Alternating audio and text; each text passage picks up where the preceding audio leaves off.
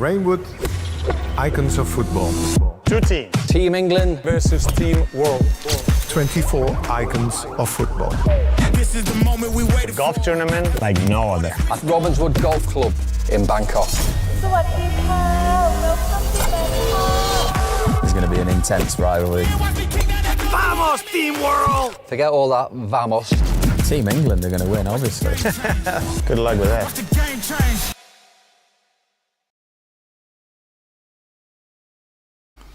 Good morning, world. Welcome back to DR Sports. This time it's not football, we're here for golf, and it's myself, AGT, fresh back from the Reignwood Park Icons of Football series in Bangkok to be back in the studio for the first time in a month with the main fella Robbie. How are you, mate? I'm all right, man. You've been living it up, innit? I have been. Bangkok. You know what I mean? All over here, there.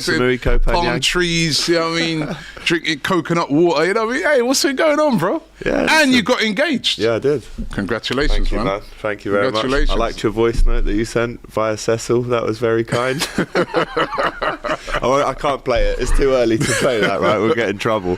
But it's great to be here. She said yes, eh? She said yes. She said yes, Alex. She said yes. Just about. Oh, Alex, she said yes. She did. And then I said, listen, I'm actually staying in Bangkok for an extra week, going to the Icons of Football. She said no, Alex. She and then said she did say no. But she had to, man. But listen, it's great to be here. I've been on at you, haven't I, for years now, trying to get golf on the channel. You're even wearing your little golf get-up. You might have to Lyland Scott. We love to see that. Yeah. We love to see that. Hey, listen, I'll be honest with you, yeah? Golf's not really my thing. You know what I mean? I watched it. I remember my dad, when he was alive, he started getting really into golf and watching it. And I used to try watching it with him, man, but I used to be like, no, man, I don't know. And people always used to say to me, Robbie, you should play golf, man. It's like, it's really, really good, right? I used to be really, really good at cricket. That used to be like, you know... I remember having lots of chats with you about cricket. Yeah, I was an opening batsman. I played cricket a lot, you know what I mean? And people always say, if you're good at cricket, you'd be good at golf. I think you'd be right. Because of the swing and the timing and all that sort of stuff. So I do admire all the shots and stuff like that. But footballers love golf, innit? Well, they've got a lot of spare time. It's one of them sports that they really, really love. They've got a lot of spare time, don't they? So they get into it. And I'm going to go through everyone's handicap shortly. But just to give you a bit more information, and hopefully we make golf a more entertaining watch after this stream, right? Because there's a big difference between playing golf and watching it. I actually did play a little bit out there. I did play yesterday when I got back as well, so I'm in the mood for a bit of golf. You played yesterday. Came back and played? I came back straight off the plane, 14-hour flight, straight down to Arkley Golf Club. Played 9 holes yesterday. You guys crazy. That's what we do. Smash that like button, people. Right? You don't fall asleep on the stream, you know. Oh, listen, I hope not. But the excitement's going to carry me through. Jet lag? Yes, massively. Yeah. Bro, in my head right now, it's like 2 o'clock in the afternoon.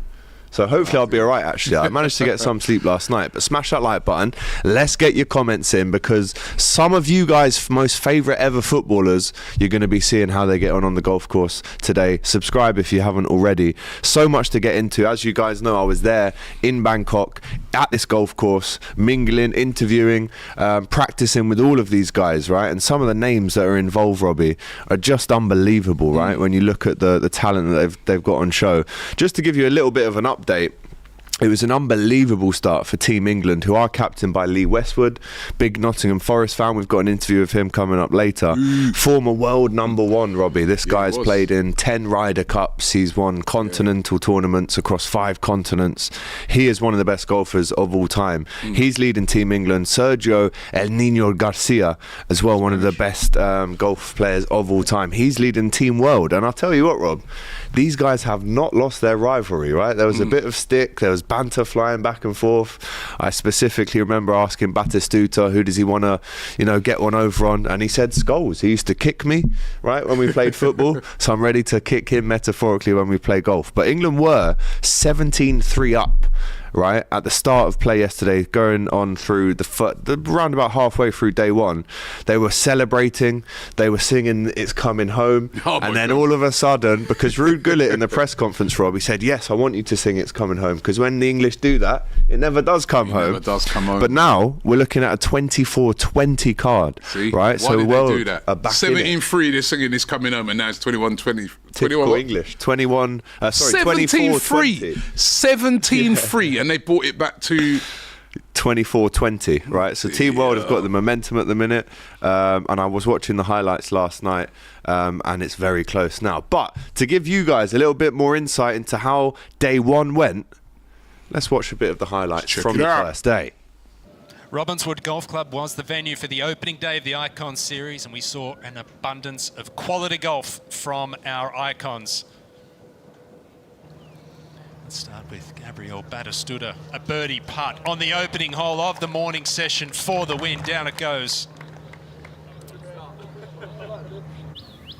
And then over to the second, Carlos Tevez. Lengthy birdie putt down the hill here at the second. Judges the pace perfectly. And a great start for the world team. And it will continue here on the second hole. Nigel de Jong, second shot from the fairway bunker. And what a result it was.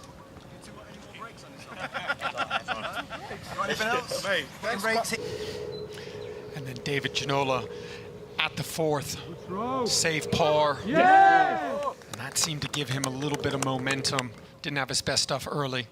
This was a birdie putt at the ninth for Phil Jones and a win for Team England. But one of the stars of day one here at Robbinswood, Teddy Sherringham, on the sixth. Great shot in there, judges the distance perfectly, tap in range. And the no look between the legs. That's how you do it. Well, one of the great innovations here at Icons is you can call on the captain to hit a shot once per session. It was Sergio Garcia's turn at the par 5 10th, the finishing hole. And what a shot it was. He almost slam dunked it with a 3-wood. Are you chipping up here? And then in the afternoon session, first hole, Ronald de Boer from the back bunker, holds the bunker shot, and that was the catalyst for a very good afternoon session for the Dutch duo. And of course, there was the $10 million hole-in-one hole. 24 players had a shot at it. The very first player to do so was Robbie Fowler. And he hit the best shot to 6 foot 8 inches back into the breeze. Well done, Robbie Fowler. Well, as you can see, Rob, they're obviously elite footballers. But the skill on show is unbelievable. Are you surprised by how good they've been on day one? Yeah, I mean, I know these footballers are always playing golf, but geez, they were really good. I mean, that putt by Tevez, that's like, harder. Yeah. You know the thing about golf as well. It looks a lot easier when you see it on TV because when you're actually there and you see, I mean, 50 yards. That's a big distance to get that straight in. You know what I mean? Like, that was a professional putt. 100%, and it's gone semi-viral online now, those Tevez putts. And Ronald de Boer, someone who's actually been on DR Sports in the past in Amsterdam. We interviewed him in Amsterdam. We did. We had a good time with him. I mean, that bunker shot. He's the one who took the piss out of Abby. Because he did, and that went viral as well. But I've got to say, I mean, I was in the bunker a few times yesterday when I played. One, getting it out the bunker in your first shot, that's tough enough. But to actually weight it enough for it to roll in and drop in and drain in is unbelievable from Ronald de Boer. And again, he's at the front of this comeback, really, from Team World. He's actually partnered up with Ruud Hullet, someone that we interviewed as well. We'll have him on the show later. But let's go through the names that we've got on Team England first of all, Rob, and I'll tell you their handicaps as well. So as I said, Lee Westwood, the captain of Team England. Jimmy Bullard coming in as a scratch golfer, right? Plays off a 0 handicap. He could qualify to play in a tour now because of that, such a low handicap. Robbie Fowler is a 7 handicap. Anything below 10, is unbelievable, by the way. Joe Hart comes in at 12. I was speaking to him across the few days. He's starting to get into golf, right? It wasn't really a thing for him in his footballing career, but now he's got a bit more time. I mean, as you can see, he's already a 12. So if he carries on for a year or two, he's going to get better. Paul Ince, who really was one of the characters who brought the energy, the banter behind the scenes. He's off for 7. Him and Fowler are actually paired up. Former Liverpool captains, former Liverpool teammates. They're both on a 7. Phil Jagielka, very good golfer as well, Rob. Again, a lot of stick he was giving me about being a copite. He actually lent me his Everton club, and there's a video for that later as well. Jermaine Genus. a member at the Shire Golf Club, which is in Barnet, a very famous golf club designed by Sevi, the late great Sevi Ballesteros. He's a 4, which is unbelievable. Wow. Phil Jones, a 9, again, very good golfer. You're not really getting into this lineup, Rob, if you've just played a little bit. You have to be almost a pro to make it into this lineup, which is unbelievable. Paul Scholes, a 4 handicap. Again, I watched him tee off a good few times. He was on the Factor 50 sun cream, let me tell you that, because it was hot out there, right? Out there in the heat of the day. Now look at this, Lee Sharpe coming in as England's second scratch golfer. Part of the class of '92. A good footballer to say the least. Legend. But he actually lives in Thailand now. Oh, does he? He's lived there for 20 years. I was speaking to him. This course is only about 2 hours away from him drive. So he's a scratch golfer as well, which is just dreamlike. If you are picking up a golf club, that's what everyone aims to get to, is that number 0. Teddy Sherringham, who a lot of people said he was actually the player of day one for Team England. A lot of points that he picked up. He's playing off 4, whereas John Terry joins him as a 4 handicap golfer as well. He's a left-hander. Again, watched him a lot in the driving range, very impressive. And the former Arsenal legend Theo Walcott, who we spoke to as well, comes in at 9, and we just saw him hit a shot which I'd never seen before. It bounces up and gets caught in a tree. And the rules are you have to drop it out at knee height. There's a drop zone near the tree, but I've never seen anything like that, and that is something that can happen. And as I said, that makes up Team England. There's 12 players, but they all do have the caller captain. It's almost like a phone a friend option here, Rob. So let's say, for instance, right, they're about to make a winning putt. They have the ability to phone Lee Westwood, and he comes and takes the shot for them. Okay. So they've got a bit of a lifeline there. Team World. Now look at the names here, Rob, right? Captain by Sergio Garcia. Hamit Antiltop, former Bayern Munich and Turkey international. Very good player at 11. Gabriel Batistuta. Batigol, right? I spoke to him as well. Interview with him coming out later on in the show. He's playing off a 4. And I have to say, being in the presence of him, Rob, that's a real legend. That's a legend, man. That's a legend. From That's the a proper 90s. legend. One of the best strikers there's ever been. Really true. Absolute legend. Patrick Berger, former Liverpool. Portsmouth. Sparta Prague as well. Spent some good time with him. He comes in at a 7. Again, very good golfer. But this one was the surprising one for me. It was Ronald de Boer, who, again, we just saw that bunker shot. He's playing off at 8, and he's matched perfectly with his fellow Dutchman, Ruud, who's on a 4. Another Dutchman who's jumped in this year, Nigel de Jong. And we just saw one of his shots as well from the bunker as well. Very good footballer. I didn't want to mention Xabi Alonso in his presence because I thought I might get the same treatment. You get that kick to the chest. There's an interview of him coming out as well. But look at this, right? Luis Figo. Legend. Robbie. Real Madrid, Barcelona, Portugal legend, right? There was a few Barca fans that weren't maybe happy with him because he they still made hold that that against him. Remember the pig's head? The pig's head, man. The legendary pig's head. Can you imagine that getting thrown at you, mate? Yeah. So he's off for 7. He actually came into the proceedings fairly late. I'm not sure how much practice time he got. But Diego Folan, now I have to say, as a sportsman, we know how good he was at football. He was the Golden Boot winner at the 2010 World Cup for Uruguay. I actually did ask him, which we'll play later, about how Darwin Nunez maybe steps it up to become a great Uruguayan striker. Darwin Nunez reminds you a lot of Diego Folan when he played. A little bit. Very similar players, right? In they could score unbelievable goals but miss a tap-in. Yeah, unbelievable, right? But what I have to say about him, he's actually joined the Tennis Pro Tour. Yeah, and I've heard that. Right, so he's 2 weeks away. He's 2 weeks out from a tournament, but he's an unbelievable golfer. He was giving me a few tips as well. Actually, I had his club for a bit, and I was using his clubs.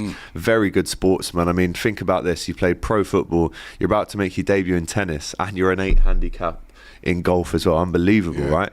David Ginola, right?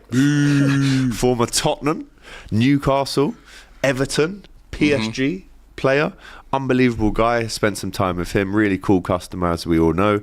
Ruud Gullit plays off a 4. And Carlos Tevez. Yeah, I saw that putt. Those putts that we just saw there. Unreal. I mean, Tiger Woods would be happy with them. Yeah. Trust me, like he looked very comfortable on the golf course. And again, I can tell you from the inside knowledge that I have, he had no practice time. Wow. He was not at the press conference. Instinctive. He was not even at the day 1 or day 2 of the driving range. This guy showed up and showed the world what he can do on the greens as well. Showed on. And the golf greens out there, I have to say, Rob, the grass is like this. They're like, ball, the sport ball. They're like them. The greens, they're absolute carpets. And the ball goes so quick on them. Nemanja Vidic, as we know, a monster at the centre-back position, United legend. Saw him on the driving range yesterday. He was getting a bit of a lesson by the pro at the golf course, George, who's actually from England. And Gianfranco Zola, another Chelsea footballing legends. icon. And that's what it is, Reignwood icons of football. He certainly loaded it up with proper legends. What's the whole purpose of this? They're trying to raise money. It's a charitable event, right? So there's a charitable event. One of the key components within this charitable event is the $10 million swing.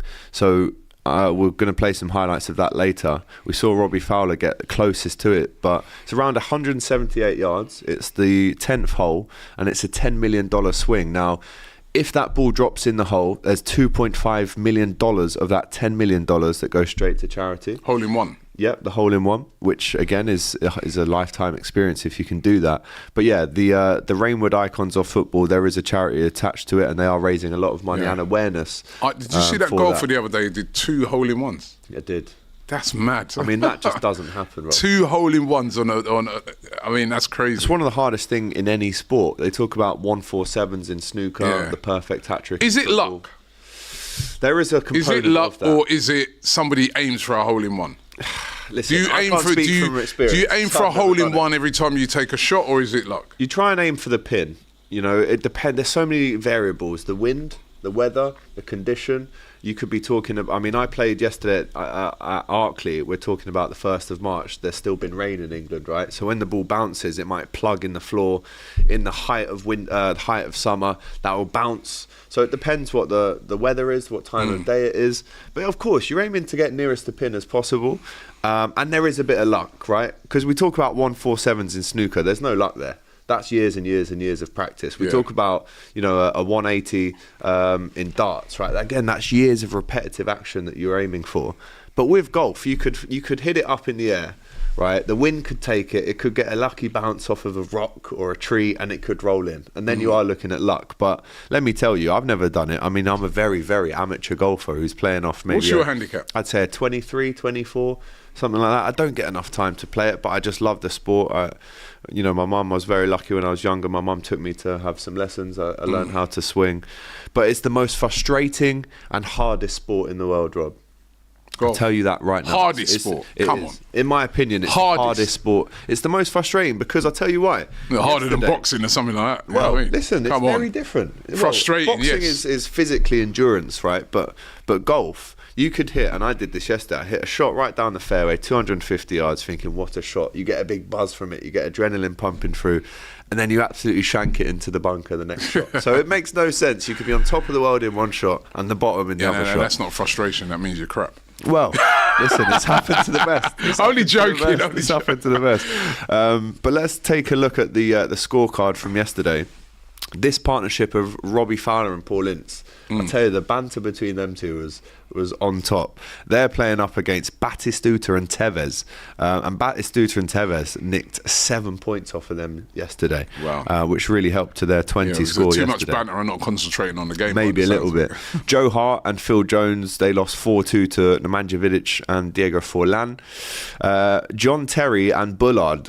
So Lee Westwood, the captain, said that Jimmy Bullard was the ace in the pack for the English team. He plays off scratch. And John Terry, having spent a bit of time with him, the competitive nature in that fella has not left him, right? He is absolutely willing to win, and they actually did beat Altintop and Nigel de Jong yesterday 3-2. Walcott and Genus, a very good partnership, were defeated though yesterday by Zola and Berger, and Jagielka and Scholes, well, they lost 8-2 in the end, and that bunker shot from Ronald de Boer definitely helped their 8-2 scorecard, and Ruud on that team as well. But this is where England came out on top in a big way. Teddy Sherringham, who, as I mentioned, one of the best players of day one, and Lee Sharpe. They brushed aside Luis Figo and Ginola as well. Let's jump into a couple of super chats, and then we do have a piece of content that I filmed with Jimmy Bullard the other day as well, a little interview there. AGT Living Life, says Tanish. Yes, I was very, very lucky to be out there as well. Golf is fun AF, says Jake. And that's what we're trying to do. We're trying to show you that, yes, you know, watching golf can be sometimes, if you're not into it, sometimes it can be arduous. But what we're doing on DR Sports and what Icons of Football are doing is bringing that excitement, that fun, and that real quality to this stream as well. So big them up. We could have had Robbie in the same team as Sir Clive Lloyd and Sir Viv Richards. I wasn't that good at cricket. I was trying to be those players. I was trying to be those players in my dreams. Viv Richards, I remember reading his autobiography as a young man. What a player. Great player. We've got Jake Snacks watching from Kentucky, 12:06 at night for him. If you're watching us in the UK right now, it's 6:24 that we're up for to watch this one. Bold Music says, wow, great content. Keep up the incredible work, guys, with a golf emoji there as well. 807 in Cape Town says... Johan, Sergio only won one major, hardly one of the best ever. Well, listen, he's a legend. He's a legend. If you win a major, you're an absolute legend. He's one super chat here from Chris as well. So I just want to show some love from America, and I just want to let everybody know to you and for chat, but John Cena just themed heel. What's that? I don't know what that means. Right. Have a good day, everyone. Yeah, John Cena, of course, wrestling, WWE. We need to expressions. He loves his wrestling. Mamo says, hardest sport in the world, a Tour de France cyclist. Thoughts? I mean, again, I agree 100%. Golf is the hardest, no doubt. Listen, golf is not the hardest sport in the world. Until you play it, you won't know. It's a very skillful sport. They make it look very easy. But come on, what is it? UFC. That's what I class as one of the hardest sports in the world. I'm talking about skill level. UFC, you can get lucky and hit someone with a... Well, again, you could get lucky and hit someone with a no, but you need skill. Look at somebody like a Floyd Mayweather. I'm not all the various different skills and stuff like that. In these sports. There's skill, I'm not doubting there's brute strength, of course. There's endurance, there's everything in it, whereas golf is mainly skill, isn't it? I didn't say most physically enduring, I said hardest. And I still stand by that, mate. Nah, and you're come gonna on, see man. It's harder sports. Some of my shots on this, you're going to see why it's hard. Tennis is harder. One-on-one. I disagree. Well, we want to get your thoughts on it. Let us know. What's the hardest sport? Up. What is the hardest sport in the world? The hardest sport to... You know what? Mamo's got cycling. Tour de France. You see these guys riding up in these mountains and stuff, and they're sprinting the whole way. I mean, oof. Honestly, it is a very, very difficult sport. And there's arguments to make for each and every sport. F1, right? Golf, Jake says, is the most... F1's hard, right? But then F1 depends on the car you got. Yeah, and the more money your team has got, the better car you've got, like football. My Mambo says, I was being sarcastic. Of course golf isn't. Well, listen. Right? Golf is hard. It's hard. And it's a lot harder than it looks. And it's probably one of the most skillful sports in the world. That's what. But then, I don't know, man. There's some other skillful. Tennis is very skillful. Sheb says, big up AGT and Robbie. Been subscribed since the beginning. Channel getting bigger and better. Bro. Big you up, my friend. Right, Jimmy Bullard, as we know, a character, bigger than life kind of character on the football pitch. We've seen him on Soccer AM. I've done a few things with him. Yeah, I've been on Soccer AM with him. He's a funny guy, man. He really is one of life's big characters, isn't he? I was very lucky to spend a bit of time with him on the driving range. I managed to interview him as well on the first day. Let's see what he said and how he's gearing up to be the winner of the Icons of Football series at Robbinswood Golf Club. Let's see what he said to me. Right, I'm outside overlooking the course with the one and only ace in the pack. It's the Bulldog. Bullard. How are we, fella? Oh, mate, so good. How good is it here? We're lucky, aren't we? Pure. We're very lucky. Really I mean, good, yeah. Lee Westley, the captain, has already called you the ace in the pack. That's nice. There's a lot of pressure on you. There is, mate. I'll yeah. be honest. He slapped it on me, but I've worked hard to get it there. You know, I'm scratch handicap. I've played a lot of golf. You have. I've watched you. Worked hard to get it there, and you know, hopefully it holds up. But This golf course is unbelievable. I played 18 holes yesterday. Honestly, it's one of the best. Straight off the plane, wasn't it? Straight off, jet lagged up to the eyeballs. I was like, oh, I've got to get there. You know, really so eager like a little kid. But yeah, thoroughly enjoyed it. Really good. Yeah, I mean, just looking around, the greens look like absolute carpets, so I'm expecting you, when we get on the driving range tomorrow, to do your thing. I'd like you to actually rate my swing on the driving range I'll have a little tomorrow as butchers. well. What you So off? I'm about 18, I'll be honest. Yeah. Probably Tubes' level. Oh, nice, if I'm okay. frank. Really? Yeah. Tubes will be unhappy with that. Well, he always downplays himself. Yeah, he does, So he's a lot better than he says he But is. back to the golf, there's a lot of water as well. A lot of tight driving holes, so it'd be really So exciting you're on to it watch. tonight. Yeah. Dream 4 ball from players/managers you've played with? Players. I've had to play with Paolo Di Canio. I was with at West Ham. He's absolutely crackers. I absolutely love him. Paul Jewell, my old manager at Wigan. Sculpture? Julie? Yep, great lad. Loves his golf. Yeah. Joe Cole, because I nicked his golf clubs back in the day, and I still own a set of golf clubs. So after 18, I'll give them back to him. And let me go one other. I'm gonna go Pep Guardiola. Ooh, I tell you what, that is some 4 ball, very unique. Pep's a bit of a legend, I know. It's a bit Julian mix Pep. and it's a bit mix and match. Isn't it? Bit of everything there, Yeah, I lovely. love Pep. Any rivalries with the world team that you're looking forward to getting through? Rivalries, not really, because I don't know any of them that great.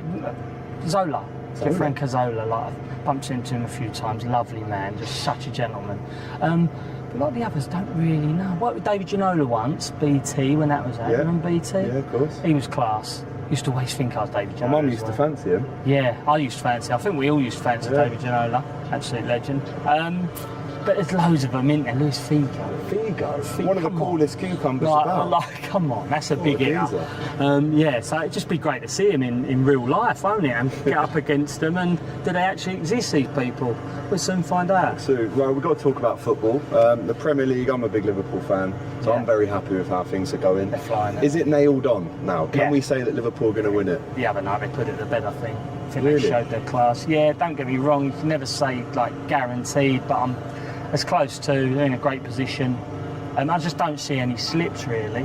You know, he's done a great job, even though people would say he'd come into a great team, but he's still, he basically sat in a Ferrari there, didn't he? And now he's drove the Ferrari to the finish line, you know? That's it. And a message for Arsenal, they've maybe missed out this year, giving it all that. Yeah, they all, bless them. Netflix FC. I do hope one year they get... Next year, I think.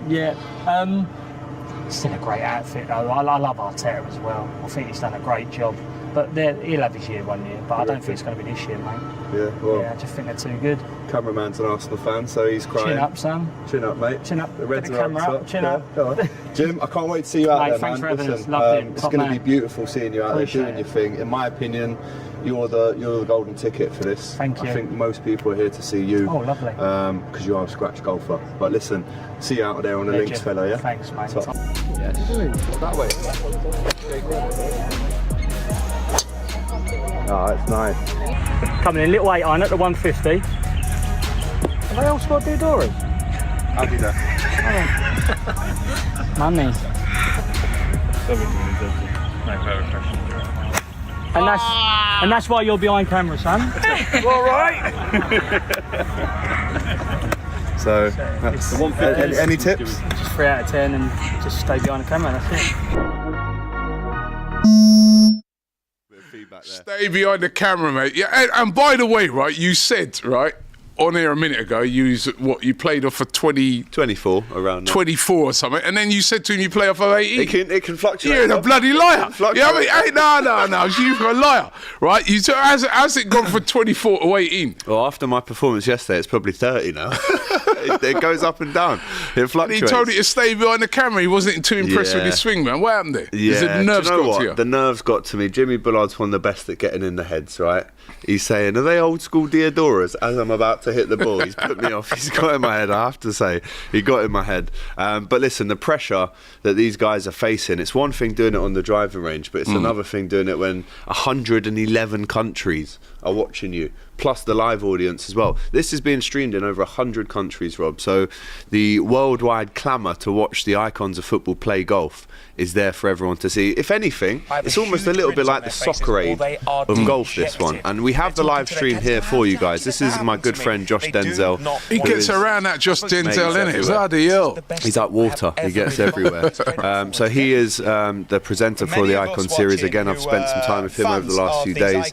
A decent golfer, getting into the swing. Big Arsenal fan. Big Arsenal fan, as we know. I was talking to him. He goes, Rob, he doesn't actually think we were going to win the league, does he? He was in the bunker and he said, oh, Robbie didn't actually think. I said, well, he did about a month ago. And he went, oh, he's delusional. No, I didn't say we were going to win the league. When did I say a month ago we were going to win the league? Well, you were still in it a month ago. No, I said, yeah, we were still in it. I didn't say we were going to win it. Well, actually, right, when the transfer window closed, I said we ain't winning it. As soon as we didn't sign anybody in January, I said, that's it. I was actually saying throughout the window, I said, if we don't sign a striker, we're not going to win the league. They didn't sign a striker. We're not going to win the league. Expressions cooked you the other day. How dare that guy cook? You know what? He's so shameless. Isn't it? Like, I don't blame him. Listen, he's been getting it off of me all season because they've been so bad. So I don't blame him. I knew he was coming for me, but he's shameless. Absolutely shameless man on the internet. Shameless, for sure. Right? But yeah, so they're getting underway. Don't forget, we've got the coverage here of the Icons of Football golf tournament.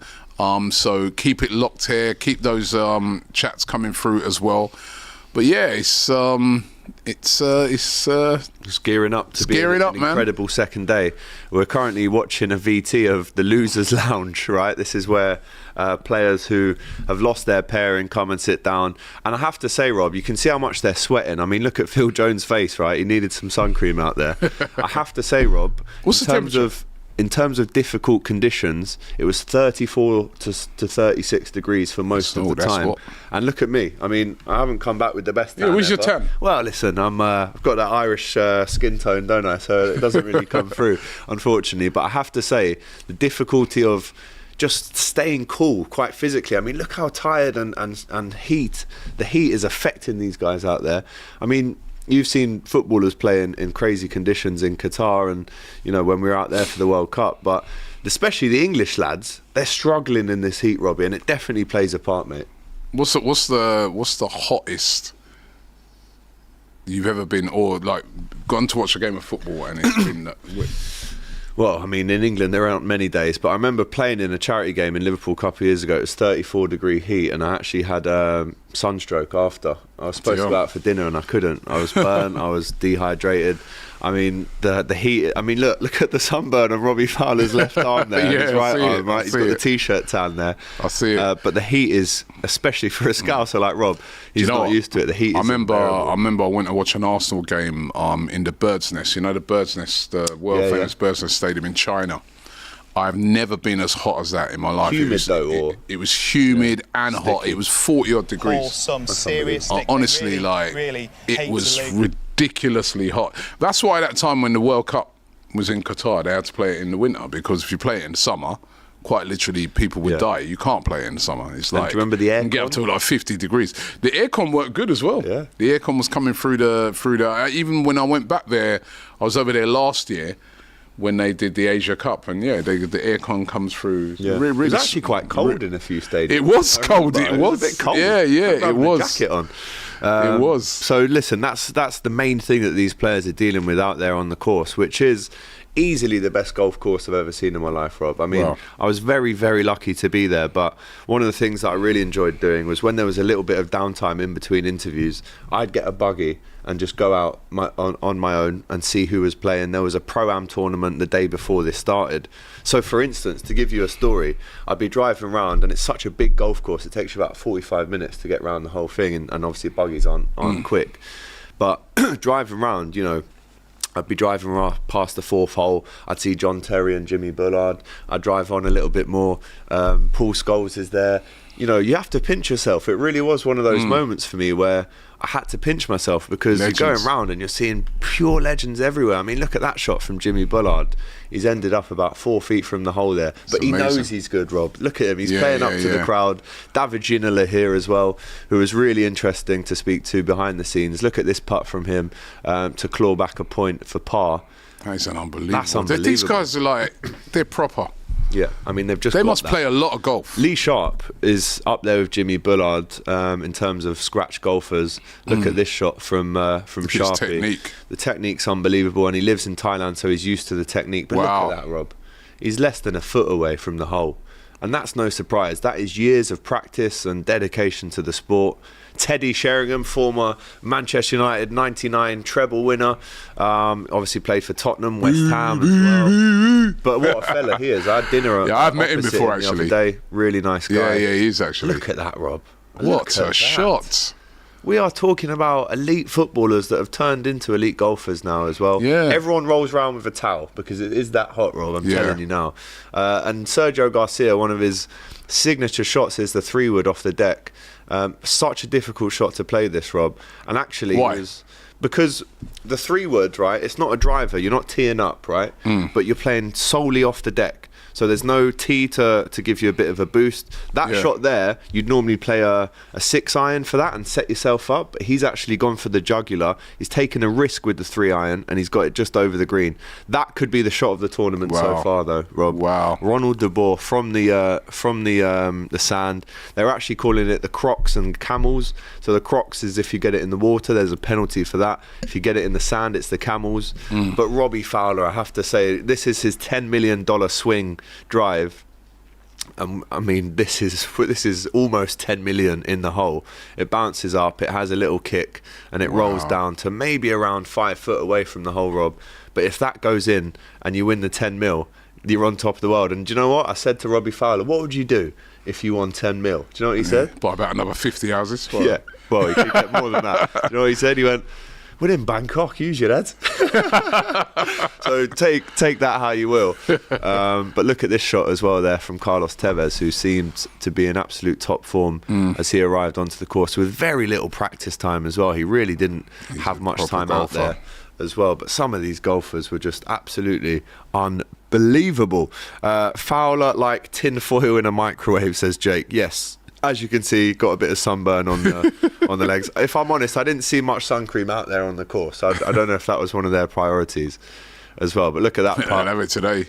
That was brilliant as well from Team England. That was Phil Jagielka, who again had a lot of banter for me, being a Liverpool fan, former Evertonian there as well. But Jimmy Bullard, in terms of when he gets onto that green, Rob, the ice in his veins really come alive. He is so cool. And he's so accustomed to being in these pressure situations as a footballer. But on the golf course, when you're delivering shots like that, there's not much anyone can do about it. How do they get it to stop like that? Spin, putting a lot of backspin on it. You are getting it, says Paul Ince there. But again, that's the skillful part of this sport, right? You can smash the ball, we can all do that. But to actually hit the ball in an angle where you're coming down on the ball, so as it's going through the air, you're backspinning it. The skill levels are just incredible, right? And there's Paul Ince putting in very nicely indeed. And do you know what? Some of these putts, they might look 6-7 feet away and they look fairly easy, Rob, but I tell you, they are sensationally difficult putts that they're making. And Batistuta, look at the weight on that. And he drains it. Wow. Look at the weight on that putt. An absolute legend of the game. Here we see another great shot there from Team World, again 5 foot from the pin. Unbelievable skill that you need to be involved in these competitions. Brilliant skill. Although, as I said, it's not the most difficult sport in the world. Skillful though. Let's change the word most difficult and let's put skill in there. It's got to be topped kind of too. Look how much it means to these guys as well, right? Teddy Sherringham and Sharpe, they used to be teammates for United. Look how much it means to them. And this, Rob, as you can see, is the golf course itself, the clubhouse in the background. So the updated scores from the first session of play today, it's now England 39, the world team on 21. They've regained that comfortable lead, Rob, but it is all still to play for. You heard them singing It's Coming Home yesterday. You heard the comeback there from Team World. If they get complacent, if they slip up again, it's there for the taking for Team World. 39. Listen, if they lose it from here, surely. Head's got to roll. And in the press conference to this, right, John Terry was one of the main speakers of this for Team England. He guaranteed the audience and the live stream viewers that England would win. He said, I guarantee you can save it on camera, we are winning this. That's the kind of mentality that he's going into this with.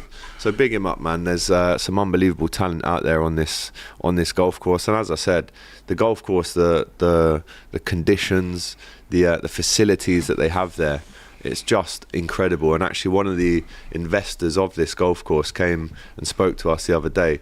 I mean, you're talking about over £100 million that's gone into the kind of makeup of this tournament of the icons of football. It is actually in Bangkok next year as well. In the past it's been in New York City with an incredible backdrop of the skyline, but next year it is in Bangkok as well. So hopefully these players £100 will million learn this this course, and then they'll come back next year. And I have to say as well, they actually were playing on the course a few days before, so they've all had time on this course. They should know it by now. But as you can see, the Crocs leaderboard is up there, and as I said earlier, the Crocs and the Camels are very important here. Unfortunately for England, fortunately for England, they're actually not really been penalised too much here. As you can see, Team World taking most of the Crocs, but here on the Camels, Luis Figo has had a 10-point penalty for being in the sand. Joe Hart with 5 there, but Team World have been finding a fair bit of sand, and don't forget, all these penalties add up to your overall score, so you have to avoid the Camels and the Crocs as much as possible here, Rob. Yeah, definitely. Very difficult though to avoid them, as we know. Trust me, I was in a few bunkers yesterday. Right? Did you get in the water? I wasn't in the water yesterday. No Crocs yesterday, but plenty of Camels, unfortunately. And as I said, getting that ball out of the sand is one of the most difficult things you can do, because you've got to hit the ball under the sand. And in golf, you're not actually allowed to hit the ball with your club in the sand. It has to be sand first. But as you can see, the viewer shot of the day choices so far, it was the Gabby Batistuta hole 7 that takes that so far. Paul Ince with 27% of the viewers' votes there as well. I was actually in the room when Batistuta was filming those shots to camera as well. But this is the birdie putt that was one of the best shots of the day so far, Rob. Unbelievable. Drains it nicely. By the way, remind people, because there'll be some people watching this who don't really know much about golf, right? Me included. I do know what a birdie is, but just remind people what a birdie is, what an eagle is, you know, those. So a birdie is, so let's start off with par. So a par is, let's say if the hole is a par 4, that means it takes 4 shots to get in, or it should do. It might take me 6 or 7. But for these guys, they're looking at least pars, right? That's why Jimmy Bullard is a scratch golfer, which means that if he goes around an 18-hole course and doesn't shoot any over, that means you're a scratch golfer, right? But you can actually do even better than that and start getting birdies, albatrosses, eagles. So let me explain. So if it's a par 4, a par would be 4 shots. So you tee up, you get down the fairway, you chip onto the green, and you might have 2 putts to make the par. If you get in a birdie, that means you're actually finishing that 4-shot hole in 3 shots. You have to be super skilled to do that. I think in my life, I've probably hit about 10 birdies. It's an extremely difficult thing to achieve. And if you're even better than that, Rob, you're talking about an eagle, right? So you could get a 4-shot hole in 2, right? And if you're even better than that, let's say if it's a par 5 and you get it in 2 shots, that's an albatross.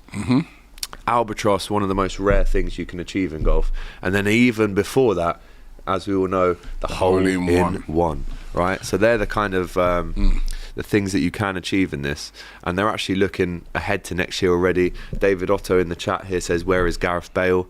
From what I hear, he's supposed to be a top golfer. He's a pro already. Yeah. He's already a scratch golfer. But from what I'm hearing, they're looking to get him in for next year. Maybe Gareth Bale as well. Kaiser Friend says, AGT John Cena turning heel. Should I turn on Ingrid? This is the guy that loves talking about Ingrid. Tangrid. Matisse doesn't like Kaiser Franz's super chats. Turning heel. We love him. We love him. That means. As you can see here, there's a bit of behind the scenes from the captains talking to the players around the table. And I have to say, as I said earlier, the banter was absolutely flying around as if it was a football changing room, right? That hasn't left these players at all. And I just do worry for the English lads, especially how they're going to deal with this heat out there in Southeast Asia, because it's no Get joke. on with it. No Yeah, I joke. mean, put a bit of sun no cream joke. on your skin. Get on with it. That's mate. why a lot of the world players are wearing the sleeves to cover Yeah. their arms from tans. So, listen, it's a very difficult thing for sure. And as you can see, the scorecard is there, and the players are ready for day 2 of the Reignwood Icons of Football, which has been one of the most incredible sporting experiences that I've ever had in my career so far. It's been unbelievable to watch. I'm trying to find out what this. Yeah, this thing's got me heel. bugged now. This, Is it a move John that they Cena do? turning heel. Turning heel. Legitimately the biggest heel turn since Hulk. What is this turning heel stuff? I need to know. Kaiser's going to have to let us know, surely, because I haven't got a clue. Mr. Bison says, I'm on the toilet watching you guys. Oh, thank you very much, bro. Bit too much information, but big up. Thoughts on Cunha doing an AGT last night? What was that? What did Cunha do? He got sent off, didn't he? Oh, why is that an AGT? He headbutted a player. Why is that an AGT? When have I ever headbutted someone? Come on. A heel equals bad. Heel is being the villain in wrestling. Oh, so he was like the bad guy. Oh, he's the bad It's guy. obviously scripted, isn't it? Yeah, They know yeah. what they're going to do Yeah. before. So So John Turning Cena. heel. Yeah, so I think it's like you turn into the bad guy. I'm not really a wrestling guy. Neither am I. You know what I mean? That's Expressions thing. He absolutely loves Apparently he wrestling. was absolutely rattled, and apparently that's an AGT. So it's Tannish. Yeah, he was rattled. He scored a great goal though. He's a quality player. I'd love to see him at Arsenal. Well, Mateus you had the Cunha. chance, mate. In January, Well, you could have done it. Wolves were never going to sell him, and now that's a great decision by them because he's probably going to keep him up, and Yeah. that's why they He didn't signed want a to new sell him, deal, and that's why it's so hard to get a player like that in January. But even when they're a relegation threatened team, because it's the type of player that can keep you in the division. Yeah. So you know. Speaking of Arsenal players, right? It was really good to speak to Theo Walcott 2 days ago in the lobby of the hotel. Really good to chat to him. I asked him obviously about a bit of golf stuff, but of course I had to ask him, didn't I, about the Arsenal? Right. And this has gone viral, isn't it? They've seen this interview You're everywhere. welcome. Right, you're welcome. This Well, has been it ain't picked gone up. viral for you. Well, It's no, gone viral but- for Theo Walcott. Yeah, of course. But I was the one that had to fight because on You the did. first day he actually said no to an interview. But on the second day I managed to Why did you catch say him in no? a better mood. I think he had a few more media obligations. It was very Okay. hot on the driving range. He was a bit hot and sweaty. Okay. But, you know, I did manage to get a chat with him. You're persistent. I was persistent, Right. right? I was very kind, and I managed to get a chat with him. And he told me, right, who are the 3 players that Arsenal need to sign. And we'll get your thoughts after it. One see if surprise you one. agree with him. All right. Let's see what he said. We are here with Theo Walcott, valued member of Team England. I've seen you on the driving range, fella. There's definitely a bit there to work with. Yes. More than a bit. Actually, that's an understatement. I feel like I've got the energy to keep going. That's my issue. We're going to be playing a lot of holes. Look, I'm the most relaxed golfer, as I said before in the press conference. It's going to be good. I'm looking forward to it. But yeah, I've some exciting times. But I'm not going to get too ahead of myself. I can't wait to watch it. We're going to have it live on DR Sports, so make sure you watch it at home. Speaking of Arsenal, right, I'd like from you, if possible, the 3 areas they need to strengthen in. The 3 players that you think that they get in this summer, they go again and try to win the league finally. 3 players. The issue for me is Arsenal don't need 3 players. They only need 1 player, I'd say, and that's been well documented. And as well, and I've said it, Isak's the one that everyone wants. I would probably look at getting someone like Mbeumo at Brentford. Just as a bit of a cover for Saka at times, but to put on a bit of pressure, I always think it's good as a player to have that. And as well, I would have maybe test the waters with another forward on the left wing, because I think it's all about goals. Arsenal don't really concede many goals, to be fair, these days. Best defence in the Prem. So, you know, I'd even look at someone like, I know this is really out of the box, but Hudson-Odoi plays off the left. Very different. Probably don't expect me to say that, but he caught me off guard. Yeah. Well, listen, is it over for Arsenal, this title race, as things stand right now? Well, not technically until the point situation, but look, what is it, 13 points, isn't it? With the game in hand, Arsenal, though. It's a big ask, because the issue at this moment in time, Liverpool just don't look like they're going to slip up. They don't look like they're just outscore teams, and I think that's their biggest asset is the amount of goals they score. It doesn't matter if they concede they always score a lot of goals. And they've got that man Mo Salah, who's definitely the player of the tournament, player of the whole league and the Ballon d'Or, everything you should get. So, well, I'm a Liverpool fan, so that makes me very happy. No, mate. you should. Thank you so much, No Theo. problem. I'll see you at the barbecue after, yeah? Let's go.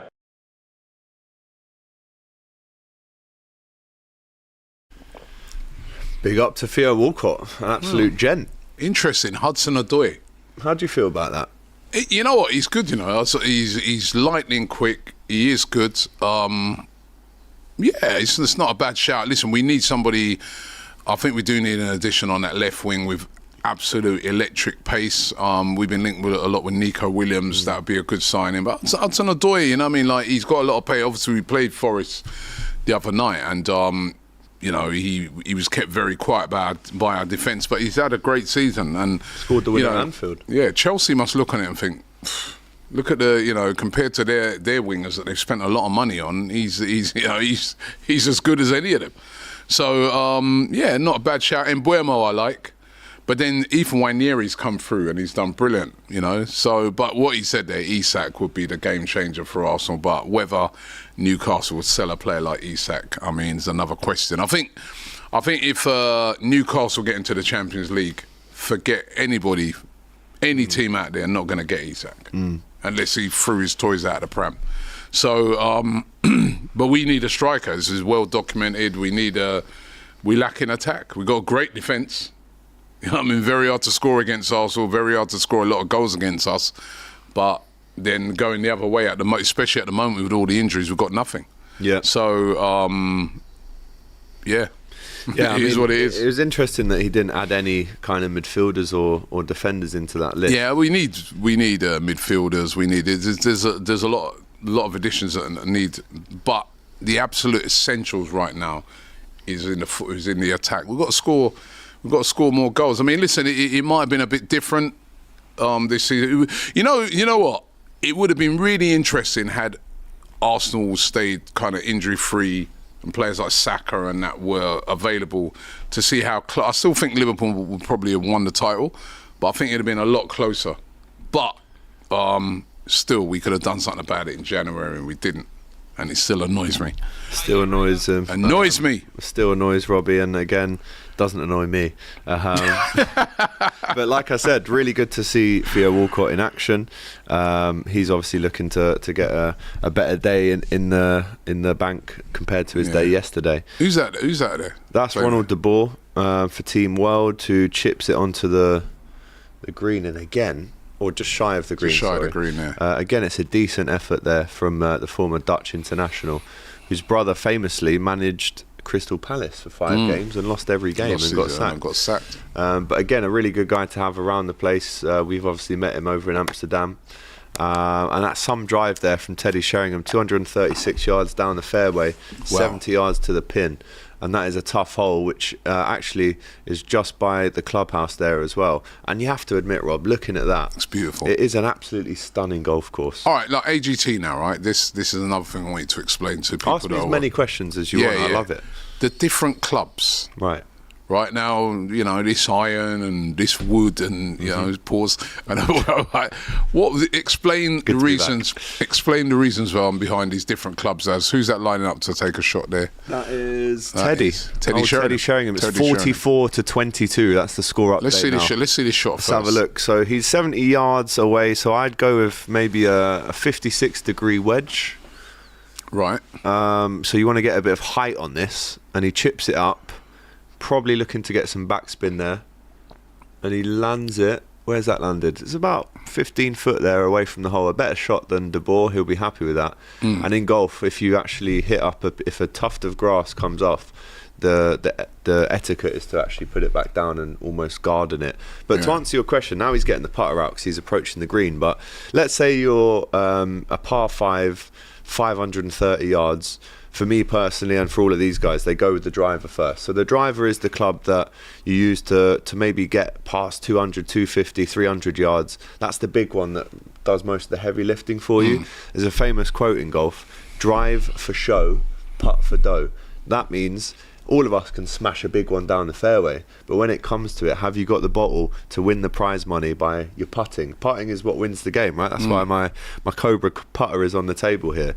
So drive for show, putt for dough. So let's say you hit it 250 yards down the fairway, you've got about 280 to go, then you'd go into your irons or your 3-wood. So the 3-wood shot that Sergio Garcia did earlier, that's a risky shot, right? Because the iron is a bit more controlled, but with the 3-wood, you're still looking for that distance to cover, but at the same time, it has to be a really controlled shot. And then when you start approaching 200 yards less to the hole, that's when you're going to get your irons out. So it goes driver, 2-wood, 3-wood, and then you start off with your 4-iron, which you can probably hit that about 220. Your 5-iron, which is probably one of the most popular clubs in golf, that's around about 180 to 190 yards. And then you go your 6-iron.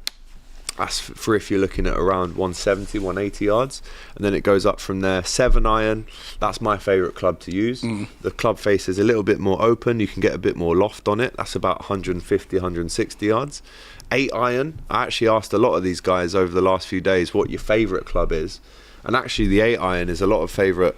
It's a club favourite for most people because, again, that club face opens up. You can get that loft on it. And it's a bit more accurate if you're around about the 150 yard stage. There's a 9-iron as well, which again is the club face really opens up. And then from after the 9-iron, you go into your wedges. So your wedge you would look to use if you're in a bunker, because again, that club face is really open. You can get that loft on it. There's a 52 degree wedge, a 54 degree, 56, 58 and 60. So the 60 one, that's really if you're in trouble.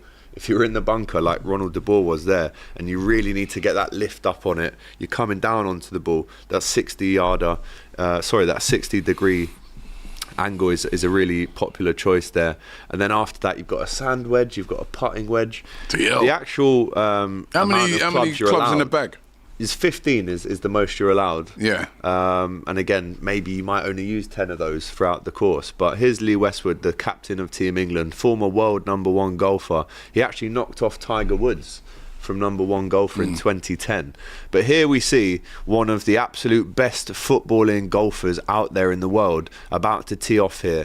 And it's Lee Sharpe. England have been wearing red shirts. They've been wearing light blue. They've been wearing navy today. Each day's a different colour. But let's see this drive, Rob. This is the driver. He's got this out. This is the big boy, right? This is, I reckon he's going to hit this around 260 yards, right? Former Manchester United and England icon. Lee Sharpe got the late call up. He was a TBA player. And he's absolutely hammered that off the tee. Confidently. Right? He hits that with confidence. So clean. And look at that. He's actually found a little bit of he's gone into a rough there, hasn't he? He's found a little bit of rough there, Rob. He won't be happy with that. That's a poor shot, that. After all that build-up, you know what I mean? Great connection, but he's gone right to left there. He won't be happy with where the ball has actually ended up. He'll be thinking about how he can prepare better next time. But here's Ruud Gullit, right? The former AC Milan and Netherlands icon, right? Chelsea. Oh, he's gone straight away. He's not even had a practice swing there, Rob. That's quite surprising. But where's that landed? Where that lands. That's a really good shot. That's a good shot. Really good shot. He'd be over the moon with that. And look, he's letting off a little smile. No time for congratulations, though. You've got to go straight down with your caddy. And the caddy is really important in this as well, Rob. These are the guys that carry your clubs and tell you which club you should be using, right? Yeah. So if you're in between a couple of clubs, they'll tell you the best. Oh, no, it's just veered off a bit, but not bad. Great line on it. Yeah. Great line on it. Good length. Ronald de Boer will tap that in surely for a gimme. And a gimme in golf is when, if the ball ends up as close as that is, the opposition player will just say pick it up. Yeah. He won't even want you to put that in. If it's that close, it's probably the length of a golf club. Right? If it's within the length of a golf club, I'd still say, yeah, I'll put it in, man. Yeah, we could still miss it. Of course you would. And you'd be hoping they do miss it, won't you? But look at this. This is Teddy Sherringham. Right, Teddy Sherringham. Let's see what he could do here. He's got 2 putts to win this hole. Don't get Spursy on this. Don't get Spursy, Teddy. All right. He's got 2 putts to win it. He's got 2 putts to win this, right? He's putting here for a birdie, Rob. All right, let's see how he gets on. Pressure putt this. And when you've got 2 putts as well, it can get in your head. That looks good. It's got a lot of power on it. Ooh, just and again, that's missed a gimme. He'll probably tap. Oh, I mean, no gimme, man. Put that in. He's tapped it in. So 1-0 up today. That's another point on the scorecard for England. Teddy Sherringham is happy with that. He's won the hole. Gives it a little celebration there to the crowd. And let me tell you, Rob, the crowd, the fans that have turned up for this one. For example, I was watching Nemanja Vidic in the driving range the other day. All of these fans were lining up for hours in the hot sun with their shirts to be signed. They wanted selfies, and the players have been brilliant with all of the fans that have turned up. Scholes shirt. Paul Scholes was brilliant with the fans as well. A lot of United fans out there who have come to see their heroes. A lot of Liverpool fans. I didn't see many Arsenal fans, I've got to be honest, out there when I was there. One Man City fan in the back there. What are you trying to say, man? Well, listen, it is what it is. This is my mate Max, who is one of the presenters here for the Icon series. This is the long putt competition.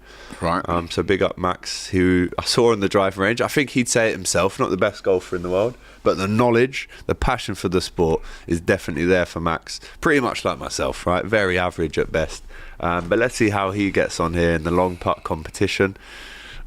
He goes for it. He absolutely belts it, right? That's at least a 60-yard putt. I'm trying to see where the pin is. Yeah, where is it? That's not that bad. He's just gone maybe 10 foot past the pin. But these greens are so fast, Robbie. The length of this grass, I'm not even joking, it must be about half an inch. So the pace on the greens is unbelievable. Like the caddy, right? So would a caddy have to, even before a golfer plays, go around the course and... The caddy will know the course by like the back of their hand. How? Because they've had so much experience working on this particular course. All of these caddies work with the golf club, right? So a lot of them will be Thai people themselves, and a lot of them. No, but what about like in like professionals, right, where the caddies go with that certain player all around the world? So would they be playing the course or going around the course before the actual player? More often than not, caddies are very good golfers themselves, and they will be that leaning ear. So, for example, Ruud Hullet there, he's overshot that. He's actually ended up about 40 yards away from the hole. Initial shot, didn't he? You know, Garcia isn't happy with him there. But he'll ask the caddy, what do you think? What should I go with? I'm thinking 7-iron. The caddy might go, I reckon you should go with an 8-iron for this. But that relationship between a caddy and the player, I mean, we've seen Happy Gilmore, we've seen all these golf films. That relationship is so important. And they really do lean on the caddies to give them a bit of insight. See what Lee Sharpe does there. Lee Sharpe, after a poor shot, he ended up in the bunker. Still not a great shot, is it? Just shy of the bunker. He won't be happy with that. That's not near. I mean, you talked him up, you know. Well, listen, this is the golf. This is the sport, Rob. You're on top of the world in one moment, and then you're at the bottom in the next. So he'll be disappointed with that layup shot. He really should be aiming to get on the green. But he's just taken his glove off, which to me means that even though he's outside of the bunker, he might look to putt this. Normally golfers take their gloves off when they're about to putt, but because he's shy of the bunker there, he'll be saying to his caddy now, what shall I go with? And his caddy's giving him some advice as well. And there's a lot of water as well to navigate through as well. But that is a healthy score now for England, 44-22 up. And I'm sure they'll be looking at bringing home that trophy now as well. As we go to the next tee off, who have we got next? You can see someone there wearing a Phil Jones shirt. Decent golfer from what I saw on the driving range. Phil Jones shirt. Yeah. Not many sales there of that, in all due respect. But here's Paul Scholes. Sat-nav Scholes.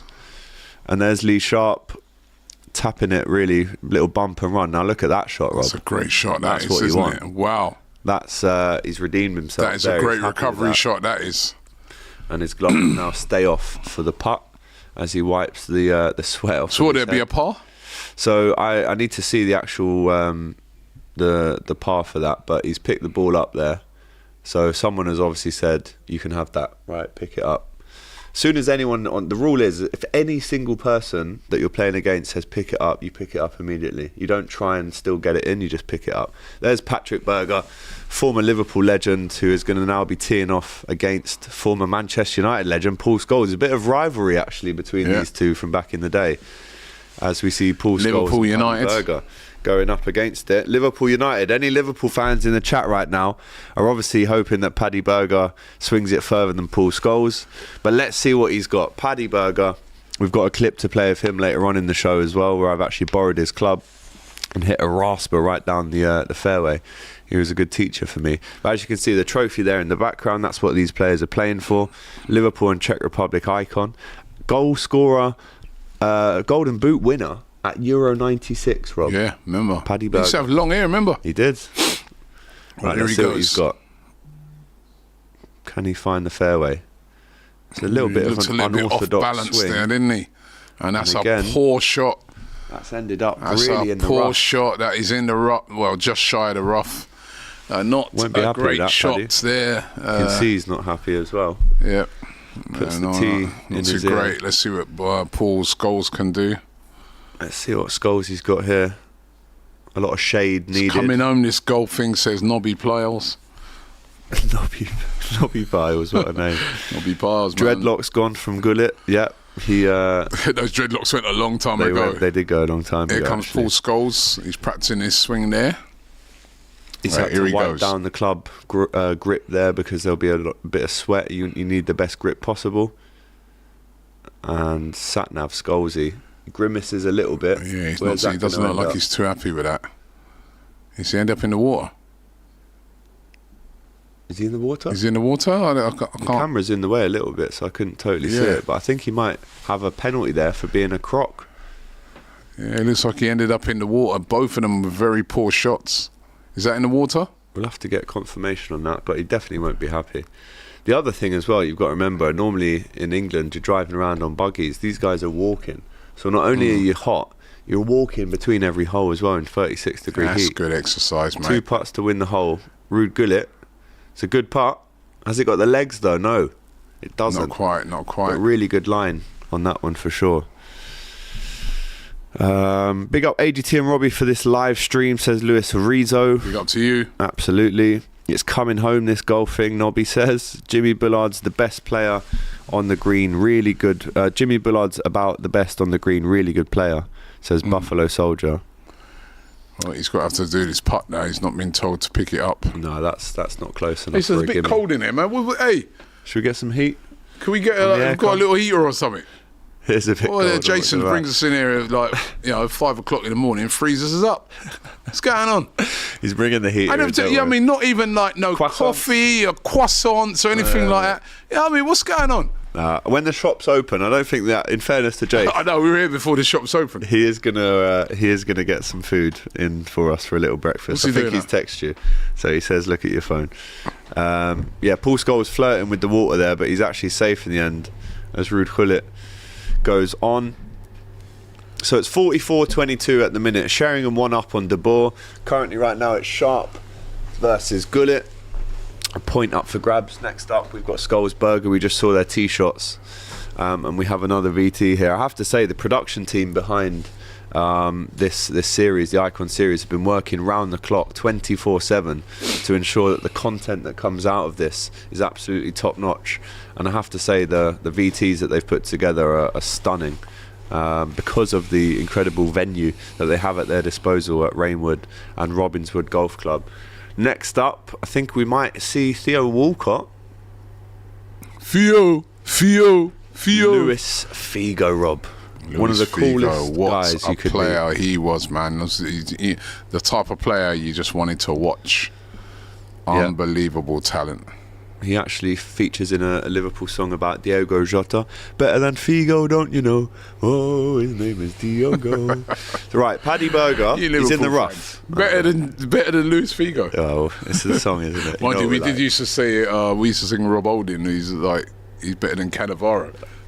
What, better than Cannavaro. Rob Come on, Holding, mate. you know. Right, Paddy Berger's got a bit of work to do here in the rough. Needs a really good shot. Punches it forward, grimaces again. And he's found a bunker. He's a camel. The sand, he's hit the camel. That's another penalty. He's a camel.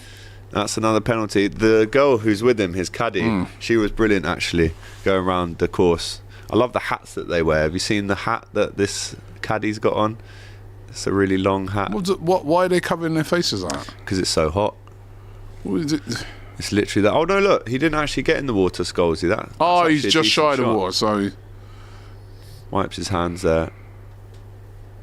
Wipes his hands. Speaking of Paul Scholes, right? I had to speak to him about Manchester United, didn't I? I really had to speak to him.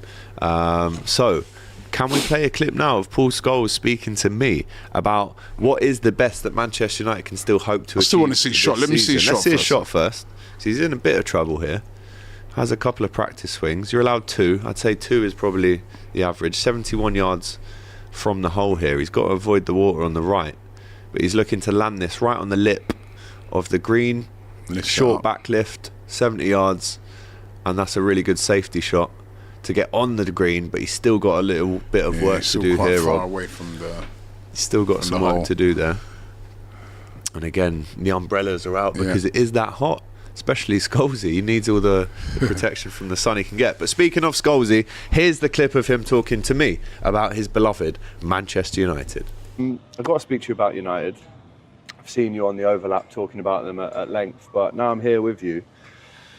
What's the best United can hope to achieve between now and the end of the season? I'm trying to win something. I think league position.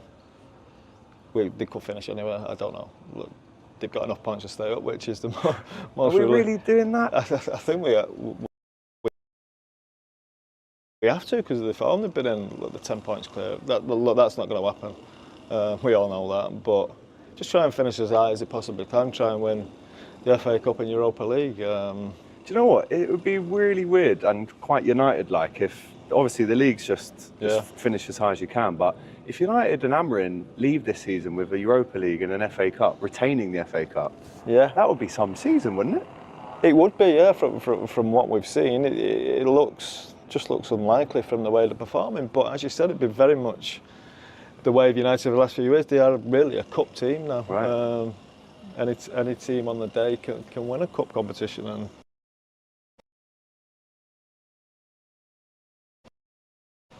that's the way United have gone. League form is obviously bad.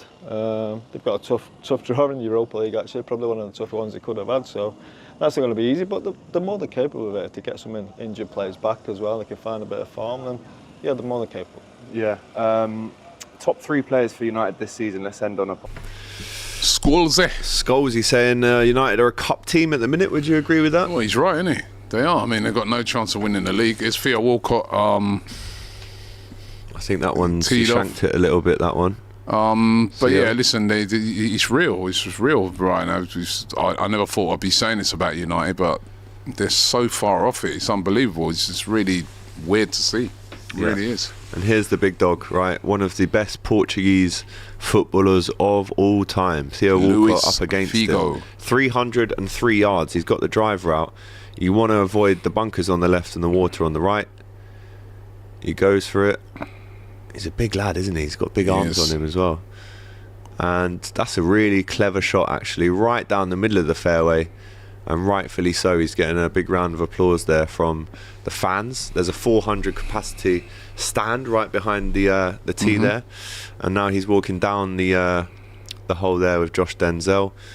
But even he's sweating. You saw him just wiping his sweat away there. I tell you what, Josh must be struggling in that heat. I'd be dying out there. Got a super chat here from Don Tony Pulis. He was on my case last night, Don Tony Pulis. Big up to himself. He says, Uncle AGT missed you. What's your handicap? I think he's actually asking you what your handicap is. Me? Yeah. Bro, you know, I'm gonna after this, right? I'm gonna play some golf. Let's do it together. Yeah. I'll have to. We'll have to do that for us. We'll have to do that, man. I because can get us a location. I've never. All I've ever done is putting, in them little putting green things. You know what I mean? But I've never played on an actual proper course. All right, here the hole, is Patrick Berger. Oh, that's a great shot. Just shy. Really unlucky that was. And he'll tap that in. Really unlucky. Gimmies from Scholes. But he'll be disappointed with the initial drive. But it was a good recovery shot to get onto the green. But yeah, no. So my handicap right now is whatever's the highest. It's just unlimited. Unlimited handicap, bro. But yeah, I agree. I think what we need to do now after this is go to the driving range. I can sort all the venue out for us. I'll get you some clobber, right? All right. And, I've got some clobber. Yeah, listen, just turn up in that. You'll be all right. And you can borrow my clubs. I don't know if that would be a good luck or bad luck to give you my clubs, but I'd love to see you drive a shot. If we can get you hitting the ball maybe 200 yards, I reckon that's a great start. Okay. So I'm really looking forward to taking Rob down to the driving range. Jason, get on that, mate. We're definitely, now he said it, we have to do it. Here's Scholes though, here's Lee Sharpe from the bunker. Great connection on the ball. It's hit that high, Sand is so fine as well here. And look, it sits nicely. Not maybe as much backspin as he'd you like. see them professionals when they do it, they hit it and Runs it just all spins back, back, man. It's unbelievable. You're like, oh, how did they do that? That's the skill level involved. He gets his putter out as he makes his way to the green. He'll take his glove off now as well. And there you go. Big up to everybody watching right now. You know, you're up early and you're joining us watching some golf. Something different here on DR Sports. We've got the coverage of the Icon Series, which features lots of legendary football players. Theo Walcott out there at the moment. His shorts are really short, isn't he? Bloody hell, wasn't he? He's got the tats out there. He's got tats on his leg, I think. He's trying to show off his tats more than... What you've just seen, his caddy has been going like this, right? Now, what he's been doing with that is there's a thing called a yard finder. So at this stage, he's 185 yards from the pin, but his caddy will get the telescope out and it will tell him the yardage. So then, after you know the yardage, that's when you know which club to use. So he's going to hit it across the water? So he's going to have to go over the water here, yeah, which is a really risky shot. I reckon he's got about a 6-iron or a 7-iron out here. And he's punched it through. Hit that low. It's a bit of a stinger. And I tell you what, if that rolls onto the green, he'll be happy. Yeah, he'll be happy with that. Hit the green, but he likes the, you know, those shorts are really short. Like John Barnes back in the day. Big up to Tanish. He says, "Is it X's birthday today?" It is. Is it? If it is, happy 40th to him. I don't know if he's 40. No way. But yeah, big up to X. Big up to X. It is his birthday today. Happy birthday, my friend. One more year upon them. Big up X, man. One of the best in the game. And I can guarantee you this: he is not up watching at 7:18 in the morning. He's not watching this. 100%. He's probably still out. He ain't even come home yet. I know that guy. Or he's no, I'm not even going to say it. Right? But I know that guy. Put it that way. Ooh, that ball's rolling down. Figo, that could go right to the water. No. He just gets stuck a little bit in the grass there, but He's not a great shot by Luis Figo. Come on, Theo, man. Come on, Theo. You got to get a point here for back. Team England. You got to do the boys proud. But Luis Figo again turned up fairly late for this competition. Didn't have much practice time at all, from what I saw in the driving range. But he'll be looking to chip that onto the green and try and claw back some points. I think, look, at this stage, Rob, there's been so many penalties, including Figo. He's got a lot of Crocs and Camel penalties there. But they'll be looking to almost save face a little bit here, Team World, won't they? Because they're 22 points Miles down. behind. This is a lovely piece here that the boys did. A love letter to golf. All the boys here talking about how much they love the sport. Joe Hart firing a few balls in the beach there. But this is the kind of thing that the sport of golf does to you. It really draws you in, and you can become obsessed with it. And it is just a practice thing, right? I know for a fact, if you played every day for a year, you'd be having a single-figure handicap. If I played every day for a year, you slowly and surely, it's just practice, repetition. Yeah, and it takes a lot of time, though, doesn't it? And the money involved as well, to buy clubs and lessons and memberships. It's not... Unfortunately, it isn't a sport for those people who are shy of a few quid. You have to. But is that where really they need invest. to make it more accessible, though? You Exactly. know what I mean? Because it is one of those sports that is, like you said, very expensive to play, very expensive to join. I know there's a lot of golf clubs that have sort of brought in initiatives to make it a lot cheaper to bring younger people into the game, but it is. It's a very expensive sport. A very expensive sport it is. And the higher up hence you go. why a lot of ex-players are playing it, because a lot of footballers started playing golf because they have a lot of spare time. Exactly. Because typically with a footballer, you go into training. Finished at 2. Yeah, and then you're done and you got the rest of the afternoon. You know, a lot of the footballers unfortunately used to drink, betting shops, stuff like that. Or play golf and drink. Or play golf. But playing golf is a good way to relax. Mental health-wise, Rob, I have to say, when you're out there on that grass, it's brilliant. I mean, you're walking around, feeling the weather. It's always great to walk, and you know, so it is a great little sport to play. Look at this guy stepping up, Carlos Tevez. Tevez. We saw some of his earlier shots, and they were great. They're all putts though, so let's see how he drives it. That's a really good technique. Not many Argentinian golfers around, and I tell you what, that doesn't look like a good shot. That's not a great shot. Maybe the putting was the better side of his game, and that was not a great shot at all. Maybe he should have used the call the captain there to get Sergio Garcia to take that. Don Tony Pulis says Uncle X is swimming in Hennessy. Big up that. Probably That's a good shot. It probably is. That's a good shot. He's swinging in Hennessy. Yeah. Quadbod says, has Theo been golf shopping in 1984? That's why I said the John Barnes Well, line. do you get those shorts, man? Everybody else's shorts are like fairly long. He's looking to top up his tan as well, isn't he? Phil Jones here against Carlos Tevez. Obviously used to play against each other. Man City, Man United rivalry. And obviously Tevez did used to play for United as well. But that's a great shot. That's a good shot by Phil Jones. Way better than Tevez. Yeah. And Phil Jones there in great shape, as you can see. Sends one right down the middle of the fairway and walks down to meet his ball. Here's Theo Walcott, Rob. He's gone for the putter outside the green. This looks like... Oh, that's a good shot. It could be a good one. He's probably short 3 yards. But sometimes, if the ball is outside of the green and it's so close to the green but not on the green, a lot of these guys will opt for the putter instead of actually chipping it on, which is interesting to know. I mean, I'm one of those people. If it ends up just outside the green, instead of the complexities of maybe chipping it on, I'll just putt it on. Not a bad shot, says Buffalo Slodra. Yeah. What's Figo going to do here? Not This an is a easy pressure putt for Figo here. Not an easy one. He's reading the green. He is using the putter here. We obviously got a shot that we missed. He was just here, wasn't he, before the green? He's obviously chipped on.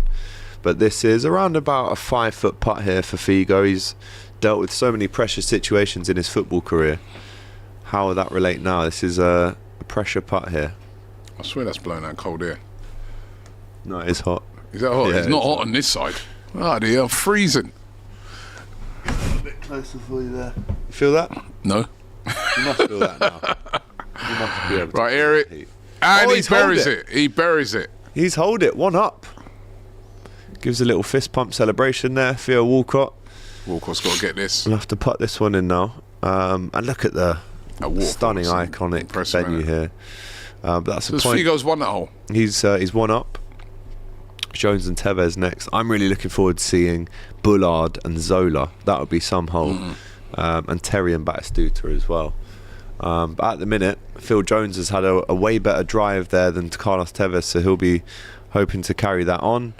Mikano says, so Robbie doesn't like golf. He must be getting paid a ton for this. I wish I was getting paid a ton for this. Listen, I don't dislike golf. He's getting into it. Right? It's just like not one of those sports like that I've never really played it. Look at this, Rob. Apart from just putting. And putting's enjoyable, but I've never played it properly. This is where you don't Carlos want to be. Tevez is in a right mess here. Almost out of bounds. Yeah. This is a dangerous shot. If there's any fans near this this tree, they've got to watch their heads. But can he recover? He goes really high, and it lands. Oh, he's going in the water. Whoa! He's in the water. That's He's a croc, penalty. and maybe it looks like the putting was the impressive part of his game. But the problem is with him is you've got to get to the actual green Rob. first. We know he can finish. We saw him do that as a footballer. Yeah, but no the approach defense. play's got to be a bit better there. Kieran says Robbie's gone as cold as Arsenal's title charge. It's not very nice. This time in the morning having a go at me like this is not very nice, you know what I mean? It's not even 7:30, guys. Give him some time to Bullard wake up. versus Zola is a good match, says Buffalo. I believe you, says Mikano. Yeah, listen, I'm trying to get into it. Listen, he'll love it after we go to the driving range for an hour. I'm sure he'll get the bug. Right. But Phil Jones, 236-yard drive. He's looking to just chip this one on. The guy with him, so a lot of these players actually have brought out their own caddies, like mates from back home. Yeah. So that's actually Phil Jones's mate from Manchester back home. I was chatting to him. All right. His caddy. And he chips it, really nice technique on it. Bit of backspin maybe, and it sits fairly nicely. Around about 15 yards from the hole. We'd be happy with that. As his caddy takes his club. Struggling with the sun, I know he was the other day, Phil. Phil Jones. Yeah, came in with the face like a tomato the other day. Get Jason Steele on here. His quality at golf goes to my local range, says Fred or Dead. Gianfranco Zola, a fan here, a big Chelsea fan with Max. But again, some of these guys, and I can vouch for it because there were so many Liverpool fans out there, but they love their football in Thailand, Rob. They really do. They've got some really excellent facilities out there as well. Liverpool got a massive fan base in places like Thailand. It's our biggest fan base in the world. 17 million Liverpool fans in Thailand. 17 million? 17. Wow. Yeah, we did a tour there. I think Gerrard and Torres were on this tour. Yeah. And it almost converted the whole country. I think that was in 2008. Wow. But as you can see, look at this guy. Big Chelsea fan, got Ruud Gullit and Gianfranco Zola shirts there. I'm sure he's going to try and get them signed, is he not? Yeah, I'll throw him in the raw. Wait, what happened to them coffees and all that as well? Yeah. I mean, the Slacking, treatment mate, we're slacking. getting here. Yeah, I mean, you've seen the icons there strolling around, luxury and all that. And then here in the studio, you know, it's just utter disgrace. And this is Jason guy, man. He drags us out of our beds. You know, Robbie, get up 4:30 in the morning. We're here, no coffee, no croissants, nothing. An absolute disgrace. It's on the way. It's on the way, apparently. You said that about an hour ago, isn't it? That's a great chip on got there. it. From Carlitos. Carlito. Hey, Carlito. Carlitos way. His caddy there must have come. Still in good shape, isn't he, Carlos Tevez? He is, actually. And I actually thought he wouldn't be after he played, because he was a bit of a chunky boy when he played. Oh, he missed it. Oh, he's fuming. And Robbie, he's had an absolute disaster. Seems to have gone right out the window. He's had a disaster. Phil Jones would be buzzing with that. There is a bit of needle in this, right? If you're playing against someone, Rob, and you're both on the green and they miss a putt, you are giving it to them a little bit, right? There's a lot of pressure. I think we've got Jermaine Genus here. That is Jermaine Genus. You said he's good, innit? You say he's what's his handicap? Golfer. I think he plays off a 5. 4, I think you said. 4 or 5, yeah. Right, let's see. I watched him drive the ball so much on the driving course the other day. Unorthodox swing, that, Rob. He kind of stops and comes back and then goes into it. But he's hit that a mile. It's that hit the bunker, though, yeah? Oh, he's right behind that sign. Can you what move is he that going to? No, of course you can't. You have to play it where it lies, Rob. I can't have to move that. So he's maybe now going to have to get the old 60-degree out and really hit that over the sign. But he's up against Diego Folan, of course. Excellent tennis player. Pro tennis player. He's got a tournament in a couple of weeks. As well as a class footballer. Right, here he goes. Let's see what he does. Sets himself up. Putting the ball right at the front of his left hand. No, he's a right-hander, but he's putting it right at the front of his left foot. He's gone for it there. Has a look down. Where's that landing? It's ain't gone very far, is it? We'll see where that ends up there. We did also speak to Diego Folan. I asked him what Darwin Núñez has to do to become the next Diego Folan and pick his goal scoring up. But Paul Scholes here with a semi-easy putt here that should just roll in. To win the hole, this is, Rob. Oh, he missed it. He's bottled it. He missed it. It's a bit like Man United at the moment. That is poor from Scholes. That is poor from Paul Scholes. Look, shakes his head, Rob. He can't believe it. Yeah. And that's the pressure. That's United, isn't it? That's United at the moment. That's what can happen. That could be them this afternoon. Who are they against Fulham? Again? Fulham. FA Cup, isn't it? Yeah. Those putts are not easy. Just think of penalty kicks. He's right. Buffalo in the chat. He really is right. And here we can see Lee Sharpe, who needs to redeem himself a little bit. Second shot here on a par 4, hole 3. Looked a bit right, that. Looked a bit right. You sure? You said he's a scratch golfer. It's not the best shot ever. But even the scratch golfers struggle sometimes, Rob. This is the sport. Yeah, he's scratched out. I'll tell you He's that. not had a good day today. Old Sharpe. Yeah. Said he lives there as well. Yeah, lives in Thailand. He has done for a while now. What's the time difference there? About 10 hours? 7 hours. 7 ahead. hours. So it is 7:30 here, 7 hours ahead there. It'll be about 1:30 now. And I'm still acclimatising to that. I'll be honest, my body clock is with these guys right now. Yeah, so you should be wide awake. I am. Good. I am. It's 7:30. Well, I'm my wide body awake. clock is still here. I mean, it should be in my bed now, so fast asleep. But I'm here. We're here for this, baby. Of course. I'm enjoying this, boys. Big up, says Hungry Alpaca. Hungry Alpaca says, hold that, you FA Cup bottlers. Like he was talking about Scholes there. Scholesy. Well, they are the current holders. The current of the holders. FA Cup. 2-1 to United today, says Luis Rizzo. What do you reckon? Against Fulham. Didn't Fulham beat them? No, they beat Fulham. They beat Fulham away. They beat Fulham, and Fulham are really poor. Look, he's lost his ball. They can't even find a ball. I mean, this is the worst, right, in golf when this happens. Your ball ends up right in the rough. You could spend 5 or 10 minutes looking for it, and it kind of disrupts the whole flow. He's just thrown his ball away. Or is that someone else's ball? Maybe someone else's ball.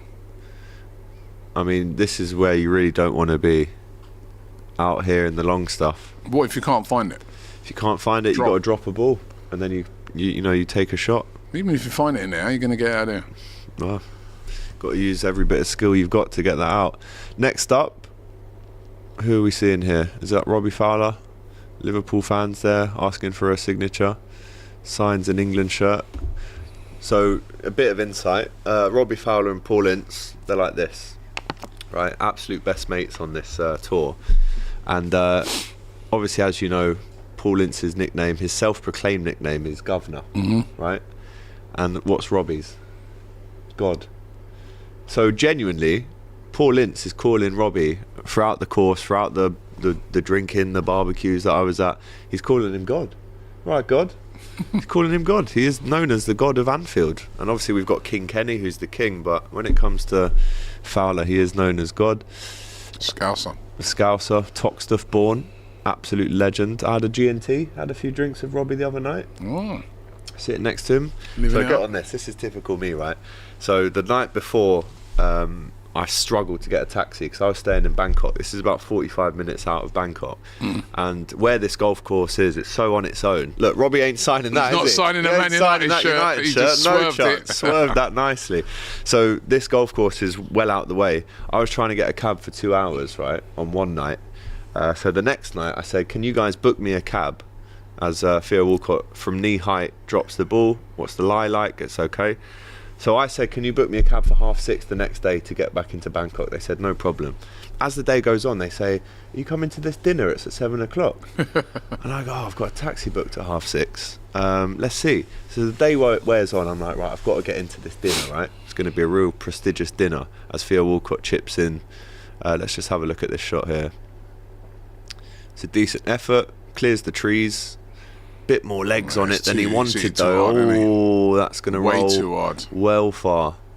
And he's in the rough there, just outside the green. So as the day's rolling on, I'm like, right, I need to get myself into this dinner. You know what I'm like? I try and squeeze in, blend it, right? So I sit down at this table next to Robbie Fowler because there's a spare seat. So it gets to 7. I'm texting the girl saying, great putt that from Sherringham, by the way. So I'm going, from Lee Sharpe that is, sorry. So I'm going, right, can we move the taxi back to 8 o'clock, right? I've got to have this dinner. I was sitting opposite Teddy Sherringham. Jermaine Genius was there. Fowler, Ince. Ince's daughter was there, Ria, and his son as well. So I'm having a great time. The drinks are free, obviously, as you know. So it gets to 7:30. I'm right, can we move to 8:30? She goes, you're taking the piss a little bit, but we'll put the cab to 8:30. Gets to 8:30. I'm having such a good time. Can we move the cab to 9, right? She goes, right, I'll tell her to stay till 9. Gets to 9. At this point, Robbie Fowler and me are on the gin and tonics, and I'm having a great chat with him. I could have filmed it and stuff, but you know, like when you're in the moment, you just want to enjoy it for what it is. Gets to 9. Can we push it to 9:30? This cab, the cab's been there since 6:30, Rob. Right? It gets to 9:30. I go, can we push it to 10?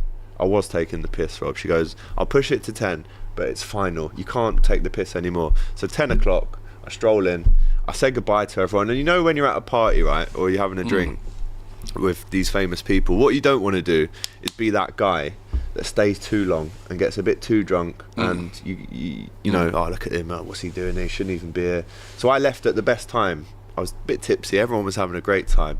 I shook everyone's hand, got off, and got my cab back into town. So I stayed. I think the cab waited for me for 3 hours, Rob.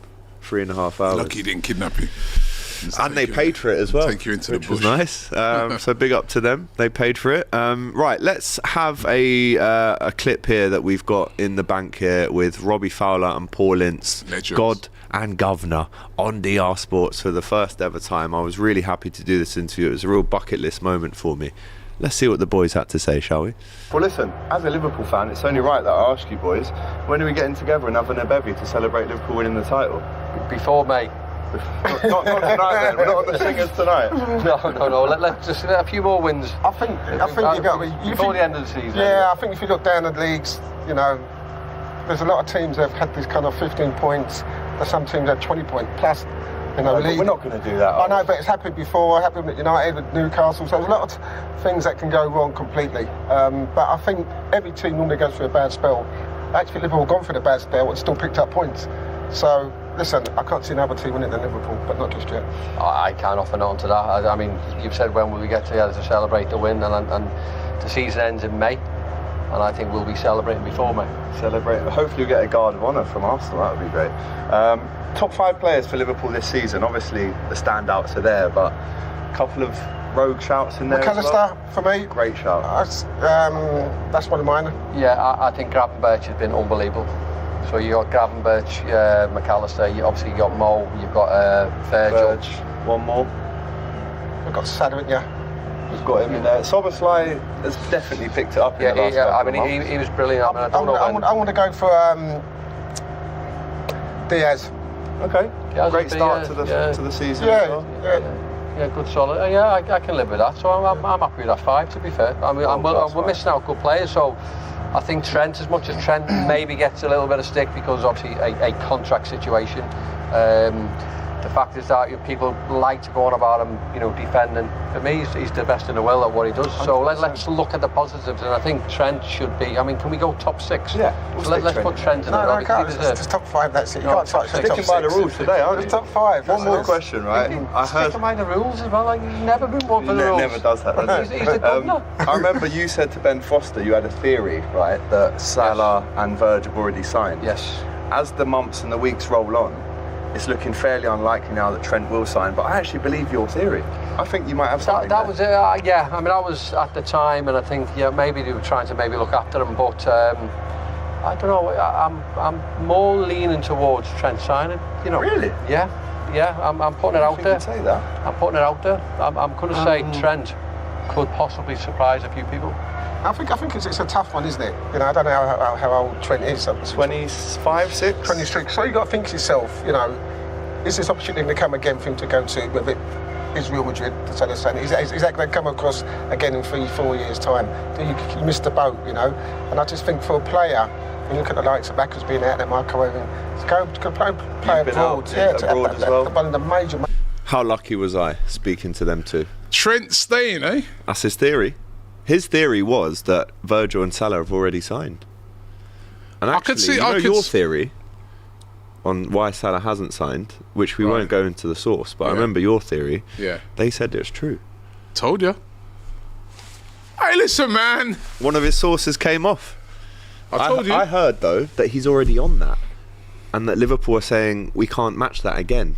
Yeah, no, that's the sticking point. So they're like, right. And that was that was actually someone from the BBC that told me that. I told you, like, and that's what's been the problem all along. So he wants to stay, but he wants that goal bonus. Yeah, big goal bonus. It's a lot. You know what I mean? $500,000. But the Trent one, I can see Salah maybe staying if they sort that out, and I think they should because he's so good. Yeah, I can see. Van Dijk staying, like maybe a little extension or something, but Trent, nah. I think Robbie Fowler was quite keen on keeping him there. I think if you're Trent, right, I get it. If you win the league, you've won the league, you've won the Champions League twice, Champions League with Liverpool. Your boy maybe another club. One. Then maybe another one. You go on, you move on now to. I don't think I'm probably leaning towards more that he goes. I think if I'm he'll go. honest. Good shot there from Nemanja Vidic, who was having lessons on the driving range yesterday. When Well, I he was should with him. be able to drive it well because he is a big guy. He's a You know what I big mean? guy. And he's still looking in good shape. But by the way, big up all of these players that are playing this. They're all in great shape, aren't they? Yeah, they are. They really. They do all. take their You can see fitness these are all seriously. players. I mean, Theo Walcott looks like he's still playing. Yeah, I mean Robbie But Fowler. has even lost Robbie a lot of weight Fowler. as Robbie well. Fowler's in great shape. You know what I mean? Scholes. You know what I mean? All of them. Yeah. Berger. You're right. You know. Hullet. Yeah. You know what I mean? They're all. Batistuta, Yeah, you great can see shape. they all look after themselves, which is really good to see. Yeah, it is. Right, let's see this. Robbie Fowler, I was watching him drive it I immaculately. like Robbie Fowler. I met him before. off the Really tee. nice guy. Really cool guy, man. Let's see if Right, he can let's see what drive he it. does. It's a good shot. He'll be happy with that.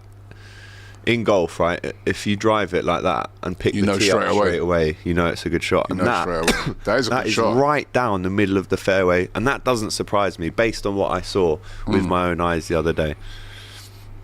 Really good. Simic says, why are you live at this time? We've been live now for over 1.5 hours, bringing you the golf, the icons, Yes. right? Yeah, up at 4:30 in the morning for you guys, right? And I'm enjoying this. Yeah, you're I'm enjoying this, now, man. aren't Getting you? into it. Good, good. Getting Love to into see it. You know what I mean? Big up to Robbie Fowler, Josh Denzel there interviewing him. But yeah, Robbie Fowler's a good guy. Liverpool legend. Legend doesn't even cover it. And do you Some know of what? the there's a famous thing that he did that time that I was Yeah, still. yeah, good celebration.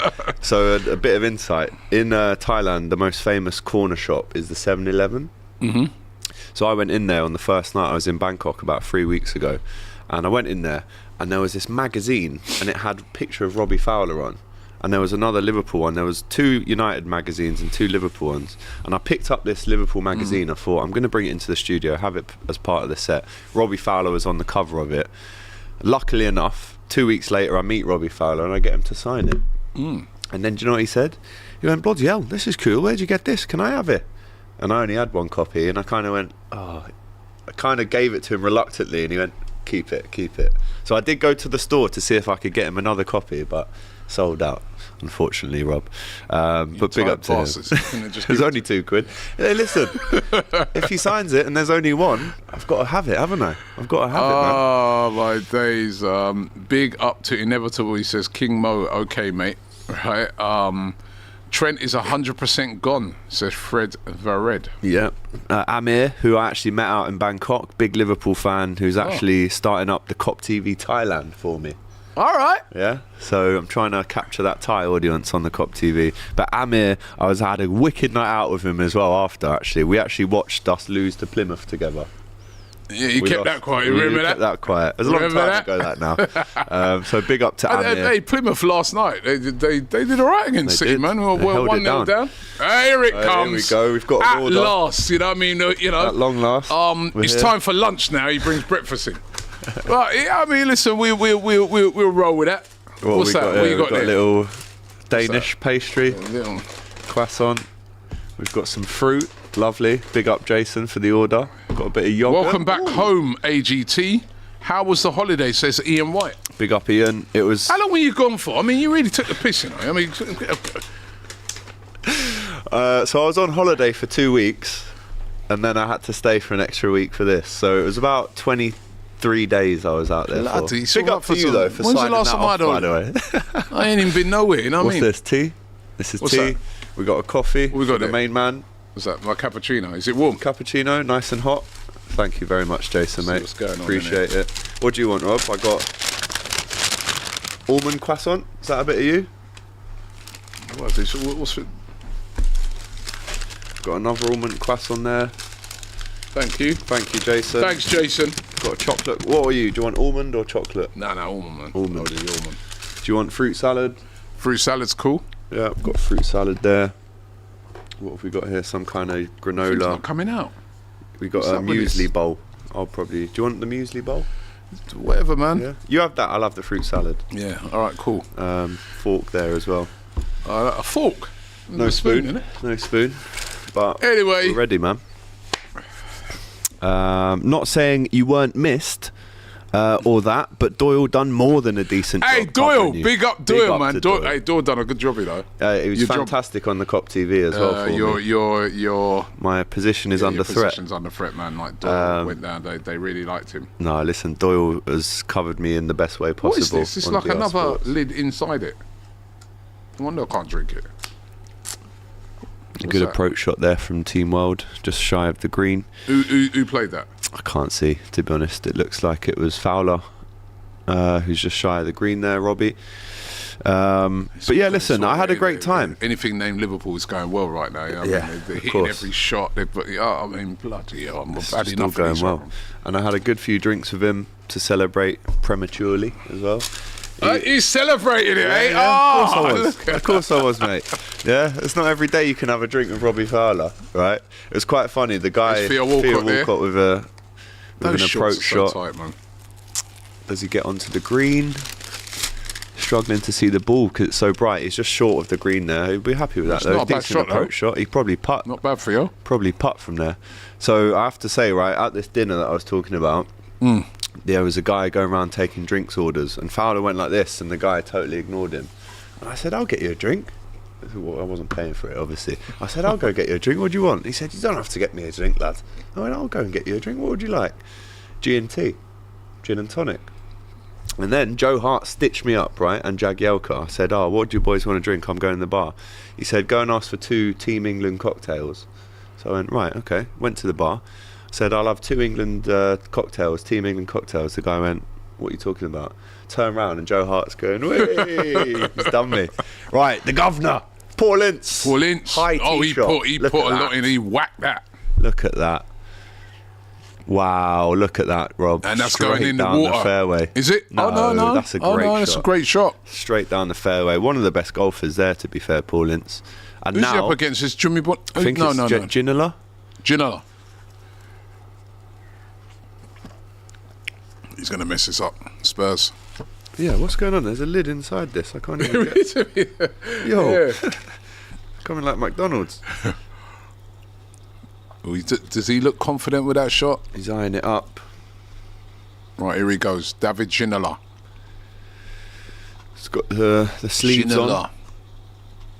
Let's see what he's got. Super cool Ginola. Yeah. He was a great footballer, to be fair. Enjoyed a few cigarettes on this trip, I have to admit. He smokes. He does. That's a terrible shot. Spursy. Oh, no. Spursy, that shot is awful. It was. I mean, that has been the worst shot that we've seen, and coming from an ex-Spurs player. Now, is there a correlation there? Well, he's not happy at all. He's walking down the fairway to go and meet that, but he won't have to walk far because he That was an shanked embarrassing shot. I could have done better than that. I actually think you could And I have. don't even play golf. Paul Ince here, who's taking it in match 8. A lot of the fans have voted for He's Ginola. laughing. And Paul Ince is happy with that because he's so competitive. And one thing I have to say about these guys, they might have stopped playing football professionally now, but the competitive nature has definitely not left them. That's why they were so good. That is true. The mentality that's needed. Look at the sweat there on the back of that green T-shirt from Team World and Vidic. Funnily enough, I talk about sweat. I went up to Vidic as he was pinging a few balls off the deck and said, "Oh, can we get a couple of minutes for DR Sports?" Do you know what he said? F off. Not far. He said, "Oh, I'm too sweaty." I said, "That's only 3 minutes." He went, "Sorry, I'm too sweaty." So he didn't want to chat. So, you know, he must have seen me saying that Van Dijk's better than him. Right, we want him to miss. Robbie Fowler. Robbie wants to miss here. I want it to go straight in. Oh, it's It's a good. good shot. Oh, he bailed it. God, Great shot there by Robbie Fowler. It, mate. What a shot from Great Robbie. shot. Great shot What by a Robbie strike. Fowler. And He's he one wins up the there hole. against Nemanja. But that's what he does, mate. That is what Robbie Fowler does. He delivers. That was a great shot. He absolutely delivers when it is called upon him to do so. Right, Tony Sheringham again, off the tee. Hole number 5. Good strike from Teddy. Great strike. Good shot, man. Dancing on the green. Big Right on putt the to green. come. Has anyone hit a birdie over the last couple of days? There'll be birdies, yeah, loads. I've actually got a toothache at the minute, you know. Don't know why. It's the almond. Well, I can't even chew on this side of my face at the minute. It's hurting. So Ginola only hit that 140 yards, which is really poor. So here that was he takes his next shot to try and get a bit closer. Right, let's see what he can do from here. Yeah, that's a way better shot. Can he get on the green? Oh, he's going in the water! Oh, he's lucky. A bit rough just caught it for him. But he's all over the place, mate. We've seen a few of these guys struggle on this hole. This is a bit like Spurs this season. Yeah, derailed. Who have we got? A left-hander, Ronald de Boer. Right, we've seen what he's like from the sand, but how does he drive it off the tee? He doesn't look like he's too happy with that. Oh, he doesn't look happy. But it's not bad. It's not bad. Just shy of the green again. Hoping for a bit more length on that. Yeah, that's probably why he was, straight away hasn't got the length on it. The inevitable King Mo says, wish we had weather like this in England in March. Oh my God, please. It was a lovely day yesterday, though. It was. It was sunny. It wasn't very hot, but the sun was out. Sun was out. I kind of thought that I'd come back and skipped all the cold. I'd basically just been away for the whole month of February thinking I'll come back in March, it'll be nice and hot.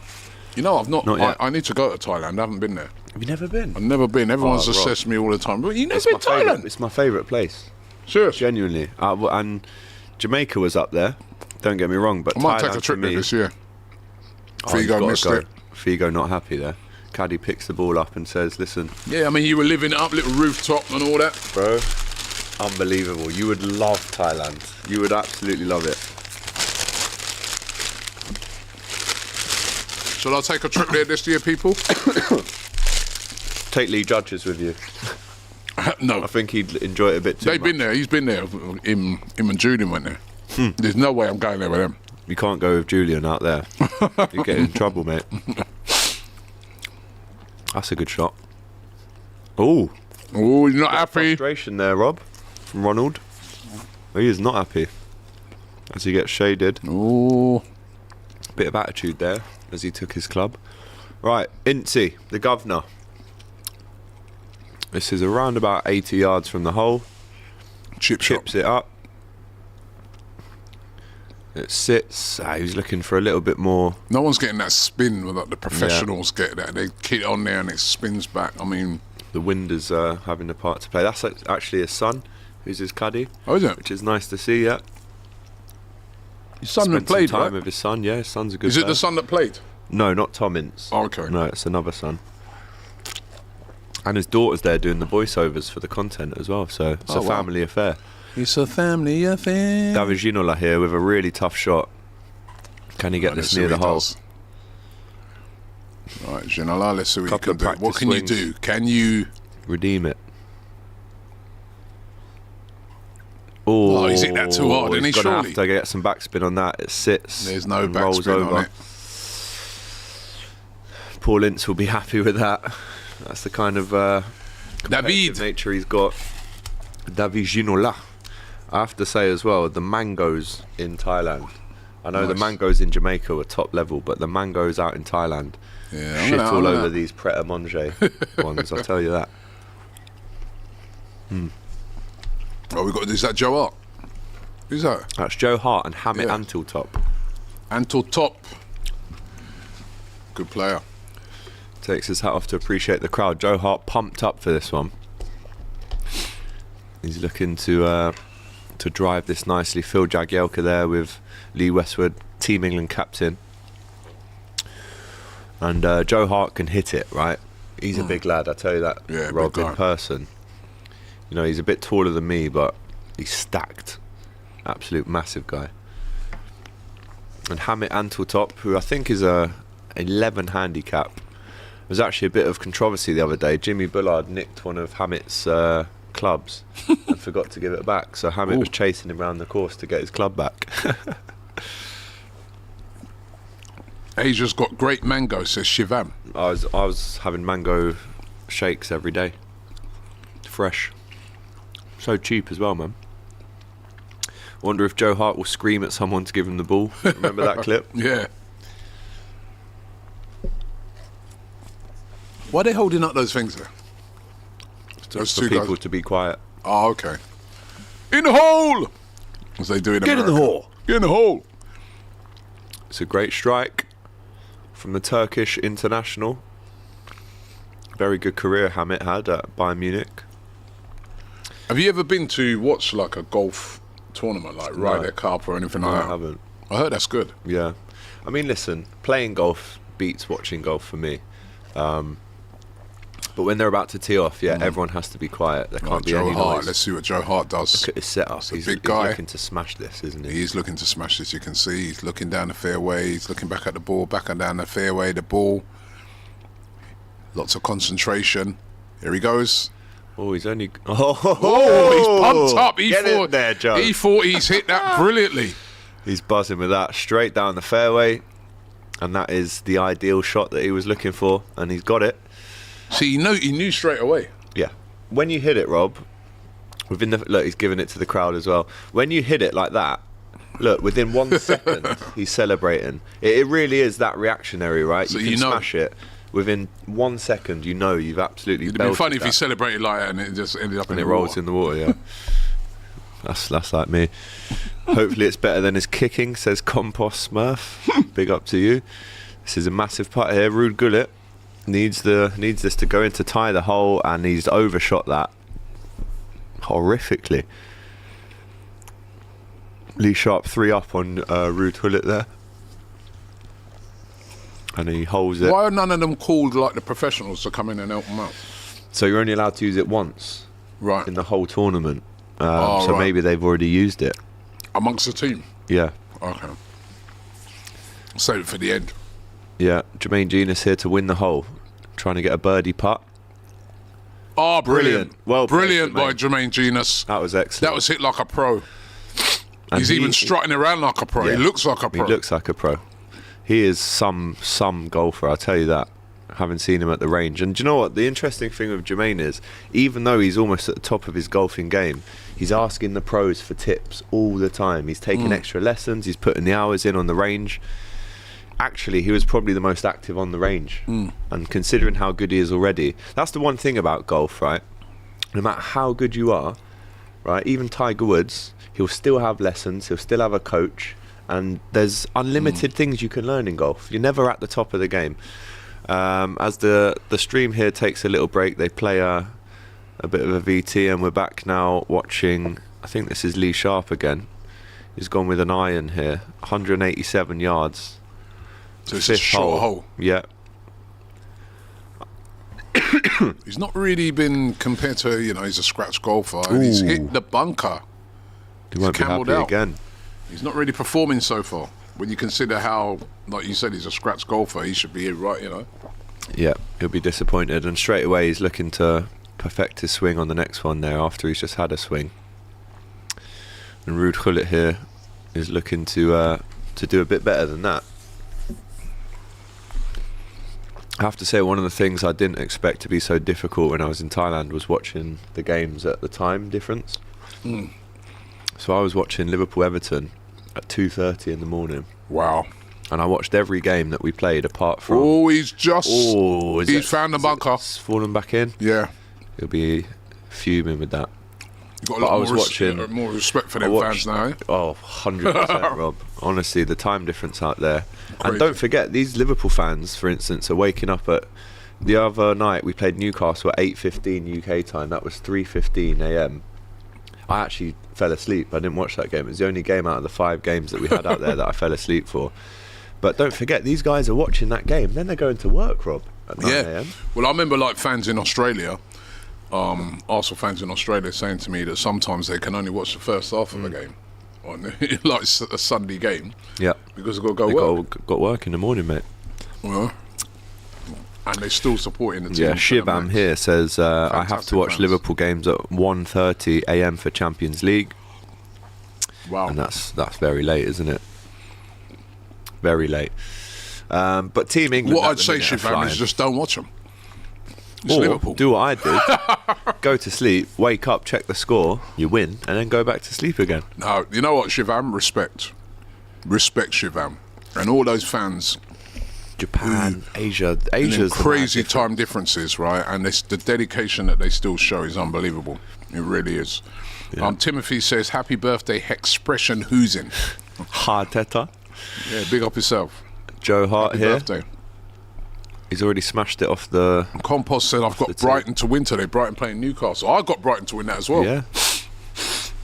Minter, the Minter derby, that, isn't it? Joe Hart, really nice controlled chip, and that'll run short of the green. He'll be fuming with that. After that great drive, what was the point? Stay humble, eh? Stay humble, Joe. We're dropping Stay humble. Ham it until top. Oh, look how close he is to the water there, Rob. Right on the red line. That's the out of bounds line. Right, So what he's can he right do? on it. We're near the green though. If this goes in, some shot. What you don't see on TV is like how it undulates, innit? So you've got to chip that up there, innit? I mean, you've got to get it up and down. I mean, you And look you at it can there. see it's a slanted green as well. He's just not done well. That's a great shot. That's a great shot. Yeah, really good approach play there from Hammett until top. Gives a little thumbs up to the crowd. Great shot. I love the hat. Look at the hat she's wearing. Yeah, she's wearing a brilliant That really does cover you from the sun, that yeah, hat. see these, they know, mate. And sometimes, look at her, she's got a few layers on. Yeah. But for the Thai people, this isn't actually that warm. Because look, they're wearing trousers, they're wearing layers. The English lads, shorts and t-shirt. But for the Thai people out there, it's actually not that warm. Right, Phil Jagielka, former Evertonian, was giving me loads of stick. There's a great clip to play. Actually, there's a great clip to play with me and Phil Jagielka, which we might queue up for after this drive, because he gives me always absolute remember that goal he banter. scored against you lot. Oh yeah. Ah, Yeah. brilliant. Do you know what? You say that, right? Banger. He said, "Oh, can you hold my phone a second?" I held his phone as he strikes the ball. Where's this going to end up? It looks good. Drops down right on the fairway. Great shot from Jags. So he gave me his phone, right? He said, "Oh, can you hold this for a second?" I held it whilst he had his pictures taken as Nigel de Jong steps up. And I gave him his phone back, and I said, I was a Liverpool fan. He said, "Oh, I'm surprised you didn't nick my phone." And then he said, "Oh, you like this?" Got his wallpaper up on his phone. What was it? That goal at Anfield, mate. And I said, "Yeah, lovely, mate. Not bad for a miss hit, was it?" I was winding him up, saying it was a miss hit. Well, Nigel de Jong there, he's put a bit of power behind that. He's a powerful guy, but I what think a he's hit shot. it too hard, didn't he? No, that's perfect. Straight down the fairway. Brilliant strike. Brilliant strike.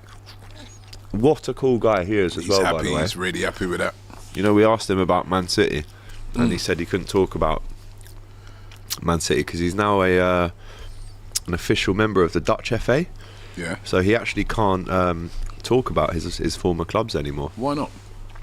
Because he is now the technical director of the Dutch Football Federation. So he actually can't talk about his former clubs, but look at the clubs he's played for. It's He's up at Milan as well, isn't he? yeah, he can't play. He can't talk about his former clubs. Anyway, whilst we're talking, did just mention that brilliant clip between myself and Phil Jagielka. Rob, you're going to enjoy this. Let's have a look. Let's have a look at this then. See what he's got. He was giving me a bit of stick yesterday about being a cop-ite. Yeah, so let's see. You know, that rhymes a bit. What it says? Oh dear, I'll Sorry, Gab. That's pathetic, but we'll take it, it works. No, we take them. We take them. Yeah. Love the trainers, by the way, Joe. Thank you very much. Love them. Is that a little bit of stick or not? I don't know if you take Air Max 1s are the best trainers of all time. I don't know if you're sort of taking a mick or not. To be No, I honest. love them. Okay. I love them. See, this is the Evertonians. I think I'm taking the piss. I'm not even saying what I want to say to you. Not on camera anyway. Oh. I'm outnumbered as well massively. So you've got to pay respect, haven't you? Yeah, careful, you've got two cop-outs on your left. So Phil Jagielka, he's got Sheffield United and an Everton club head there. Very nice. I'll go for the big boy though. Okay, I can't use that. No, you're not allowed to touch that one anyway. So Am I not? No. Okay. Well, you support the wrong team, mate, don't you? So you can't have that one. Okay. There you go. This one. Are you keeping the glasses on? Yeah. Fashion. So he's making a fashion statement there. Look at that. Okay.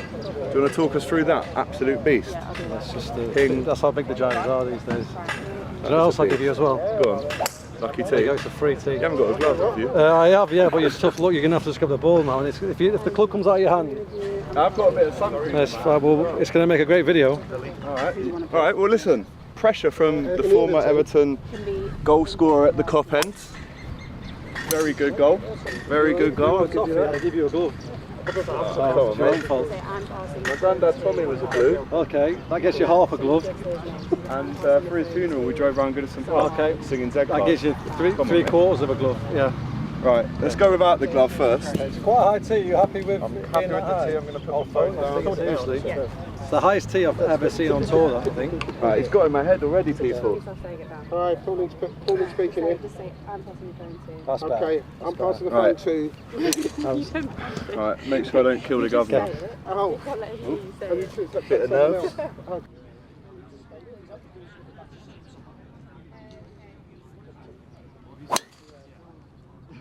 A bit right, isn't it? Well, the good news is you hit the ball this time.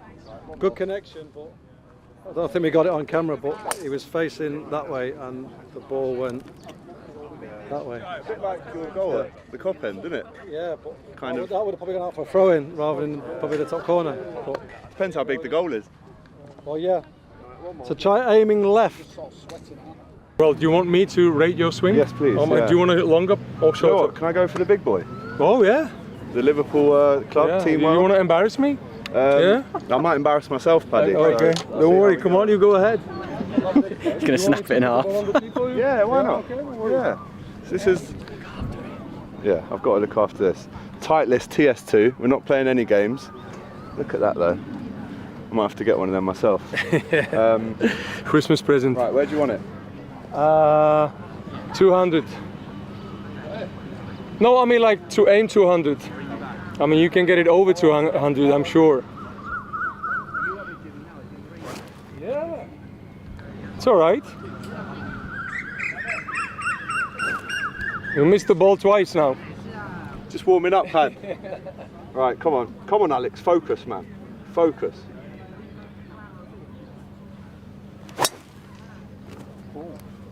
Hamstring? Sub. One more. We'll go one more.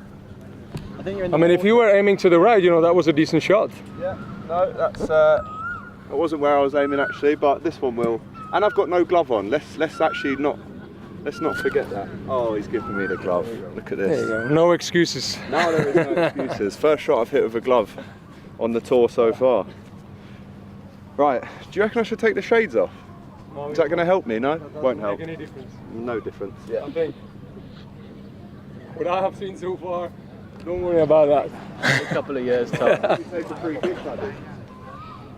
Right, come on. I feel a lot more grip now.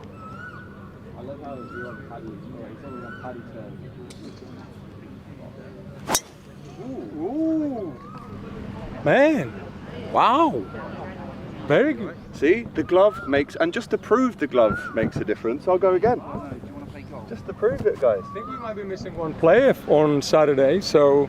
See, this is what I mean. For someone to represent the rest of the world. This is what I mean. They slag you off. You put a glove on. Now they want them on your team. All right, let's go. One more. At least we got that on camera. Yes.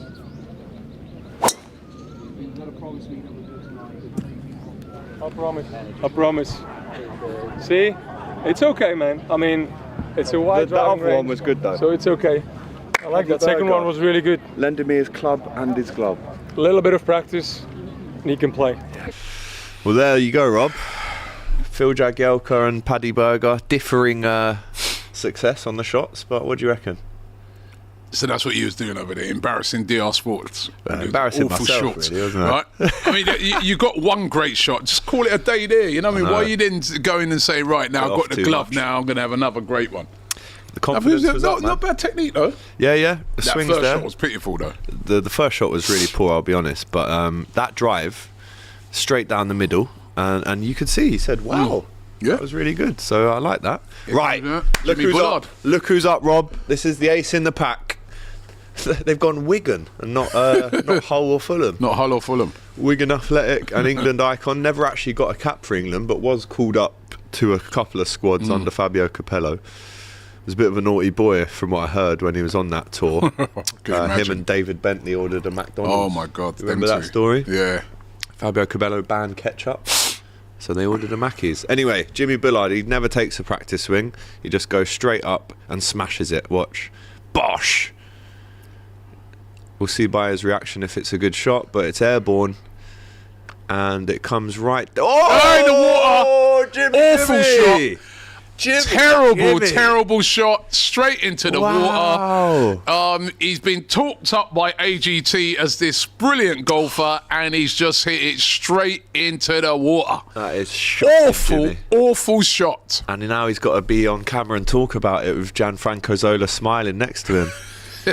Oh no, Jimmy boy, straight in the drink. Straight in the drink. Hungry Alpaca said, "It's embarrassing, you fraud, AGT. You bottled it." Disgracia, says Smurf. Disgracia. Bullard has aged like a grape to a sultana. A sultana. A bit harsh. What a shot, says Sani United. Big up. Smash that like button, people, right? We are bringing this live golf action from Bangkok for you. This is the day 2 singles. Yesterday was the pairs, but today's the singles. This is Team England versus Team Ireland. And as you can see in the top left, the score is very much in England's favour right now, Rob. But the world team have so much work to do to get back into this. Yeah. But if Bullard keeps shanking it like that, then they might have a chance. That was a terrible shot. Really wasn't good. Really wasn't good, you know. Ever thought of covering some cricket, Robbie? Says Shivam. Why not? Listen, that's one of my sports, and they've been doing... I'd do that with you. I'd love to. You like cricket? I love cricket. You play cricket? Yeah, I used to play, didn't I? For Hertsmere District. I was a leg spin bowler and a tail ender. Leg spin? Leg spin, mate. I'll hit you out of the ground, man. Well, maybe, but I'll spin you off the pitch, mate. We'll have to do a day, won't we, where we play golf, cricket. Tennis, cricket. I've played you at tennis, haven't I? Do you remember? Yeah, but tennis, I ain't got the mobility to play the tennis no more. Nah, cricket. Cricket, though. Opener. I was an opening batsman, number man. 1 or Technique, 2? Man. I mean, number 1 or 2. You're opening. He's 1 and 2. So you face the I used to face a lot, yeah.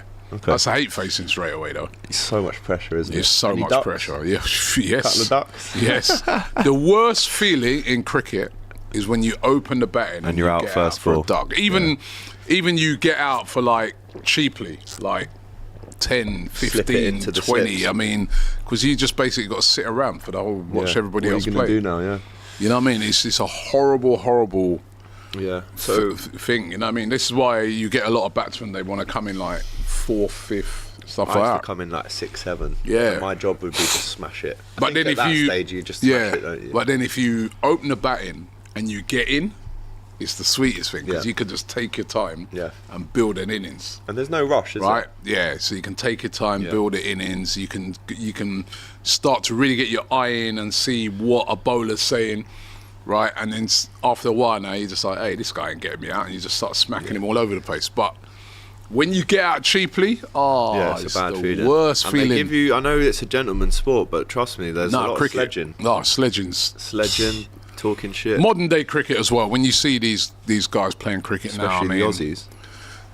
The sledging, the back and forth, and then just the skill of... That's another sport that's very skillful. I'd say that's more skillful than golf.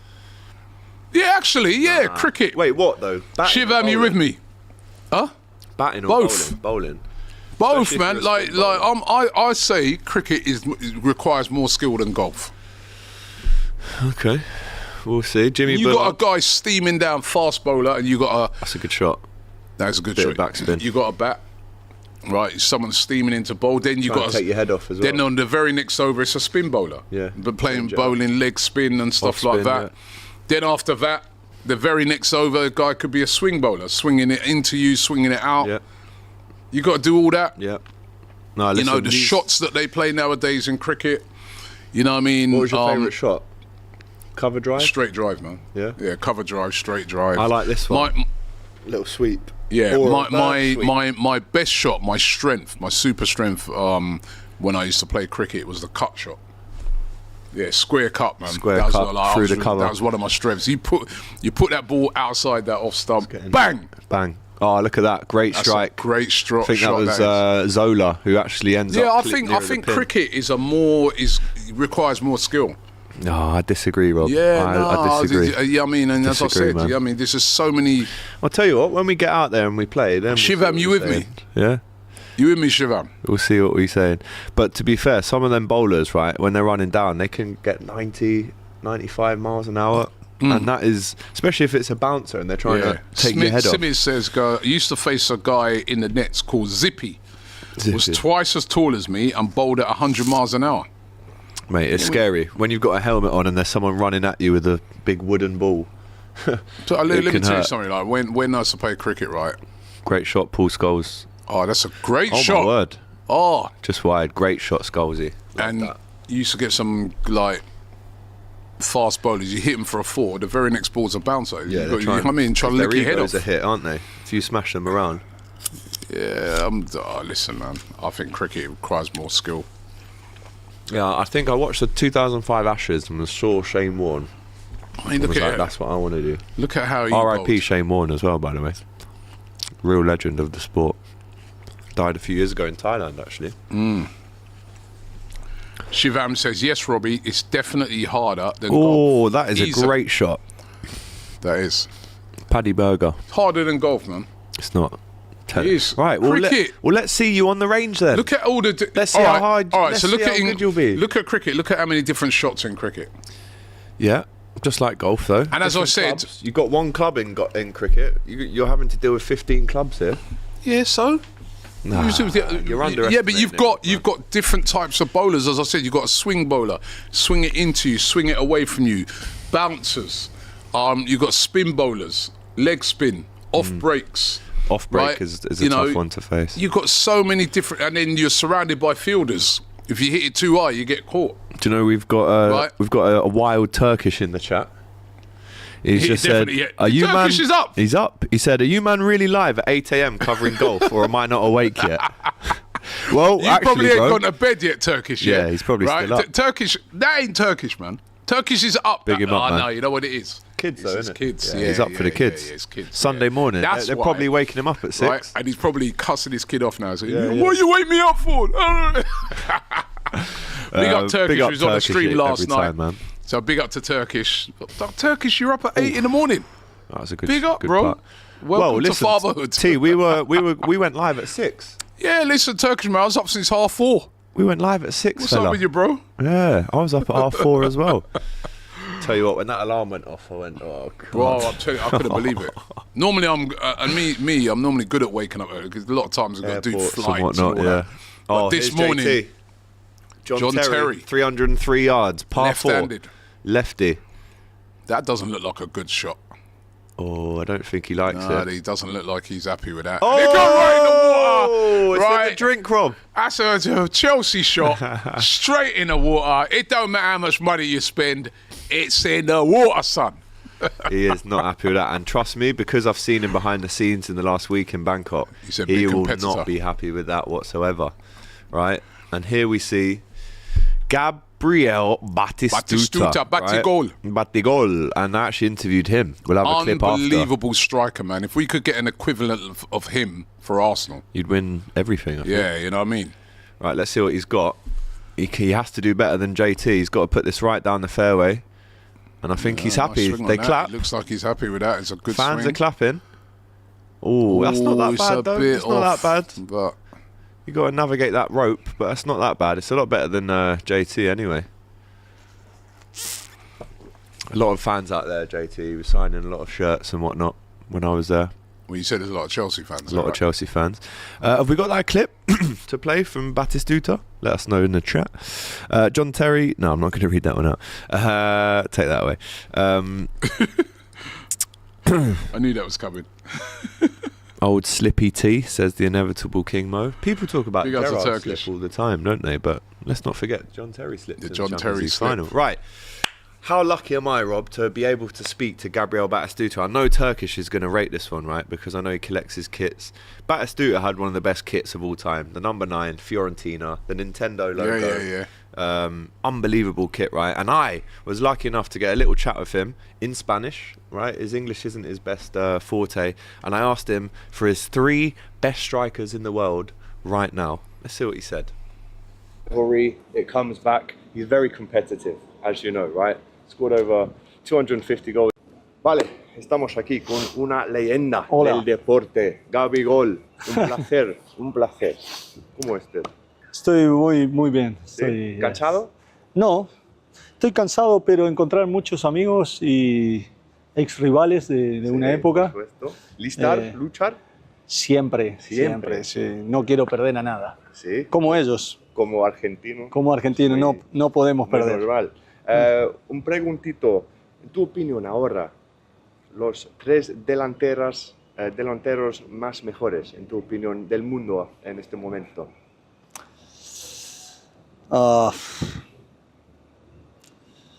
Lautaro Martínez. ¿Tú, Argentina? Ok.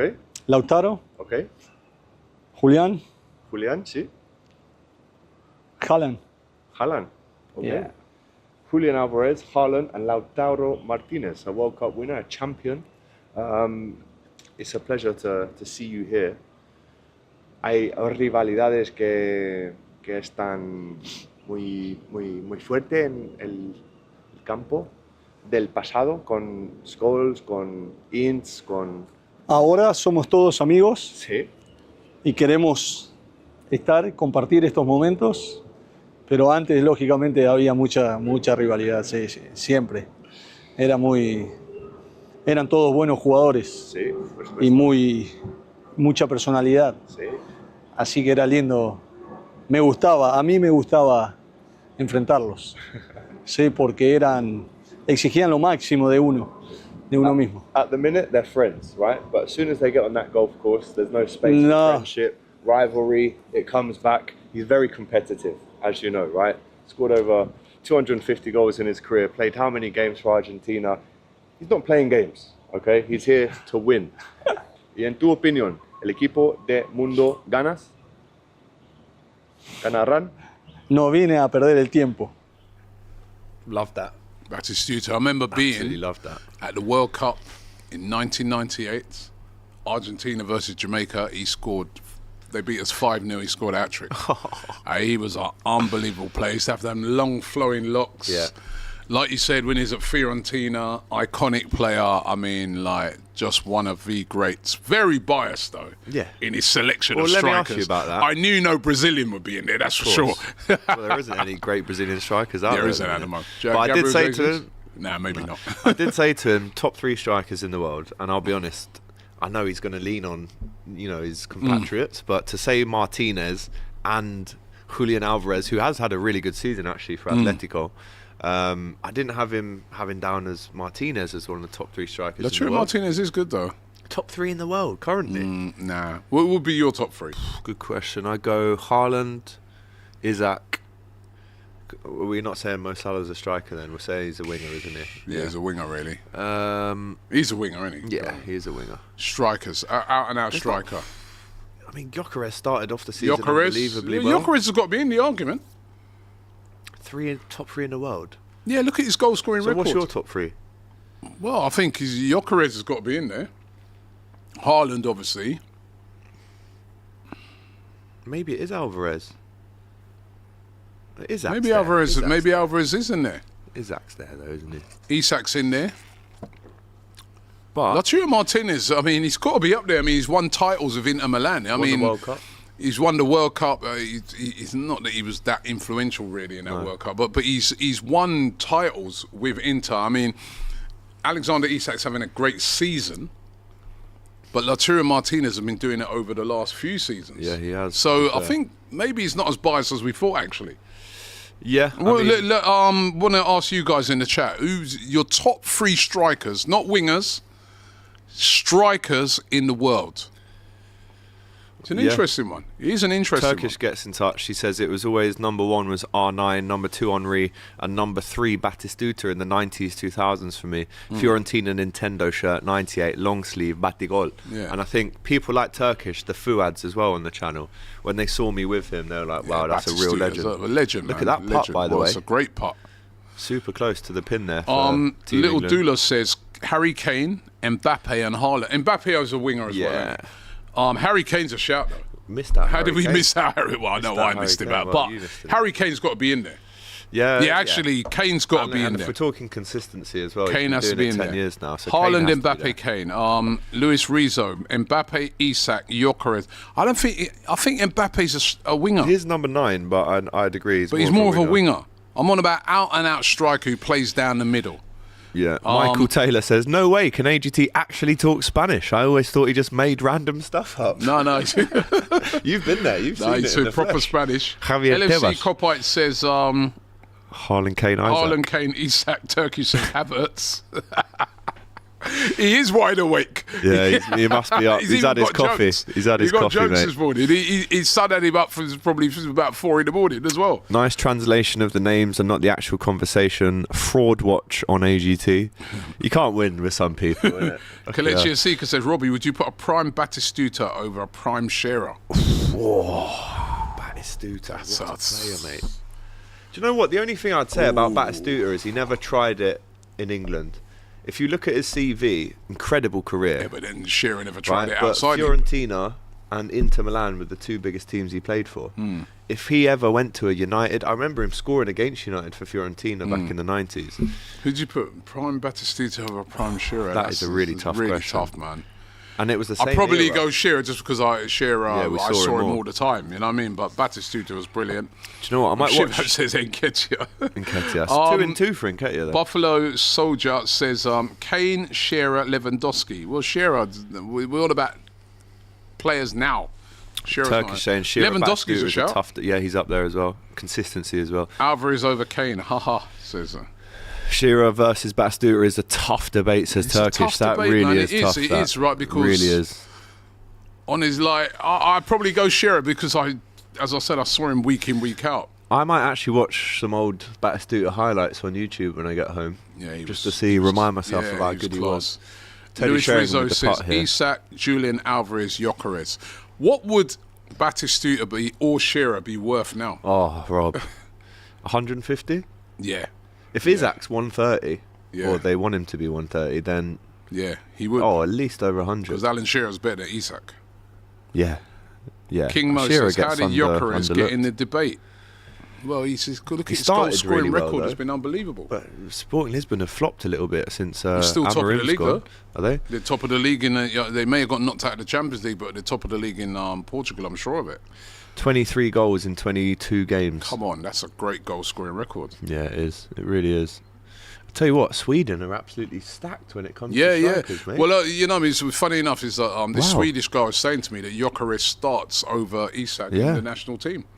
No, surely they'd have 2 up top with them two. Surely. But yeah, listen, it was an absolute pleasure. We actually got him to sign an Argentina shirt as well, which was actually Arjan's. It wasn't even mine. It was actually Arjan's, so big him up. But how are we getting on? We're on hole 6 now. Currently Teddy Sherringham versus Ronald de Boer. This is a par 4. He's putted it from outside the green, and it's all over the place really from Teddy. Poor judgment of the green. Oh no, that's Scholesy, isn't it? I think that Scholesy's just picked that up. Yeah, he's just picked that up. But Scholes 2-1 up against Paddy Berger, who had a couple of wayward shots earlier on. Ever since he met you, innit? It's been going a pot for him. Well, he's about to win the league, so he's happy, mate. Well, he's not playing, is he? Batistuta with short hair was 150 mil. Batistuta with long hair, 210 mil. It's Hungry Alpaca. But they would both be 150. But yeah, an absolute pleasure to meet him. How much would the R9 be worth now? Oh, maybe the most ever. Maybe the most expensive. What about Thierry? Thierry. What would TT be worth now? What would Owen be worth in his prime as well, do you reckon, after the Ballon d'Or? Yeah. At least 100, I'd say. We have this argument a lot of times, when we this discussion a lot of times. Those players there, compared to the players now, those eras. Is that just us being nostalgia merchants? Was the football better? Was the? Someone asked me this yesterday. Like, was there more ballers back then? Yeah, I think there was. Like Thierry Henry was a baller. You know what I mean? And like swaggered it up, and that's a really poor that's a putt poor from shot Teddy by Sheringham. Sherringham. He was a good striker as well, by the way. Yeah. But you know, It's a great question. I think there's more ballers them times. You think of a player like R9. Doesn't get much better than that, does it? I think the last era of the big ballers is like Messi, Ronaldo. Yeah. Suarez is in that as well. But now, like, it's very... Football in a way has become a bit like American, but like the NFL. Yeah. Where it's like different. Like you look at a team like Arsenal, it's like there's a lot of plays in it. You know what I mean? Like everything's organised. The build-up play is organised. The defenders are like it's very methodical. Yeah. Whereas in those days, it was a bit more. There's a bit more freestyling. I think now. I mean, how many games do you see with great? When was the last time you saw like great? You know, like say 4 or 5 great free kicks. Yeah, because back in the day you had Juninho on the free kicks, Roberto Carlos, Beckham. Yeah. When was the last time you saw stuff like that? How many? James even Prowse and Trent, really. Yeah, even goals scored outside the box. Yeah, you're They're right. less and less nowadays because it's all about build up. Cutbacks, yeah. Yeah. Yeah, you don't really see many 30-yard Gerrard-esque screamers. Yeah, I think that football's become a bit methodical. Yeah, I'd agree. A bit more robotic. It has. It's just like, you know, as I said, it's like very coached now. Like, you know, as I said, like the NHL, the NFL. I thought you were going to say the NHS then. Do you know what? I've got to give you a bit of insight, right? On the driving range the other day, Josh Denzel was hitting a few and Jermaine Genius was next to him. And Josh kept shanking it, and he's like, listen, if you're going to learn golf, you have to take the shanks as well as the good shots. You've got to be mentally tough. And he's like, look at me, mate. I play for Tottenham. Jermaine Genius said, I've got to be mentally tough. I didn't win anything apart from the League Cup, and I played for Tottenham.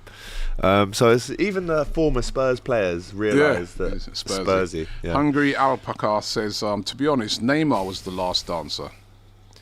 That flat flare type. Yeah. You get a really flair player nowadays. It's like they want to get it out of them. Yeah. Well, look at Grealish, right? When he moved to City, he's now cutting back, playing it inside all the time instead of Who are them taking people super on. exciting players in the Premier League that, you know, like you're a fan of another team. You're like, hey, Cole Palmer? I enjoy what Cole Palmer's one. Yeah. Salah another for one. Sure. Mane you was enjoy when watching he him. was there. Yep. I like that Mateus Cunha. Diaz. Very flair. Yeah, Diaz. To be fair, I like Mateus Cunha.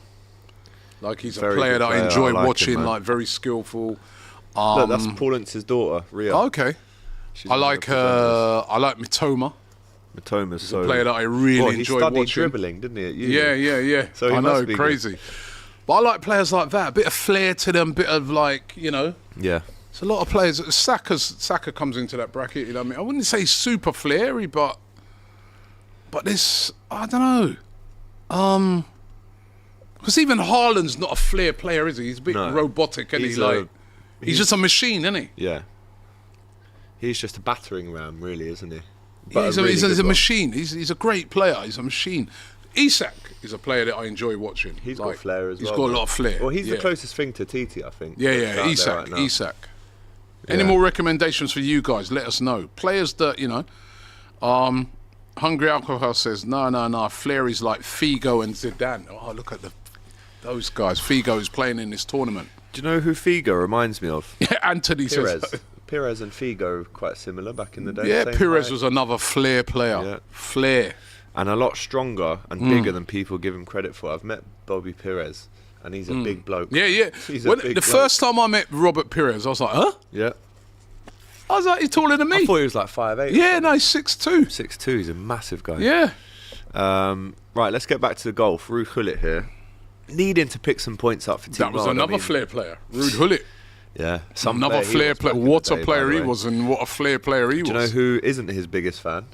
Alan Shearer. Do you remember that whole thing when Ruud Gullit was the manager? Yeah. Played Duncan Ferguson up top instead. Yeah. Diego Folan is, look at that. Look at how fine the sand is in these bunkers, Rob. You don't get this in. It's like, where I was yesterday in Arkley, it was wet and miserable in the bunker, but this is fine sand. It's like, and should be easier to get out, didn't it? I tell you what, that's a good shot. Really He just run overhit over a bit though. But you could still putt from there. You can get out of those bunkers quite easy though, because they are fine. Yeah. Right? You can. I mean, it's a lot easier said than done, Rob. I tried it, and I just about got out, I think. But the two captains are watching on here. They'll be overlooking their teams. I mean, at the minute, Lee Westwood is going to be more than happy with his team's performance. Sergio Garcia, maybe not. But as things stand, it's England really out there on top at the minute. Looking forward to see how this one ends. I'm going to run to the toilet, Rob. Okay, Hungry Alcapaz says, Robbie, on a side note, X did you bad. How do you plan to get back at that homeless junkie? I'll get back at him, don't worry. Right, because you know with Spurs, his defeat is coming. And the funny thing is, they lost. He completely just glossed over the fact that they got beaten by Man City in a game that he was super confident they were going to win. Right, but don't worry. It's only a matter of time when you support Spurs, and I will be getting back at him. I mean, he has had a bad run. You know what I mean? He's been getting cooked a lot this season. He really has been. So, you got to... I knew it was coming for me. I knew I was going to get absolutely wasted. I was just lucky that KG weren't around as well. You know what I mean? He was away because I would have got absolutely destroyed. Please, Arsenal, man, do something in the Champions League this week. Don't go over to Eindhoven and get battered, please. I'm going to be over there. I'm going to be flying out tomorrow. Looking forward to it, but... I mean, I felt gutted this weekend. No games on. For Arsenal, should I say. No. And the FA Cup, I keep saying it, big opportunity for one of those sort of, not the big traditional 6 teams to win it. No Liverpool in it, no Arsenal, no Spurs. This is a chance. This is a chance. You've got Man United and City in it, but they're not on great form. This is a big chance for Aston Villa, Newcastle, Brighton. Big chance for them to go on and win this. It really is. Going to be really, really interesting. And I've been enjoying this golf, by the way. I didn't think I would, right? But I've actually been enjoying it. I think some of these footballers that have been playing, have really surprised me at how good they are. And you can see the smiles on their faces that they're really, really enjoying playing as well. And after watching this, I'm definitely going to get down there and play AGT. Imagine if I beat him. I don't think I will, though. You see how he's swinging the ball. He actually does look pretty decent, right? And look, he came straight off a flight, and he was on the golf course. What does that tell you? Anyway, here's a putt. Oh, that's been overhit. That's been overhit there by Diego Folan. I was just saying, coming straight off a flight and going to play golf. I mean, I never heard of anything like it. Who, me? Yeah. Yeah. Do you know what, though? It was more that I needed to stay up instead of going to sleep. If I went to sleep yesterday, I wouldn't be here. Yeah. So Buffalo Slow just says, Robbie, you need a few practices. I'm going to do that. And Hungry Alcapaz says, yes, the golf is thoroughly enjoyable. Big up to Robbie and AGT. Thank you very much. Folan missing chances like he did for United, he also says. Yeah. Diego Folan, who's from Uruguay, so much is Darwin Núñez, is Diego Folan reincarnated because they played exactly the same. Diego Folan would score worldie after worldie after worldie, then he'd have an easy chance and he'd miss it. And that's Darwin Núñez. If you actually add up some of the goals Núñez has scored, they're unbelievable strikes. Yeah. But he misses so many easy chances. Would you keep him at the end of this? Look, win the Premier League. If you win the league, you keep him. No, I'd sell him. I mean, I'll try and get as much money for him as possible. Saudis would probably pay 50 for him. I think the actual fee that we ended up paying for him was about 68. So yeah, I'd look to move him on in the summer. He's had 3 years now. But listen, if he gets the league, then that's a great return. Ruud Gullit, that's going straight in the water, Rob.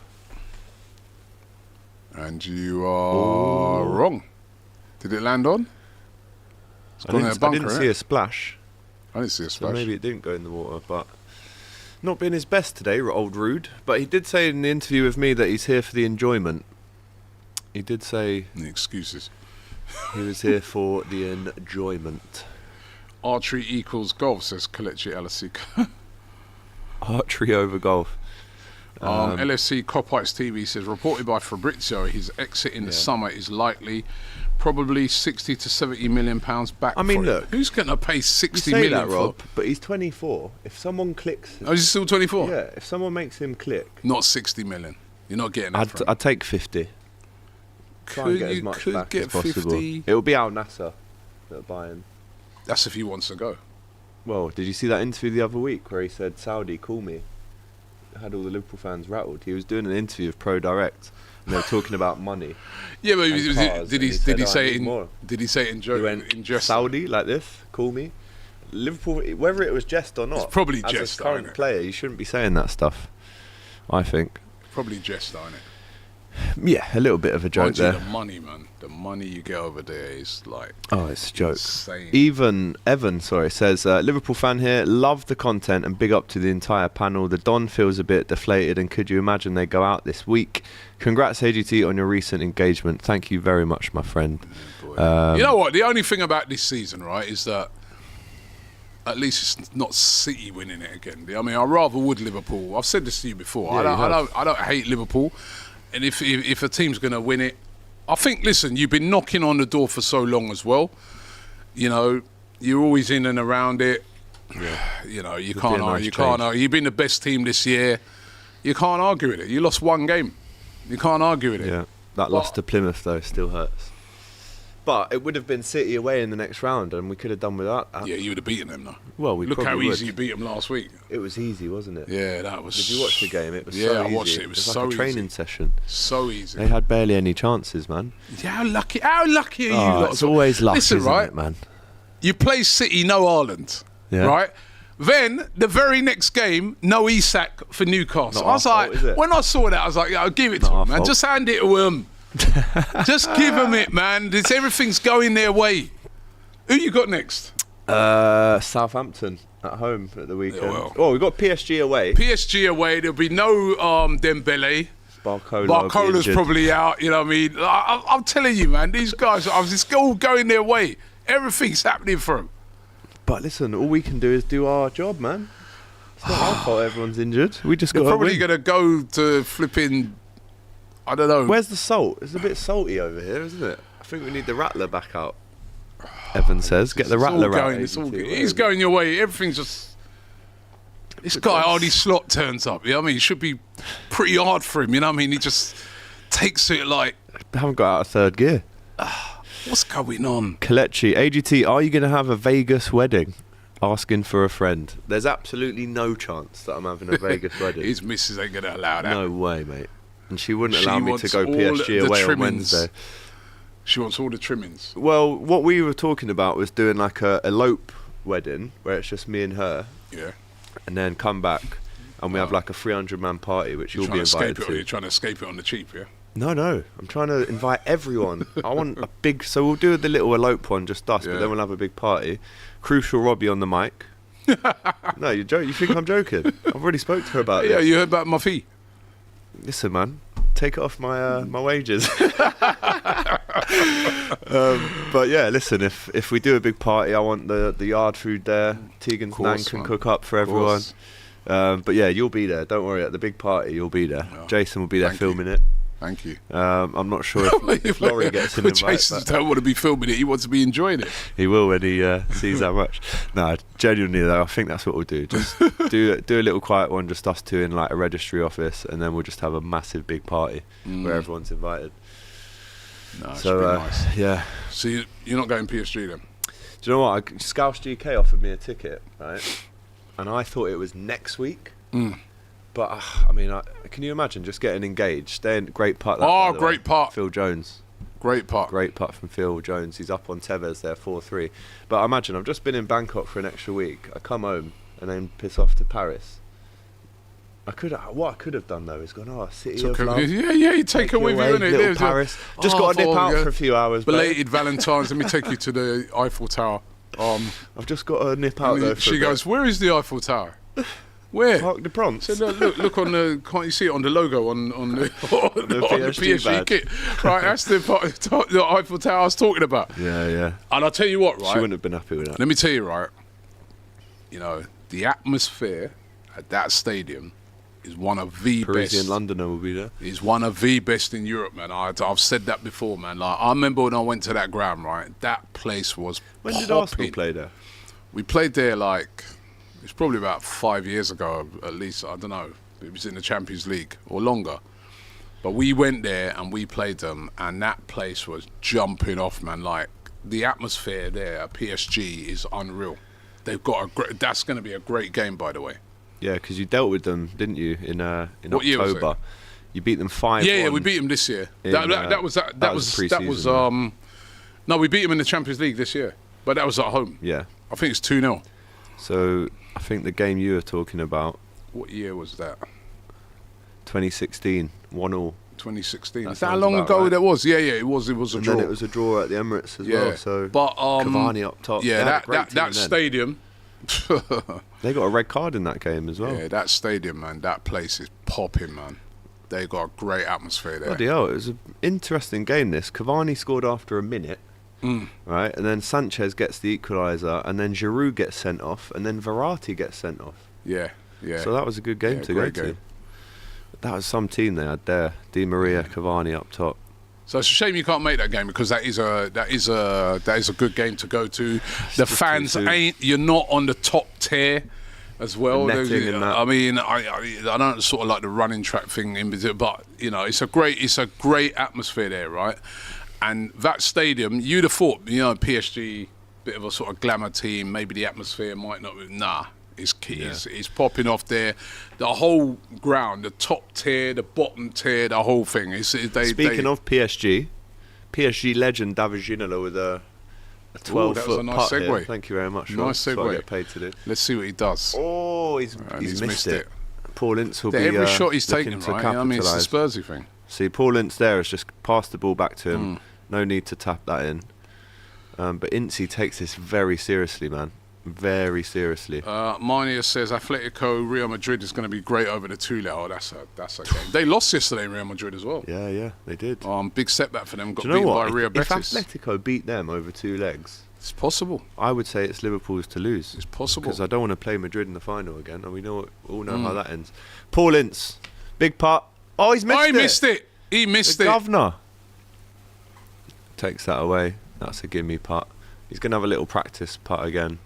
Sometimes they do that. If it goes wide, they'll just go again. Nah, see, gets it on his practice one, and his son there will be frustrated with his old man for not getting that in the first time.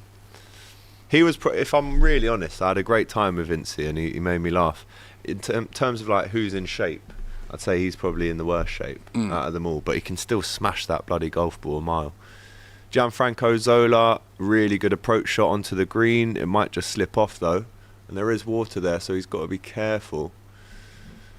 But that will do for the magician. What a guy as well, by the way. So kind and friendly. Everyone says that about him. I've never met him before. Yeah, really nice. So, yeah, Teddy will miss that. Oh, it goes in. Very good golfer, Teddy Sherringham as well, by the way. JM1910 says, I think an El Clasico final is quite likely. It's impossible. It's impossible. No, it's not, because they're playing against each other, isn't it? No, El Clasico. Oh, Real Madrid Barca, sorry. Yeah. Right. You're right. Yeah, Barca. I'm kind of scared of facing PSG and then Madrid in the semis. It's tough, says Shivam. Do you know, though, if you beat PSV, you'd play the winner of Atletico? Yeah. Do I know? And if you win of course I know. Then it's a you lot. In the semi. I know, I mean. We're playing you in the league in between those 2 semis. Yeah, but that ain't going to mean nothing, that game, is it? Well, do you reckon we're going to get a guard of honour from Arsenal at Anfield? Yeah, but no. Well, you've just said it won't matter then, so you're saying we might get a guard of honour, no? Well, if you win the league's wrapped up, you'd have to don't you only just give a guard of honour when...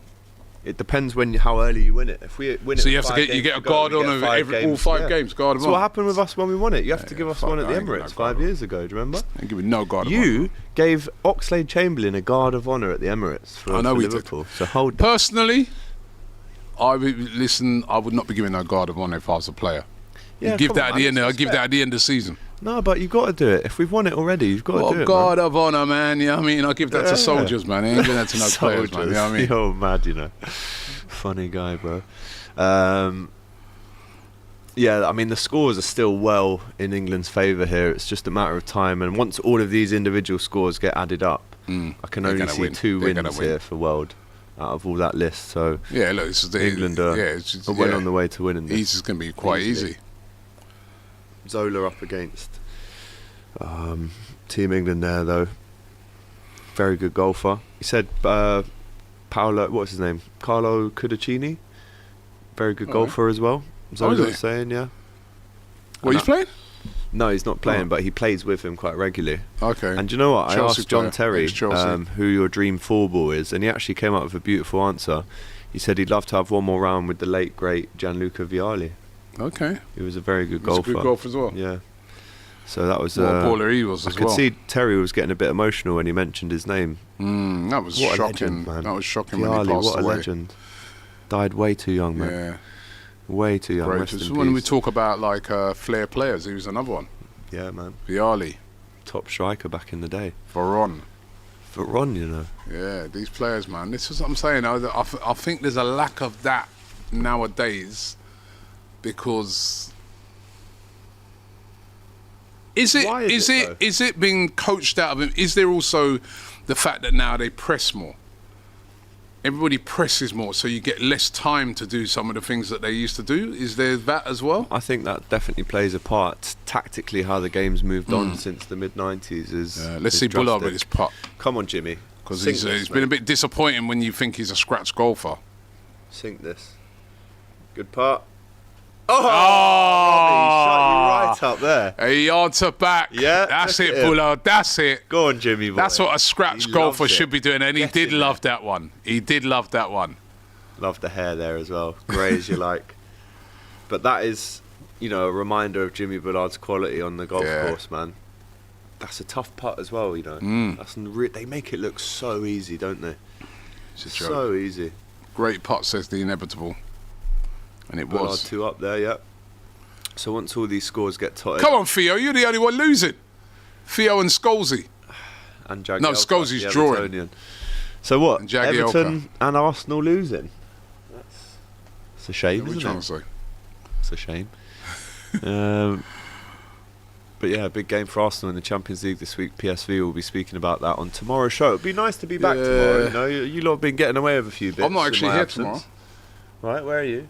I'm going to PSV. You are going to PSV. So our game's on Tuesday. Back to so Eindhoven. You've been there a few Back times. to in the bloody last couple of Eindhoven. years. Yeah, I know. I wanted Feyenoord really because I've never been to Feyenoord's ground. Wait, isn't Van Persie the manager? of Van Feyenoord Persie's the now? manager of Feyenoord as well, so that would have made it even better. But yeah, I wanted Feyenoord, but yeah, we've got PSV Eindhoven. Yeah, great. You'll have a good time though. I remember with no strikers, but I remember in 2022, the Cop TV lads, including myself and Doyle, were playing Ajax. So we happened to be in Amsterdam, and the next day you guys were playing Eindhoven, and we had a night out in Amsterdam. It was me, Doyle, Cecil, Lee Judges, Julian. Yeah. And who else was there? Anyway, we had a great night. Yeah. So I'm pretty sure that Lee Judges and Julian, are you making a stop via Amsterdam? We are stopping via. You- we are flying there you into go. Amsterdam and then you're driving down. Yeah. 2 hour, 3 hour drive, is it? Down to About an hour or so. Okay, it's yeah, not hour and bad. a half. What a shock, though, that Lee Judges wants another night in Amsterdam. I wonder why, eh? Let me. I wonder why. I'm And not also, even- guess who's just joined PSV? Who? Lucas Perez. Has he? Yes, mate. What, on a free? Yes. So, That's a strange one. can you imagine the scenes if Lucas Perez, the Spanish Jamie Vardy, knocks this No, man they out of the signed. Champions League? Yeah, man. They have indeed. Yeah, he's available on a free. I'm just checking the weather there. It looks about the same as 1 it is degree. here. Yeah, Holland, there's not much difference in the weather. At least Yeah. it's sunny, though. The sun is out, yeah. At least the sun's out Bloody there. cold, but Yeah. Excellent stuff. what can we do? What can we do? And Liverpool go to PSG, you go to PSV, so we'll see who wins that. Just a quick one on Theo Walcott. We all remember him being the youngest ever player for England. He went to a World Cup at 16 years Didn't even old. play. Didn't even play. This is my question to you, right? He spent 13 years at Arsenal, Rob. Primarily as a winger. Obviously, they tried the inside forward thing. 108 goals for Arsenal. Now, I mean, is he an Arsenal legend? No. Really, straight off the bat, you're saying that? He's 13 years of service. not a legend Scored of in Arsenal, FA Cup finals. but he's iconic. He's an iconic figure Is at that Arsenal. pardoning the pun? Icons of football. Icons of football. He is an icon. Yeah, so he's iconic at Arsenal, but he's not a legend. To be a legend, you've got to win a few things, and He won a few you know what I FA mean? Cups, though. Yeah, won a few FA Cups, but he's not a legend. Okay. But he's interesting. iconic. You know what I mean? Like, if you say to people, you know, he's everybody knows who he is, and you know, he scored some good goals for Arsenal. He done all right for us. You know what I mean? But he's not a legend. Okay. A legend's Thierry Henry, Robert Pires, Tony Adams. Those are Dave legends. Seaman. Yeah, those are legends. Yeah. Okay, Sol Campbell. Yeah. But iconic player. You know what I mean? Recognisable. Like, I didn't realise how you know what I many he mean. scored for Still Arsenal. very much liked at Arsenal. So yeah. Interesting. Arsenal fans, let us know in the chat. What do you think to that? Because underachieved a bit at Arsenal, really. Yeah. Underachieved a bit. Well, with the promise that but he had a lot of injuries, early to on. be fair. Like, you know, that always seemed to say every time Theo Walcott used to get going, then he'd get injured. Then he'd get going again, then he'd get injured. So I felt a bit sorry for him in that way. Yeah, he was unlucky with injuries for sure. Kelechi says, guys, who will win La Liga and the Copa del Rey? Let's have a look at the table. La Liga is really tight up there, isn't it? Madrid, third, though, Atletico Madrid, was it Atletico top? Yeah, Barca game in hand in second. Yeah, but look, there's only barely any points separating Tell you what, Madrid 1 win in 5 in the league, yeah, Rob. they've fallen off a That's cliff. no good. Lewandowski's still the top scorer. 20 goals at the age of I'm going to go, Atletico could win that, you know. I mean, Atletico could win that this year. And the Copa del Rey, did they say? Yeah. Wow, okay. So it's Real Madrid versus Real Sociedad, and then it's Atletico versus Barcelona in the semi-finals. Oof. Let me go Barcelona. Barcelona, they've turned over Real Madrid a couple of times already. They have. Yeah, I'm going to go Barcelona. Although that second leg's at Atletico, isn't it? Ooh. Yeah. Still going 4-4 Barcelona from the first leg, Rob. Crazy. That game's in the balance, but obviously Madrid beat Sociedad away 1-0 a couple of weeks or last week. So yeah, I'm going to go with Barca. I'll go with Barca. I do think I will go with Barca. Right, we're up to the 9th hole now in this series. There's 10 holes to play. And here we can see Ronald de Boer, who's had a bit of a mixed second day here at the Icons of Football. He's not been great. You can see he's been a bit frustrated with his own game here. And this is a hole that I played actually with Josh Denzel a couple of days ago. Who won? Josh's agent won. Steph. You know Steph? Really good guy. Very good golfer. Left-hander as well. But I hit one of the best drives ever on this hole. That's another poor shot by de Boer. Short as well. Straight into the bunker. I know he's made the green.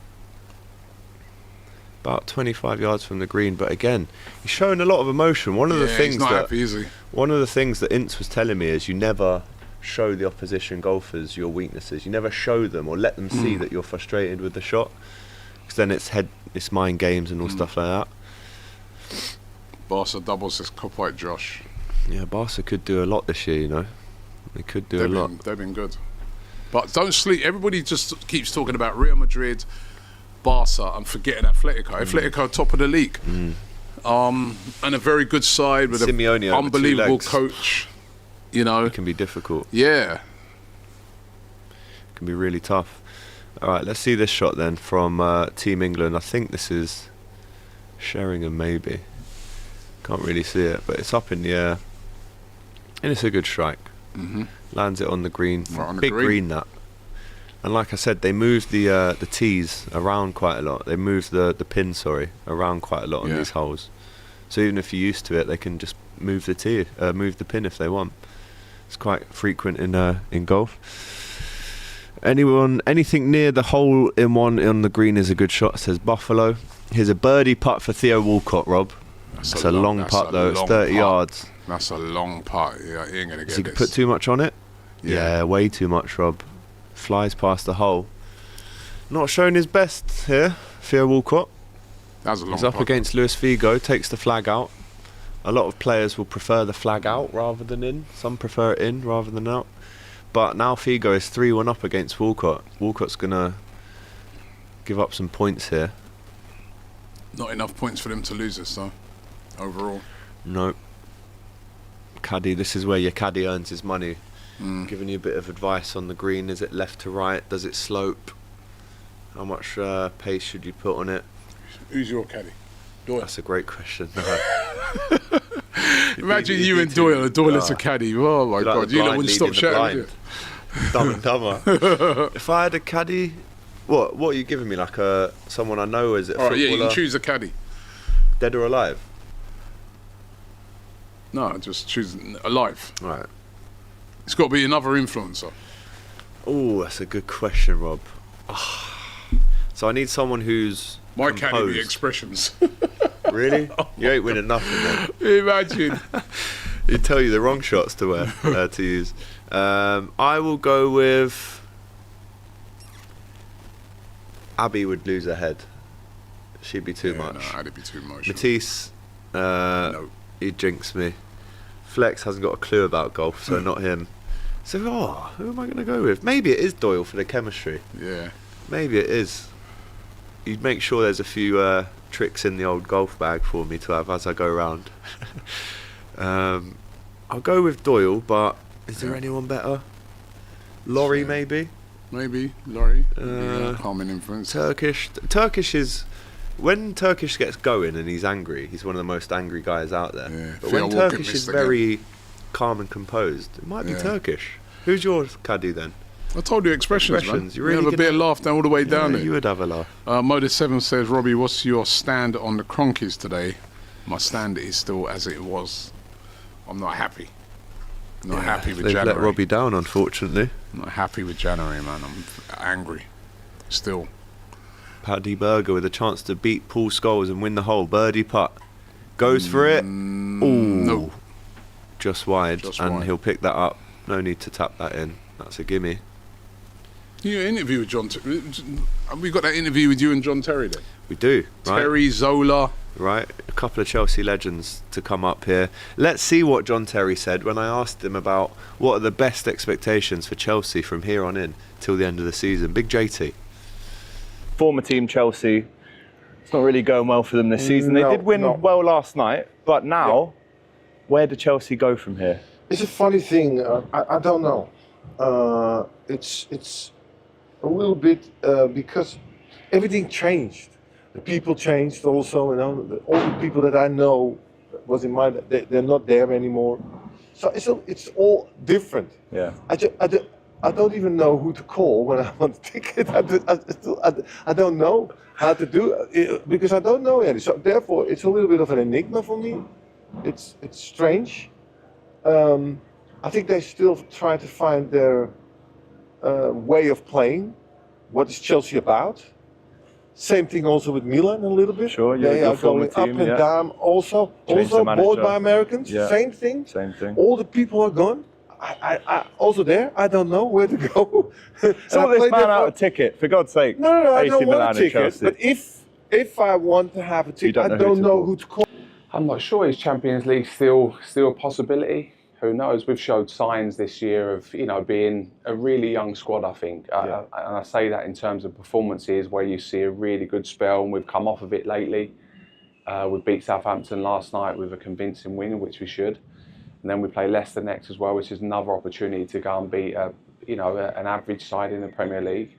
And kind of set ourselves back up for that kind of late push in the Premier League. But who knows? It was always going to be one of those seasons for me. Even when we started well, I thought we'd have a little bit of a drop off, and we have done that.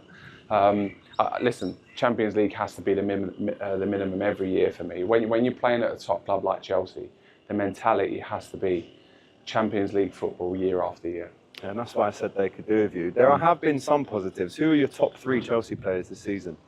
Well, Cole sticks out straight away. I think Enzo's been very good. Noni's, I think he's done well this year. He's done a lot better, been really direct. I like Neto as well. So those kind of 3 or 4 would be my. Maresca this season, he started really well. Things are slowly fading away a little bit. They could do it for Gianfranco Zola in the team right now. What's the best that Chelsea can hope to achieve from now to the end of the season? Well, I mean, they are in Champions League, and trust me, in England is a big achievement. First of all, because the competition at the top, you have teams like Liverpool, they're doing amazing, Arsenal, City, and then you have Tottenham, United, and on top of that, you have teams that they are doing amazingly well, like Bournemouth, like Nottingham Forest, Brighton. So it's not easy. Chelsea has a very good team, don't take me wrong, but they're also very young in a way.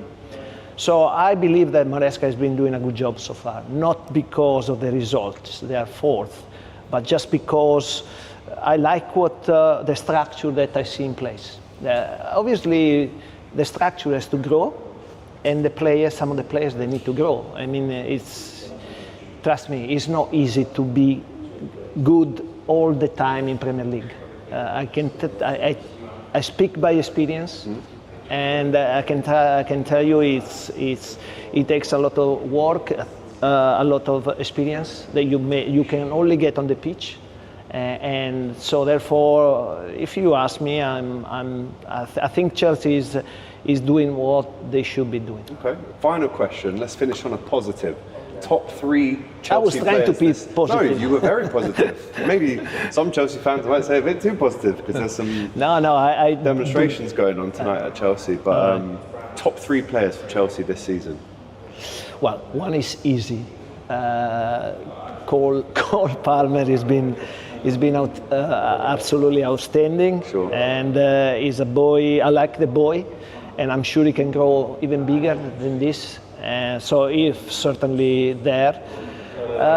Caicedo, big surprise, because last year when he came, probably had to adapt, didn't do as well as he's doing this year. This year has been really, really good. The other one, I think Neto has been doing extremely well. Neto, good player, direct. Very good, very direct, also good team player as well. So probably I put him. So, if you're a Chelsea fan, we have had some great interviews there. Had some great interviews, man. Former players, Ruud Gullit, John Terry, and Gianfranco Zola. I'm impressed. Thank you, bro. Appreciate it. 3 Chelsea legends. Yeah, they are. Proper legends. They could do with them all on the pitch yeah. right now. Right, we're going through the holes 1 to 10 today. They're just cleaning up. Jermaine Genius, really good putt. Beating Folan. Picks the ball out. They're cleaned up, innit? Another win to England. I mean, they're cleaning up. Hole 6, it was, of course, Jones and Tevez.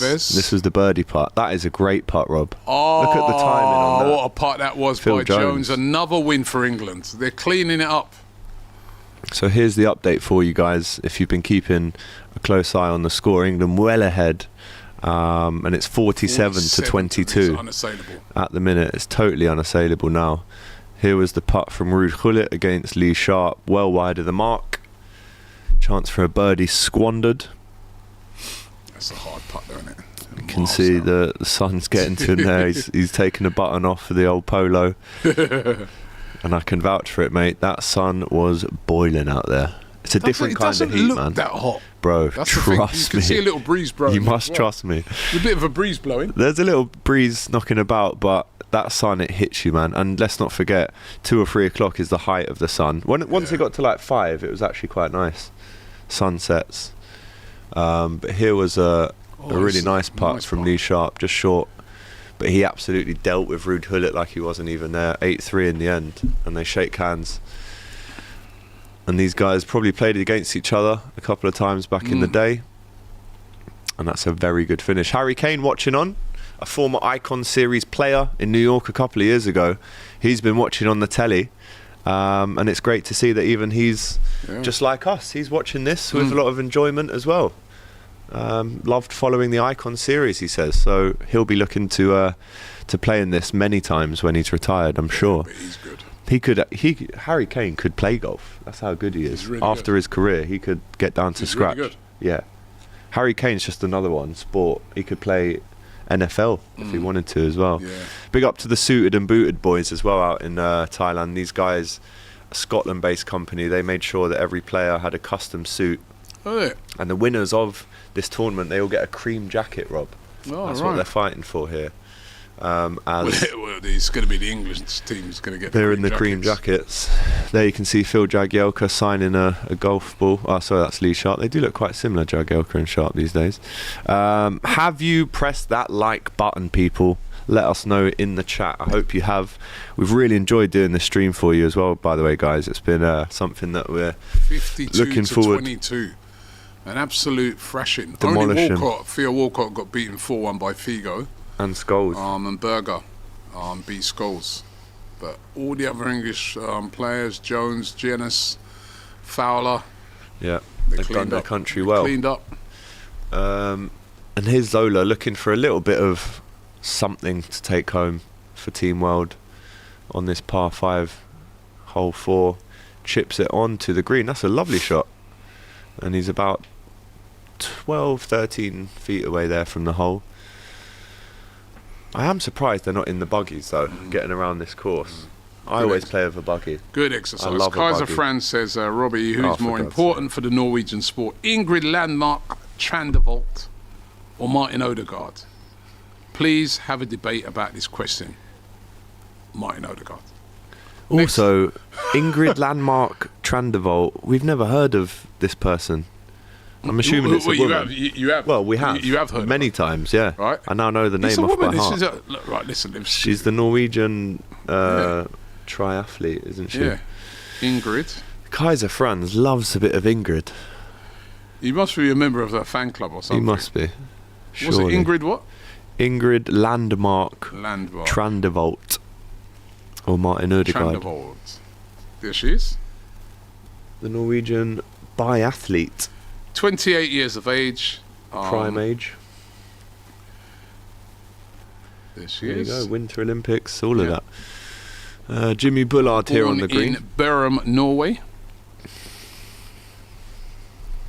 And let's see, trying to get a bit more information on there. Right. What was his name? Ingrid Landmark Trandevold.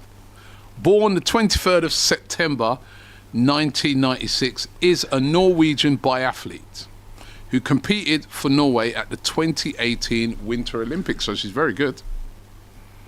And she represents the club Fossum IF. But why are you so obsessed with her, Kaiser? That's the question I've got. Let her know. Jimmy Bullard chips it onto the green here. And it's a good strike. A little bit shy. He would have wanted a tad more power on that. But he's brought his own caddy over as well. Jimmy has. That's a guy called Ash. So I think the club will give you a caddy. But they've obviously said if you want to bring your own caddy, you can. Business I don't know if they've paid for them though. I'll be honest. But there was a video of Bullard having a little night out in Bangkok. That was part of the VT. You can only imagine what happened on that night. Was you with him in that? I wasn't there on that one. I wasn't there. But he was spending a lot of time with John Terry behind the scenes, actually. Them two. They were paired up together as well. Okay. But they were definitely enjoying the beer that the club had put out. I think it was a Singer beer. It's actually one of the sponsors of the tournament, Singer. Right, Gianfranco Zola here with a tough putt uphill. You can see the wind is... The wind's picking up there. You can see the That's what I flag. said, it's a bit hot. It's a nice breeze. Yeah.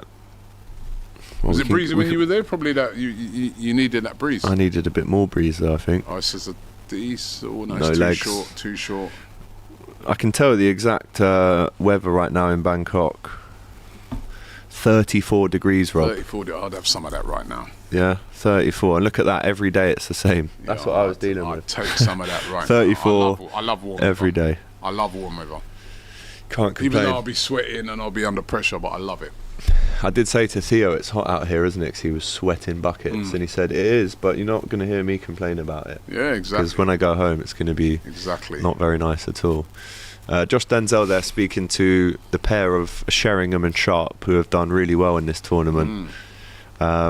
Jimmy Bullard's still setting up for this putt. He's taking his time on this one. He's loving it out there. Very good darts player as well, Jimmy Bullard. Is he? Yeah, and snooker as well. He's Wow. just got the eye for the ball. That's what they say about sportsmen, isn't it? You can pick up any sport. Yeah, again, like I said, he's taken a lot of time trying to read the green here. Kaiser Franz says, what has Martin Odegaard won? It's a good question. It's a little bit more difficult to win, say, the Euros with Norway, or to win... just short. Or to win the Great league effort. with Arsenal than it is to win a biathlon. I'd agree. JJ says, now Robbie, 2 weeks tops, you won't want to be here in Southeast Asia. I mean, I did it for 3 weeks. It was very hot. every day you step outside and it hits you. I like hot weather, man. I like last year I was in a lot of hot countries. I was in Dubai quite a few times. I was in Qatar. The Qatar heat I was in where else was I? I was in Ghana. That was very hot. Sierra Leone. You know what? The hottest I was last year was in Philadelphia. In the oh my god, it was so unbearably hot because there's no breeze. Yeah, that's the thing. If it's hot, if there's a bit of a breeze going on, I'm good, man. When I was in Dubai, there was a lovely breeze blowing, so even though it was really hot, it was nice. I love a little breeze. Same in Sierra Leone actually was like that. Sierra Leone, really hot, but the breeze, lovely. Yeah, you can't beat that. Give me that any day than snow freezing -5, 6, 7. Like what we've had this season. Yeah. I can't remember a colder winter, like going to watch football. Like 2 thermal socks on. 2 pairs of socks, hats, glove, neck warmer, scarf, hat, thermals, top and bottom, long johns, gilet. Buffalo Soldier says 25 degrees is my limit. I hate with no breeze. Yeah, I mean 25 degrees out there is the winter for them. Even in Australia, it's 20 degrees. That's freezing out there for them. When I went to Australia. As I said, the hottest country I've ever been to was China. Really? It was too hot. It was too like it was it's like sticky it was heat stifling. though, isn't it? It was stifling, man, because there was no breeze. Yeah. Matisse going to Kazakhstan. That was cold when he was out there. Looked cold. Yeah, it looked very cold. Man. What's the coldest country you've ever been to? Probably Iceland. Okay. No, I went Finland. Sorry, that's where I've been to Finland. Lapland, I went Finland. That was freezing, man. Freezing. I was in Sweden. Poor putt that. Before once, that was Sweden. That was freezing in the winter. I've been to some cold countries as well. Yeah. Paul Scholes and Paddy Berger shaking of the hands there. The former Liverpool and Manchester United rivals. Berger actually beat Scholes there, didn't he? Yeah. So he did his part. It's the rest of his teammates. He's about the only one. What do you make of this ball, Rob? Got the Titleist one. Got AGT on it. Oh yeah. I lost all the rest in the water, so I kept one. But that is the top golf ball that you can buy. A Titleist #1, Tour Soft. That flies if you catch it right. That flies. But like I said, I think I got 12 of these for my birthday, and I lost 11. And I thought I can't use this. So we've got an AGT.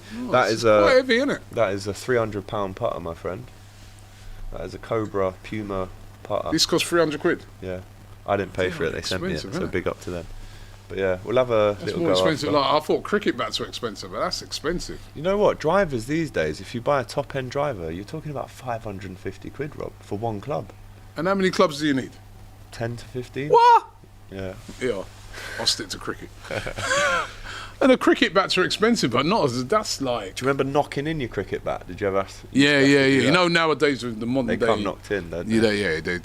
But I remember hours. I remember back in the day, you used to have to put linseed oil on. Yeah, and just have the little knock it. You used to have a little hammer, or you had to get a ball and keep bouncing it. Yeah. That would take hours. I used to have a Gray Nichols bat. I think I had a Gray Nichols. Yeah. I had a Gray Nichols. I had a Duncan Fernley. I've had loads of bats, man. Kookaburra. I was never really. They're Australian bats. I never really Kookaburra. Then I started getting like the Indian bats, the SSs and things like that. Back in the day, I had the SS Jumbo, Stuart Surrey's, you know. Oh, you know your stuff. Yeah, Slazenger. Slazenger had Slazenger bats, yeah. Yeah, Slazenger were about. Yeah. But them SS bats, yeah, you're right. In Asia, they're used a lot. The cricket bat market has been taken over by the Asian companies. So the companies in India and Pakistan, and they make some great bats. But I used to have when I first used to play, like Gray Nichols, Duncan Fernley, Gunnar Moore. I've never owned a Gunnar Moore. I've used them, but I was more like Gray Nichols. Yeah, that's proper English, that, isn't it? Gray Nichols. Proper bat, man. Kookaburra, Slazenger were about. Yeah. Gunnar Moore weren't really my type. But that for Duncan Fernley back in the day. That's like when I think of a cricket bat. That's what I think Nichols of. With the red thing down the back. Yeah. But I like these Indian bats. How much are they these days? Yeah, how much is a bat nowadays? Wow. Is that how much they are now? Virat Kohli, he's like the top guy, isn't he? Yeah. £950 for glove and bat. How much is just a bat though? New Balance, 880. Oh man, the bats have gone mad now. Gun and More, 700. Nah, this is mad. Ton as well, they're big. Yeah, tons are big. I didn't realise bats are that expensive now. Bro. Wow. That is unbelievable how expensive they are. Grand And that's nickels, reduced from $650. £1,000. Nah. Wow. Well, you know what? That's how long I haven't played cricket then, because when I was getting, I was even starting to. Nah, that was for me when I was getting about 400 quid, and even I was starting to get bats made. Wow. Yeah. You know. 600, mate. Wow, bats have gone mad. That is unreal. And then you've got to get your pads, got to get your box. No, there's a lot. It's your helmet, your shoes, boots. Did you watch Freddie Flintoff, his BBC series where he takes a load of lads from Preston to India for a tour? I didn't. Really good. You should watch that. I watched it on the plane yesterday. Big up Freddie Flintoff. I'd love to go to India. Accident, didn't he? I'd love to go to India and watch India, Pakistan, the derby. Well, no, you see the other day they didn't even play it. They played it, but they had to play it like in Dubai. The Indians refused to play in Pakistan. They still got that bit of dispute going on. Yeah. But I'd like to go and see like an IPL game in India. Yeah. You know. Do you remember the T20? They still do T20s, or is it? Yeah. They do the 100 now as well, don't they? T20, 100s. But the IPL, that's the one. That's the one, man. Some of the spin that they get on it as well. Unbelievable. Right, who's this stepping up here? I mean, at this stage, Rob, it's England 52.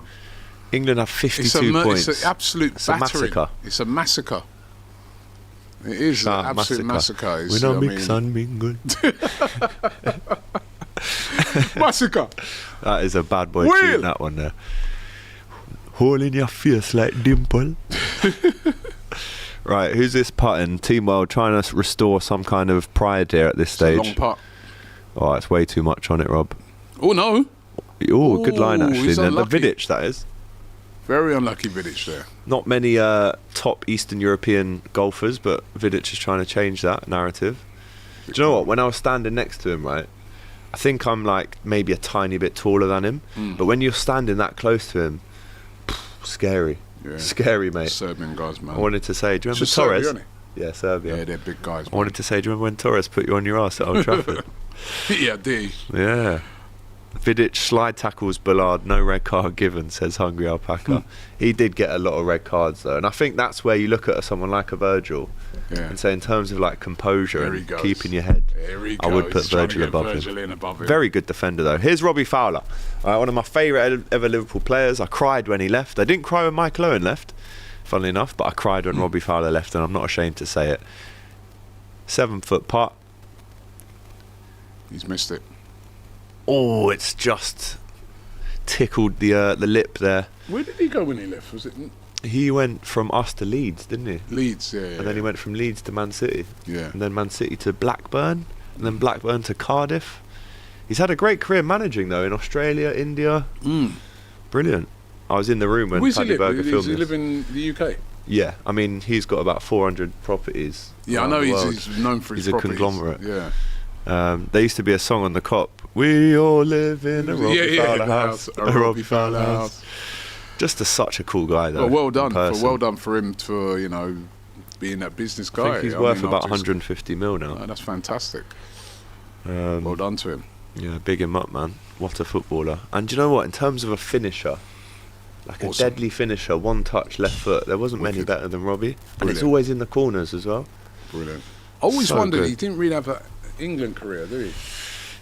Yeah, there's a big debate about it. I think he's a Look bit at the of a players that he was controversial. playing against, though. Yeah, and plus there's a bit of Andy a controversial guy, wasn't he? Like, yeah, he could have been. So that maybe didn't get him. Well, you had Owen, Shearer, yeah, Teddy, Cole, who barely got a game for England as well. You had Collymore, who was around at the time.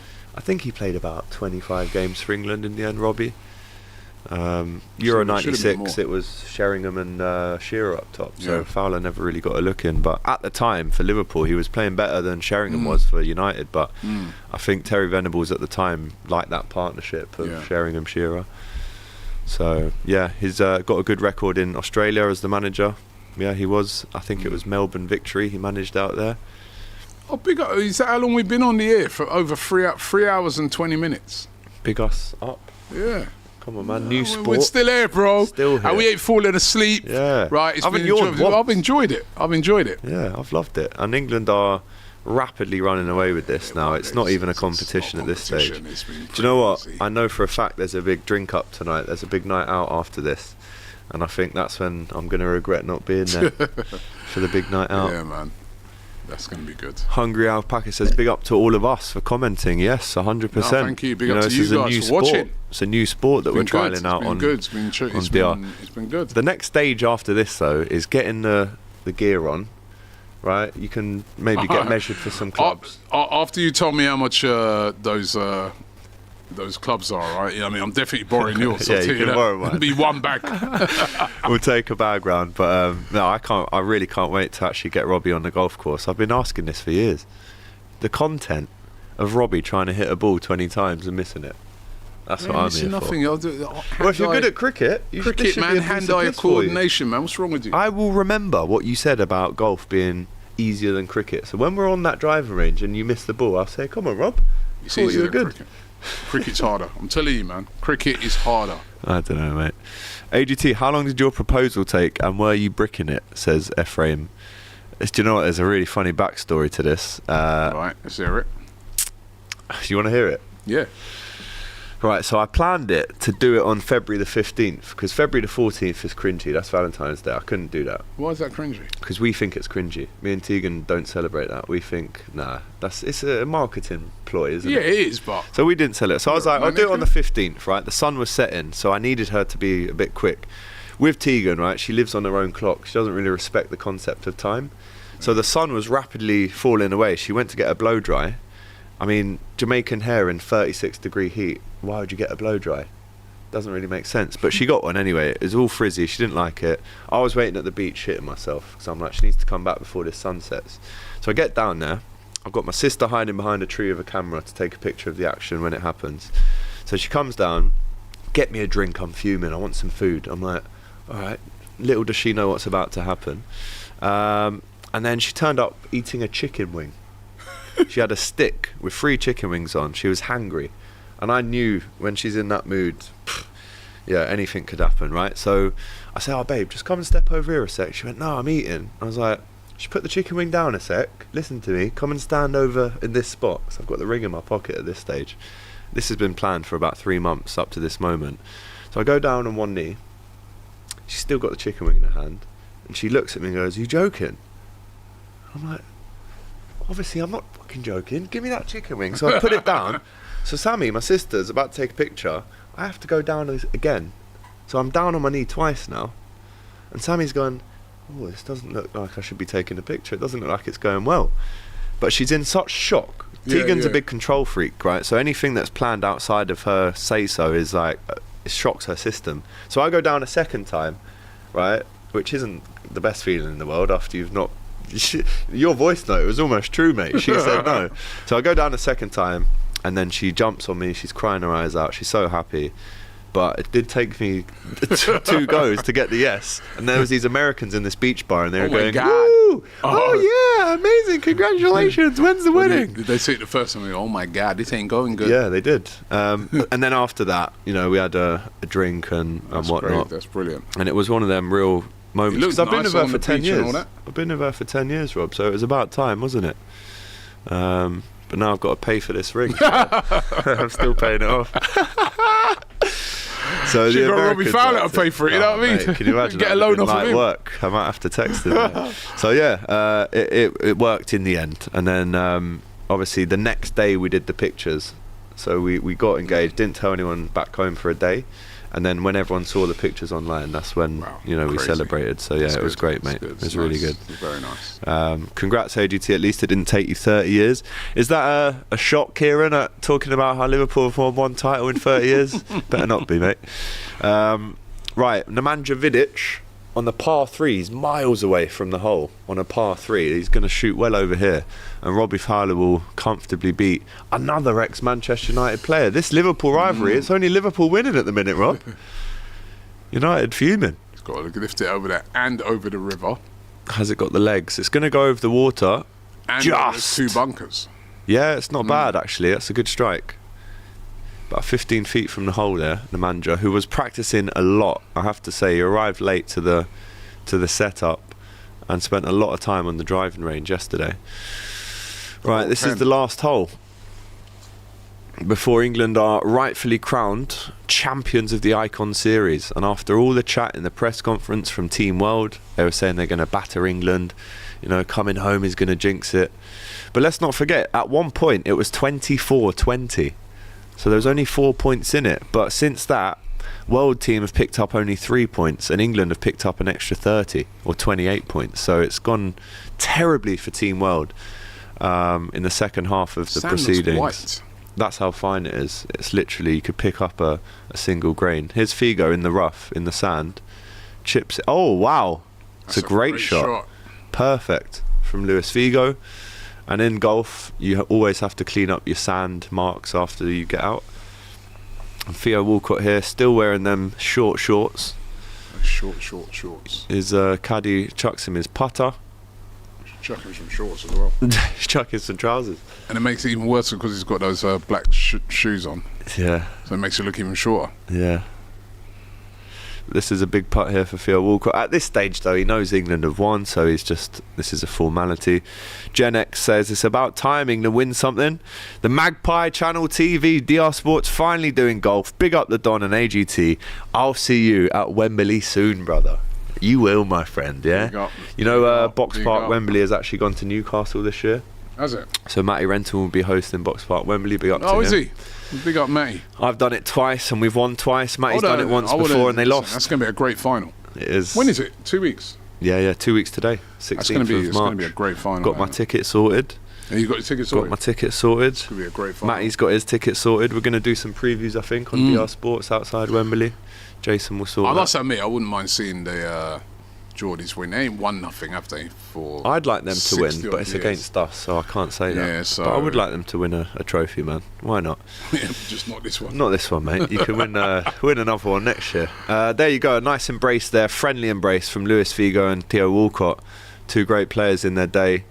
Theo Walcott loses this individual battle with Luis Figo, but England overall have run away with it. Matty Renton's a golfer. What have you thought of the Icon Series, mate? Let us know in the chat.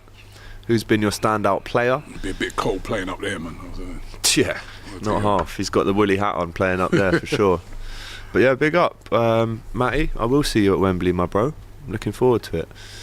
You can have Box Park, we'll have the trophy. How about that? Yeah, Wembley, Box Park Wembley. Yeah, Box Park Wembley, North West London.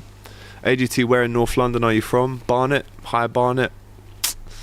Just wide from Luis Figo. Yeah, big up Barnet, man. They're not doing bad in the league this year. Unbeaten at home in a year, I think. Is it?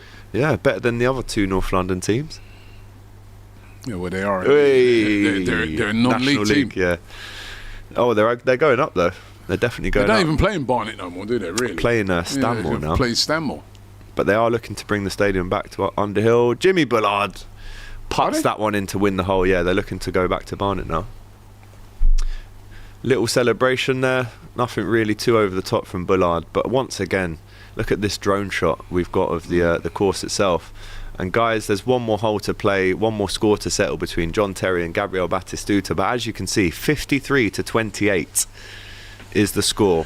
It's at Reignwood Park right now at Robbinswood Golf Club. The Batistuta and Terry one is 1-1, so yeah, there's a bit of faith to capture there for Team World. It means nothing to the overall, you know. But yeah, big up Bangkok. Wonderful city to host this tournament. Such a beautiful country. The people are so respectful. You know, you walk past them, they go kapun kap. There we go, Jimmy Bullard with his shorts up, just like the whole city days. The bulldog out in full force. Very high shorts there. Everything on display. That's typical Jimmy Bullard. He's man. The Joker in the card. Character. Joker in the pack, isn't he? Look at him doing his best Simon Cowell impersonation there. But yeah, that's where I was a couple of days ago. Paul Ince here and Ginola still going at it. Do you know what I have to say? That was the A4. Only on the A4? I think they're still catching up, but there's only 10 holes in this. And that's a great shot from Paul Ince. Look at that, guys. 5 foot from the hole. Tips his hat. We've got the cold compress in the neck area because it is very hot out there, as I said. David Ginola says, well done, mate. That was very good. Nothing you can do when it's that good, is it? See what he's got then, David, to finish us off. AGT, shame I couldn't meet you in Bangkok this time. Even if I am a United fan, I would have loved to have spoken to you. Well, you should have come down, man. There's a few people, actually. I put on my story saying I was going to be in this pub watching the Liverpool game. Like 4 or 5 people came down, like through the COP TV. Nice. That are big fans. So it was a great meeting everyone in Bangkok. Great shot, Incy, says Buffalo Soldier. A lot of English people there, aren't there? Yeah. More so in the last 10 years, yeah. I actually went to one pub to watch a Liverpool game, met this Scouser sitting next to me, who's lived there 20 years. And then 3 other Scousers walked in and went, all right, lads. And I went, bloody hell, it's like being in Liverpool out here. Scousers everywhere in the world. Yeah, Ginola don't look too happy with that shot. Where's it bounced? So bright, you actually can't see the ball sometimes. Oh, call the captain. Oh, he's calling the captain. This he's is calling interesting. the captain to play. So Lee Westwood has been called upon here as the skipper. I wonder who actually made the call. Oh, it was Phil Jones who made the call on the 10th hole. Tricky shot in the rough stuff. But this is where the captain earns his dough now, right? He's the former #1 player in the whole entire world. Let's see how close this goes to the pin, Rob. This is a real pro. You'll be interested to watch this shot. Good connection with the ball. It's up. We got any spin? There we go. Jeez, look how it just stopped dead. Dead, yeah. How did he do that? Little look to camera. So Phil Jones happy. He's called the captain. He's bailed him out of trouble a little bit. How did they make it so it just stops dead? That's the skill. It's the angle you hit the ball. That's incredible. And they can put topspin on it as well, you know. It's not just backspin. If they need the topspin, they can get that as well. Here he is, Carlos Tevez. 6-4 down against Phil Jones. Par 5, hole 10. Tevez gives it a good... Hit that nicely. A good hit. Oh, and he's just avoided the bunker. Just. Would have wanted a bit more power on that to avoid the rough stuff, but he'll probably putt from there, to be honest. The grass is so fine, even there. He could putt that. AGT definitely chilled next to the Everyman back in the day, the cinema in Barnet. I did, mate. Big up Fresh Fry. The Everyman? You know the cinema in High Barnet? I don't know. There's a pub next to it, so when I was younger, I used to hang around by the cinema. That's what it's called, the Everyman? Yeah, the Everyman Cinema. It's a chain. They're like sofas and that, and all posh stuff. Another bit of pineapple. Where's my thing gone? How do you know about the Everyman in Barnet anyway, Ephraim? Yeah? The Everyman. Some great golf courses in Barnet as well. Shire.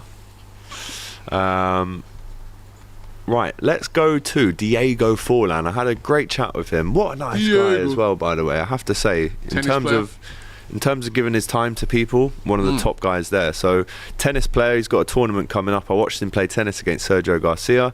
I asked him about Manchester United as well. Let's see what he said.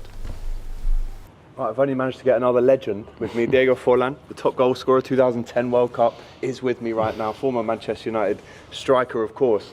Today we're talking about golf, right? You're looking good. You're playing tennis as well. I play tennis. It's not just golf. You've had a long flight from Montevideo. Are you nervous? Are you excited? I mean, look at it. It's absolutely beautiful out there. Yeah, it's beautiful. Yeah, we'll see. The stand is going to be a lot of people. So let's see how it's going to be hitting that ball in the first tee. Handicap?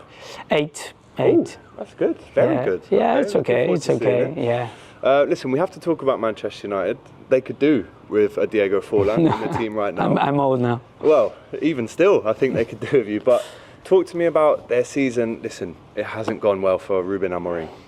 No, it's been a difficult season. With great players, but the results are not what everybody has been expecting. But well, hopefully he can continue.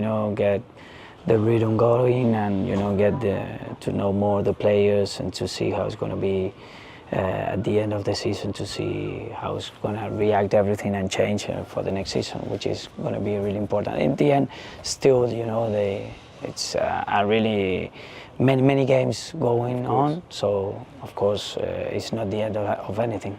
And what do Højlund and Xerxes need to do from a striker's perspective? What are they lacking at the minute? Well, I think it's not only them, it's the team, it's the whole team, sometimes, of course, if you talk about the strikers, they have to score goals. Of course. But it's everybody, it's a momentum that is not the best way. It doesn't matter if you get great players scoring goals. If the team is conceding goals, it's difficult for every striker to come once and again scoring goals. So I think it's the whole team that they need to fix everything and try to get that rhythm and winning games. It doesn't matter if you are playing well or not, but getting those 3 points is really important. Yeah, and of course I have to ask you about La Pantera, Darwin Núñez. I defend him every single day of my life. People call me crazy. But as a Uruguayan striker, what advice do you have for him? No, advice. No, I think it's a great player. A goal scorer. Every time he gets on the pitch, he's always having chances. He's young. He has shown everybody that he scores really good goals. Sometimes you don't get the confidence. You're not playing that the kind of minutes that you want to play. Of course, the team is doing really well, but still, when he comes on the pitch, he scores goals. He has some chances. Sometimes it's not the season that you want to be on, but still, he's a player that every time he gets on the pitch, he always do something, and this is something important for every striker. So I think you have to be patient. Sometimes he had a really good season last year, and now this season maybe he's not playing as many matches as he wanted to play, and also, he was doing it last season, but still, he's a great player. Yeah, listen, Liverpool fans, keep believing. You heard it from the main man himself, Diego. I look forward to seeing you out there. Thank you. Your first shot. Yeah. Let's see if you've still got that. Yeah. You can deal with the pressure, right? Because there is pressure. There's a big stand over there tomorrow, yeah. And I'm looking forward to seeing it. Yeah, massive shout out to Diego Folan, Rob, who really spoke really clearly and well about Manchester United's issues at the minute. What do you make of his advice there to Darwin Núñez? He's obviously struggling. You've just seen the stats, only 4 goals this season. But if there's someone to listen to, it's the Suarez's, it's the Forlans. Yeah, listen, there's some great players that come out of Uruguay, isn't there? And Folan was one of those. And yeah, he's right. I mean, I do like. I've said it to you so many times. I like Darwin Núñez. I like him. I just feel that he's a player that probably you leave Liverpool and he'll flourish. Do better. Yeah. Maybe it's the pressure. He's just got that reputation now for missing chances. Maybe go somewhere else, fresh start. He'll score a goal. And when I say go somewhere else, I don't mean like he can still go to quite a top team and do well, I feel. But does Liverpool suit him right now? Listen, he's going to win us title. He's always going to be loved by the fans there. But I do think he needs a new challenge.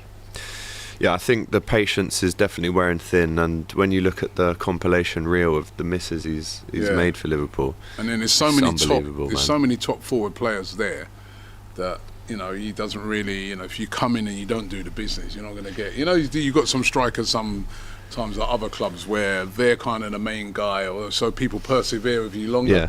But at Liverpool, you've got so many top forward players that you miss a couple, you're out. Yeah, I mean, even Luis Diaz has played through the middle as a 9. Yeah.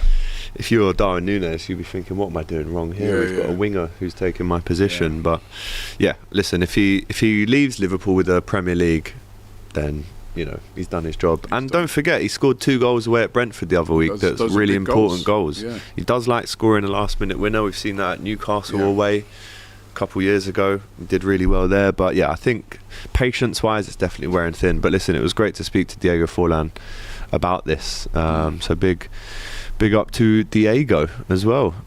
As we come to the closing stages now of the Icons Reignwood competition that started. Well, I was there on Wednesday, so these guys, especially the production team, they'll have been there for a week now at this stage, and I have to say it was an absolute pleasure being there. The access that DR Sports got, I mean, I was assuming that there would be a Sky Sports there, Goal might be there fighting for all these interviews, but I've never had, and we've been to loads of events together, right, where you have to fight for these interviews. But I have to say, the big dogs there, man. We were the only dogs there, and the big dogs there. But it was a real pleasure. So once again, thank you so much to the Icons team and the access that we were allowed to have at DR. This is the kind of thing that we're trying to do: push the boundaries, change the game, be the people that are turning the cog in this content game. And I have to say, it was such a pleasure being out there with all of these top footballers and golfers, and every person that you meet was just so down to earth, and it takes them out of that football environment. They're having a bit more fun here, and it's less serious. But yeah, big up to all the players that I spoke to, and they were a pleasure to speak to once more as well. We lost that footage on the screen momentarily. Yeah, can we get the stream back there, please, Jace? AGT, would you rather have Nunez or Ngog? Nunez, mate. I don't know if you remember David Ngog. I do. Not the best player that ever played for us. We actually bought him back instead of getting Michael Owen back at the time. That was a Rafa Benitez special. That's a big up Rafa. That's why Owen ended up at United because of that. Ephraim says, AGT, I'm from Cockfosters / Oakwood, so I know High Barnet well. The driving range that I go to is at Trent Park. You know, in Cockfosters? Yeah, I know Cockfosters. So that's where me and Robbie will be, right? So if you are in Oakwood / Cockfosters, get down. I'll give you the shout, and then we're going to get you on the driving range at Trent Park, because that's something I need to see more than anything, is Robbie trying to hit a golf ball, especially with my clubs as well. I've got a nice little Liverpool glove you can wear as well. That's mate, right. All good. Do that gloves. Right. As I said, the score is just irrelevant at this stage. Golf episode with Robbie, AGT and Expressions. Yes, must 84%. So they need to see it. That's it. We get you versus Expressions, with me being the teacher, if I can call myself that. I mean, I need lessons myself. Right, Robbie Fowler. He's been brilliant so far. A nice little... Figo destroyed Walcott, by the way. Yeah, 6-1. he did. Figo did really well. Robbie Fowler, can he putt this in? Yes. Yes, he can. Was it ever in doubt? Robbie Fowler, top finisher on the football pitch and a top finisher on the golf course. And he shakes... Oh, he doesn't shake Vidic's hand there. Is there a bit of tension there, maybe? Liverpool United. He's now signing his scorecard, I believe. But yeah, you can lose the game for that, innit? Not signing your scorecard. Yeah, you have to sign it off. That's the stamp of approval. This guy will obviously be going around making sure there's no balls dropped out of the pocket when no one's watching. There was a bit of that going on in the practice. But that grass, I mean, it's cut every single day. So there's no excuse for any of the golfers out here. It's maybe the best. Every day? Yeah, every single day. The whole course? Yeah. Wow. It takes a day to cut it all, and then you have to go back round and cut it. Look at there's Arsenal shirts there. You see me trying to Arsenal shirts. Spread propaganda earlier on about like it's all Liverpool there. Couple there. Like, look at that. The first shirt stay sharp in here, Arsenal. Yeah. Behave yourself. Behave yourself. Bangkok, I'm coming soon, man. Now seeing it, now it's been certified, I will be there. That's the owner's house, Rob, of this golf course. That's the owner's house. Look at that red carpet. Yeah, we need to get to know him. Yeah, well, Chinese guy. Also, we must say as well, Hungry Alpaca says congratulations to Flex and United View for getting that nomination. Yeah, well done to them. Awards. Well done to them. AFTV also got a nomination as well. Big Two up to nominations. AFTV for the Keir Two Starmer nominations. interview. One for the interview I did with Keir Starmer, and the other one for content channel. We'll try and win one. Yeah, I have to say. But that's great. It's great to get that recognition. It is great to get that recognition. It's well deserved for United View and AFTV. But I have to say, Rob, from a DR standpoint, we've been overlooked there. With the content that we're putting out, Best of Enemies, the numbers that we're doing on the weekend roundup, golf content, you know, the vlogs that we did in Qatar, it wasn't recognised by anyone. Well, and we're not here for the awards. We're here because you guys watch it. But we get overlooked a lot on DR Sports. I'll be honest with you, mate. I will be honest, but what was the other one? The Football Content Awards. Yeah, I mean, that was embarrassing. That was embarrassing. But you guys know. We literally was asking him, and he's like, "Oh, like oh." What, they didn't even remember who Diaz was.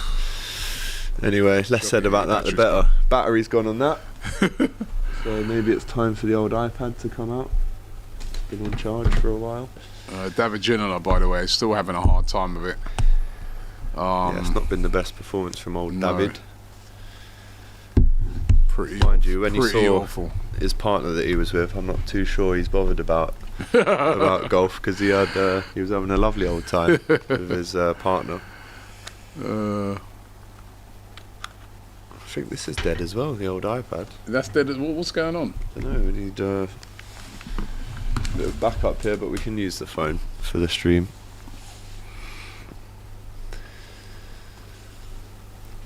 Yeah, so let's not forget, over there it's currently 10 o'clock, it's 5 o'clock for these guys out there, 7 hours difference.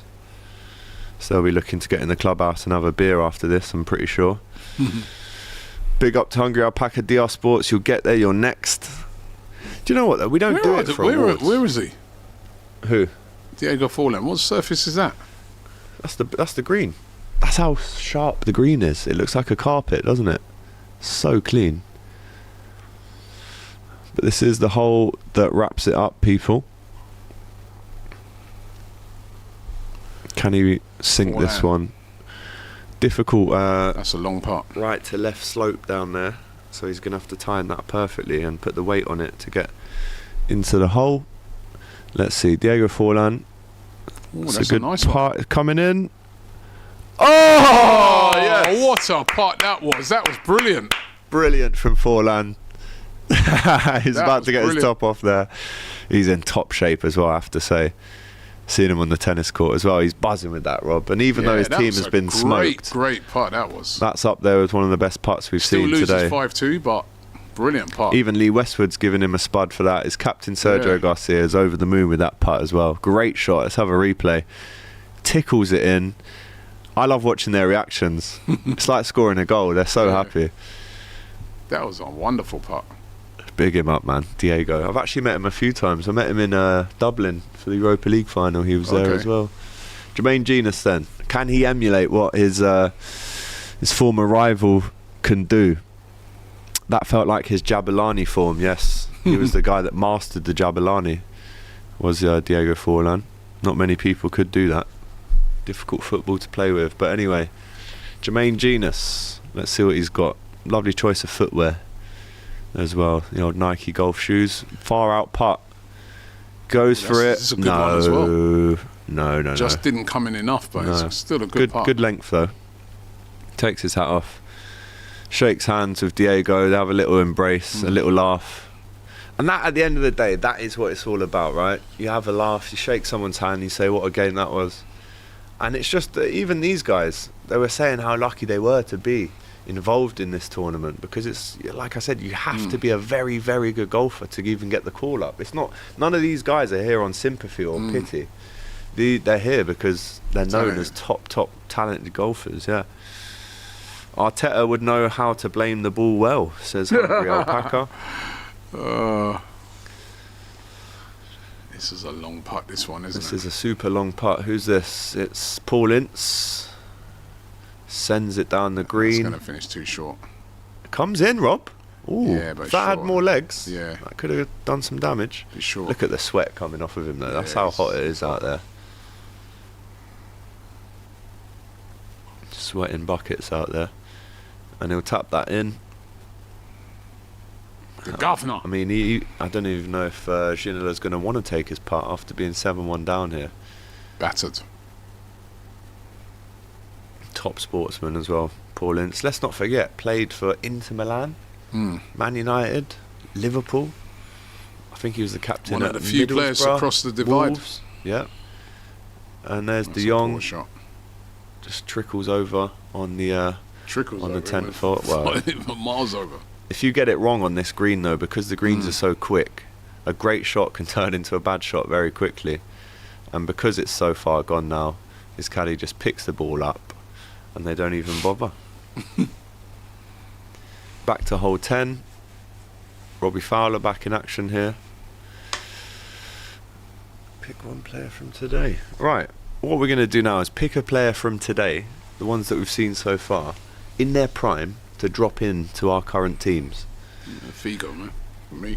Is that who you need, though? You need a striker right now. Batistuta. Oh, you imagine Straight Batistuta and Saka up top. Batistuta up That's a front, great shout. striker. I think I'll have to go Robbie, no?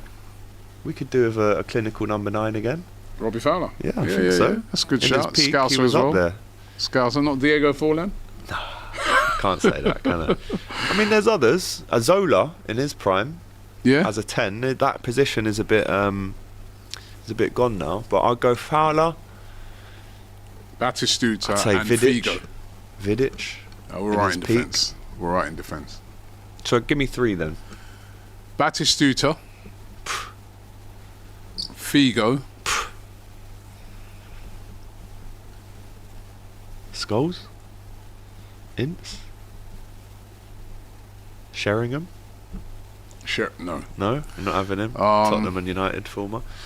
And Fowler. I need strikers, man. You know what I mean? That is some lineup up top. I need strikers, bro. That's what I need. Figo, Strikers.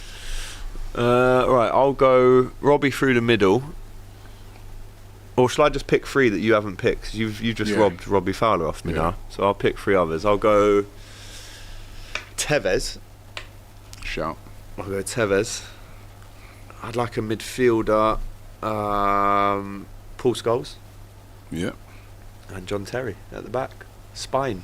That's spine. That is spine. It's a decent That's spine. a serious Who's spine. got the best 3 there? Let us know in the chat. For what we need right now, I need strikers, man. So Batistuta, Fowler, and Figo. That's a joke Figo. of a top 3. I need goals. So how would you? Defence is So all right. Figo on the left, Batistuta down the middle, and Fowler cutting in on the left, like the Saka position. Fowler be on the bench.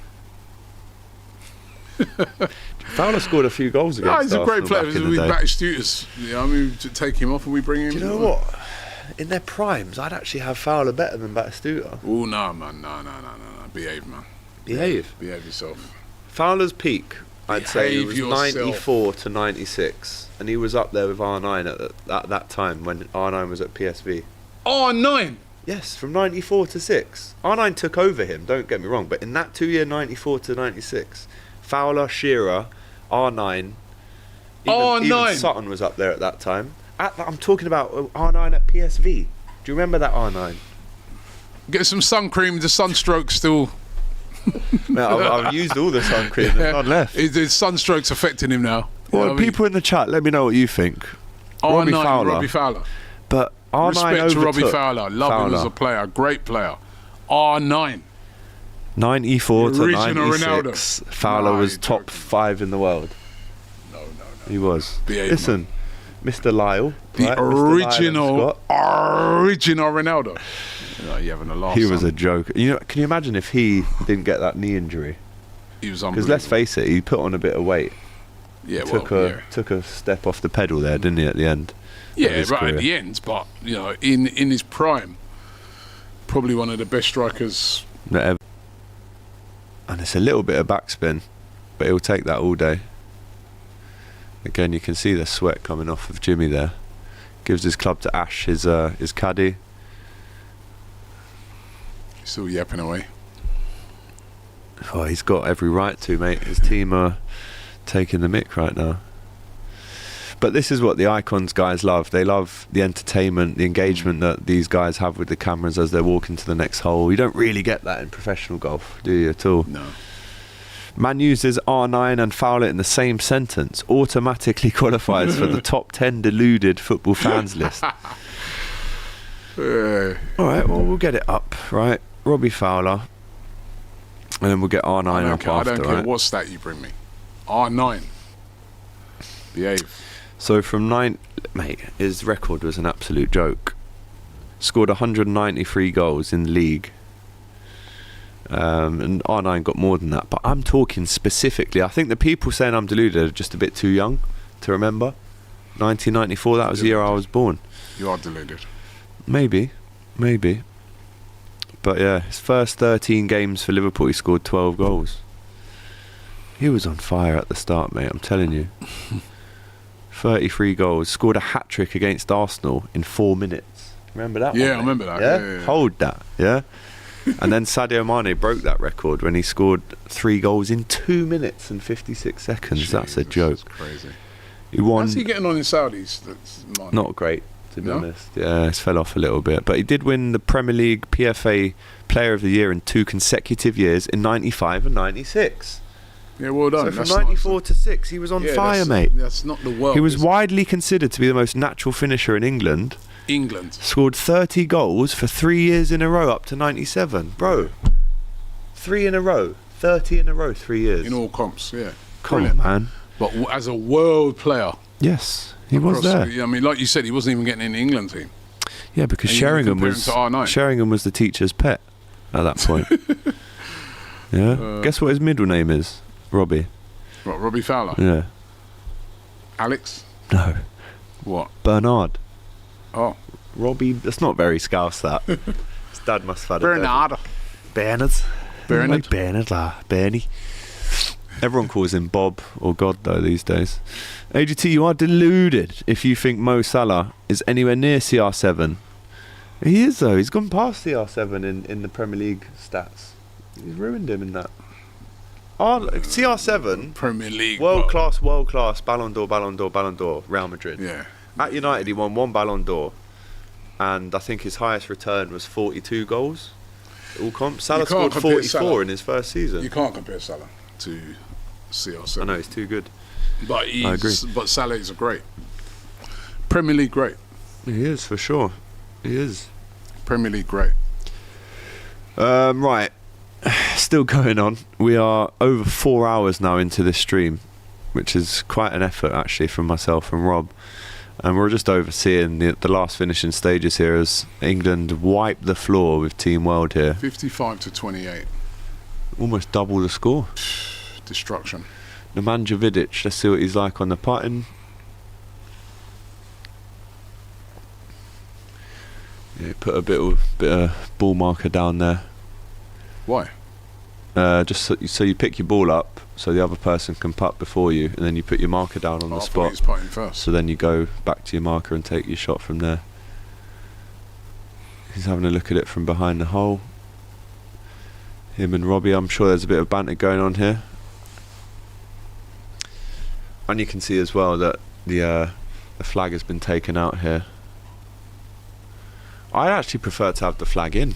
A lot of people prefer it out. I prefer it in. You know where you stand then.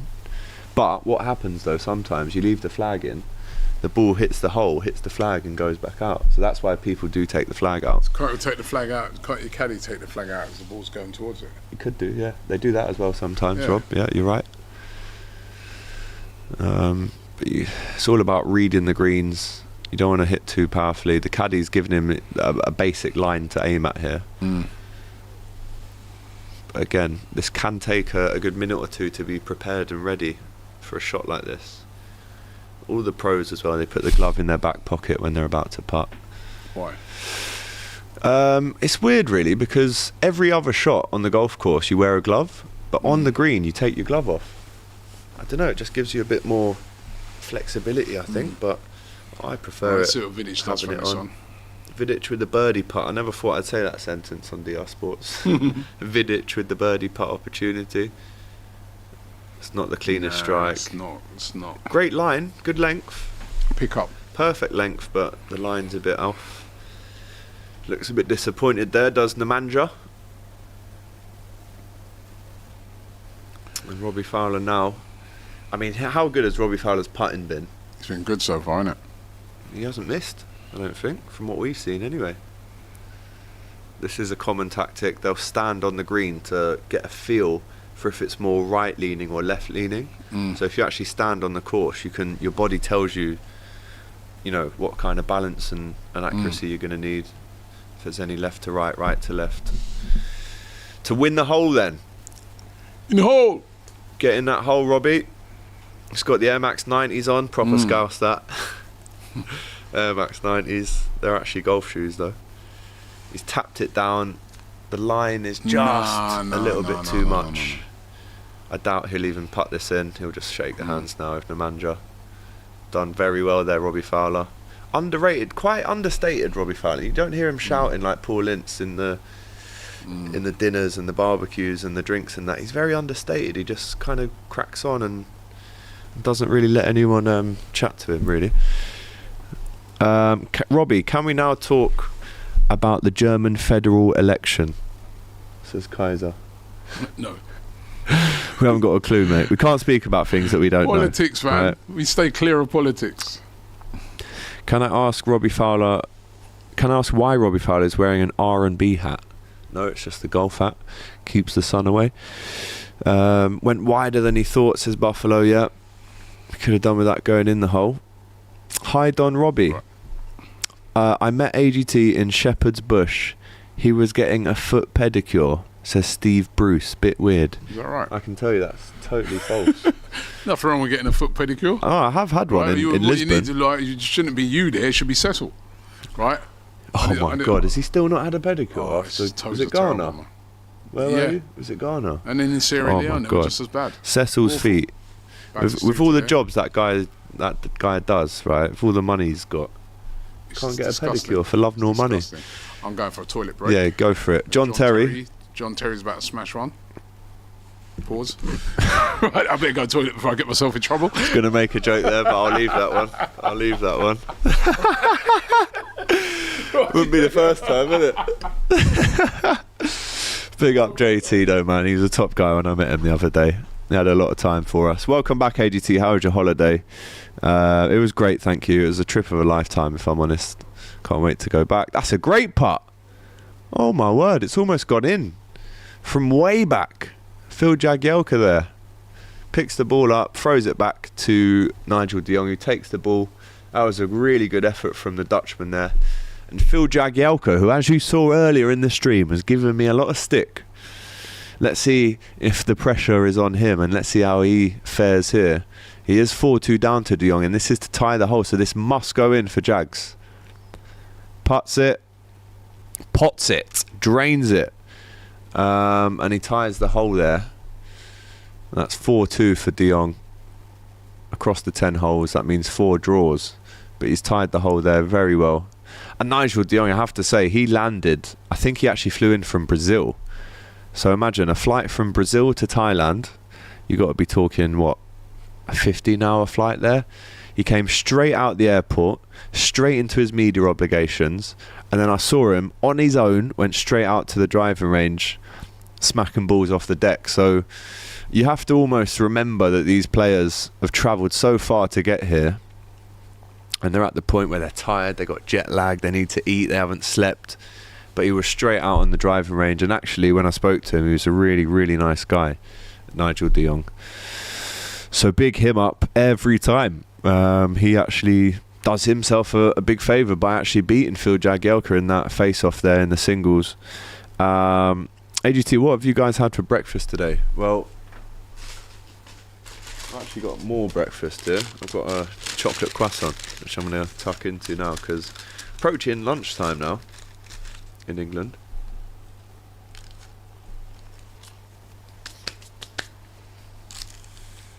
Lovely.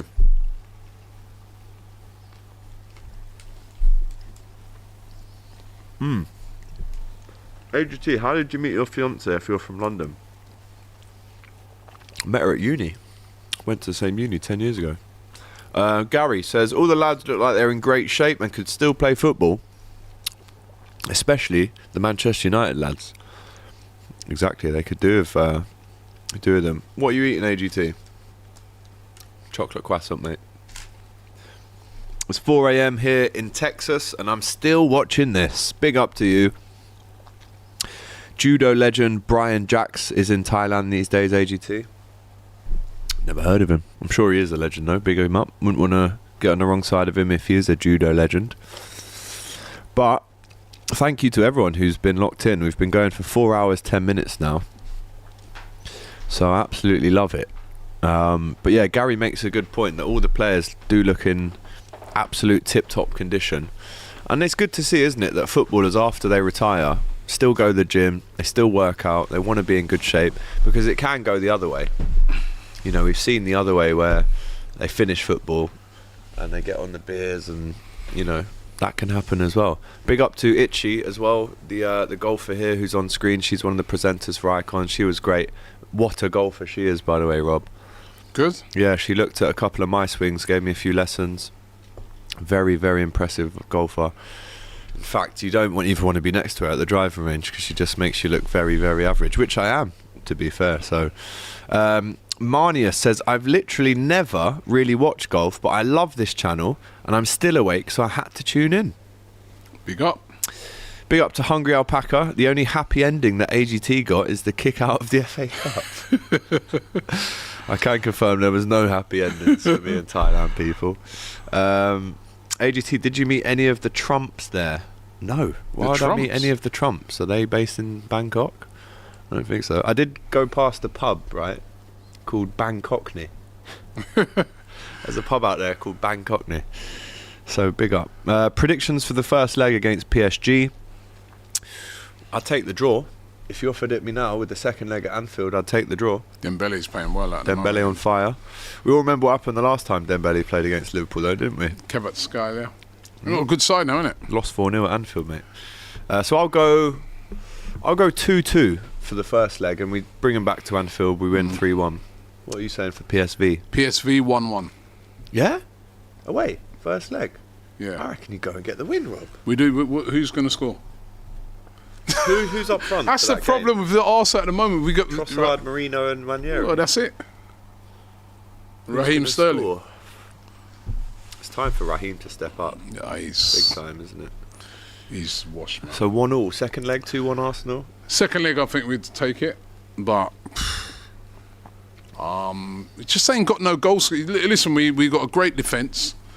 So, we really are to score against. Apparently, they've been struggling up front as well. Yeah. Is what, but we played them a couple of weeks ago and we lost to them. I watched their game against Juventus and they were pretty impressive in that game. Yeah, they knocked them out. But I think at our place, but we got to come away from there with, even if we did lose 1-0 at best, we can't be chasing a couple of goals. We'll be banging trouble. I think Arsenal win that game.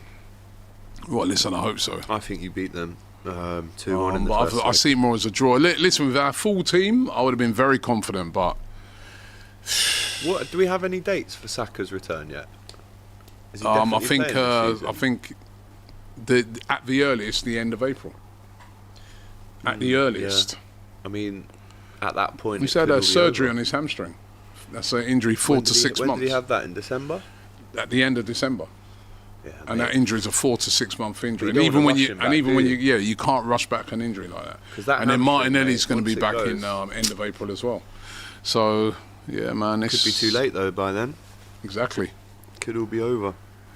Gonna be tough for Arsenal without striker, says Buffalo. Yeah, it's, Pepe, really- Tillman and Pepe injured for PSV Arsenal. Arsenal will win, says Marnius. Ricardo It's all Pepe. in our hands, says Ricardo. Hungry. Yeah, Oh, not Ricardo you as Pepe. well. Barca on that revenge tour this season. They've smoked Real Madrid twice and Bayern. They have. Liverpool will get their revenge soon. They have. Says They Kelechi. have. They've got Dest, Serginho Dest as well, PSV. I think he's the right back. Played for Barcelona. Remember him. As you can see here, a picture there of Lee Westwood, the Team England captain. From on the course to guest commentary to pulling strings behind the scenes, is there anything that these two can't do? What great sports as well they've been. As Jimmy Bullard here goes for the long range putt. Birdie putt this is. Wow, what an that's effort. not bad. It's just wide. 67 to 28 now, Rob. The scores have jumped up another 10. I mean, this is an absolute battering. It is. And Ruud Gullit was wrong. England were singing It's Coming Home after day one, and it looks like it is. Is the series coming to the UK? Says the bang average golfer. Well, next year it's in Bangkok again. It's a 2-year deal. And yeah, they could, of course, bring it to England. You've got, or even the UK, you've got St Andrews in Scotland. Not quite the Belfry. as the weather will be there. legendary golf courses, but not quite as beautiful. Nice looking. Well, weather-wise. Weather-wise, beautiful golf course. That's a great putt. That's a great putt. But all those golfers, they love playing in Belfry and that, innit? Yeah. They see those as that's almost like the Wembley of golf, innit? Yeah, for sure. St Andrews, the Shire. Yeah. There's some really good ones out there. But Jimmy Bullard having a little chat with Figo as they leave the field of play there. And this score Zola, is getting embarrassing. Yeah, sorry, Zola. Score is getting a bit embarrassing now for Team World. I'm sure they didn't think it would end like this. But a couple of more shots to go. The world get battered everywhere they go. How many goals between Team World, by the way, in that team? How many trophies between all these players? Peter Schmeichel was supposed to play, but he got a back injury, so he was actually the vice captain of Team World for this game. I'm liking Nigel de Jong's sunglasses. As I mentioned earlier, He looks like he looks like a, you know, one of them Mexican cartel guys. Yeah. Does. You don't mess with him, man. He used to have all the tats as well, didn't he? Oh, he's a scary fella. Yeah. On the pitch, mate. He's a good player. So De Jong, like a sicario. Yeah. Playing with a smile though. Yeah, he's a good player, man. Didn't want to get on his wrong side. No. Yeah, you get that boot in your chest. How did he not get sent off for that in the World Cup final? Do you remember who the referee was? Clattenburg. Wasn't it Howard Webb? I think it was. Yeah, I mean, who's now in charge of all of our referees? I'm sure it was Howard Webb. What an awful job he's doing. Was he? I'm sure it was Howard Webb. It was, wasn't it? It was either him or Clattenburg. He was the World Cup. It was an English ref for sure, but I just can't remember which one. Let me do a bit of research whilst you're doing that. Ref. I'm sure it was Howard Webb. Howard Webb, you know, what a sausage. De Jong. Right, here's Gabriel Batistuta on the 9th. Yep, it was. Howard Webb. Howard Webb. He said at the time he was gutted to miss Nigel's De Jong red card. How can you miss that? This is the guy.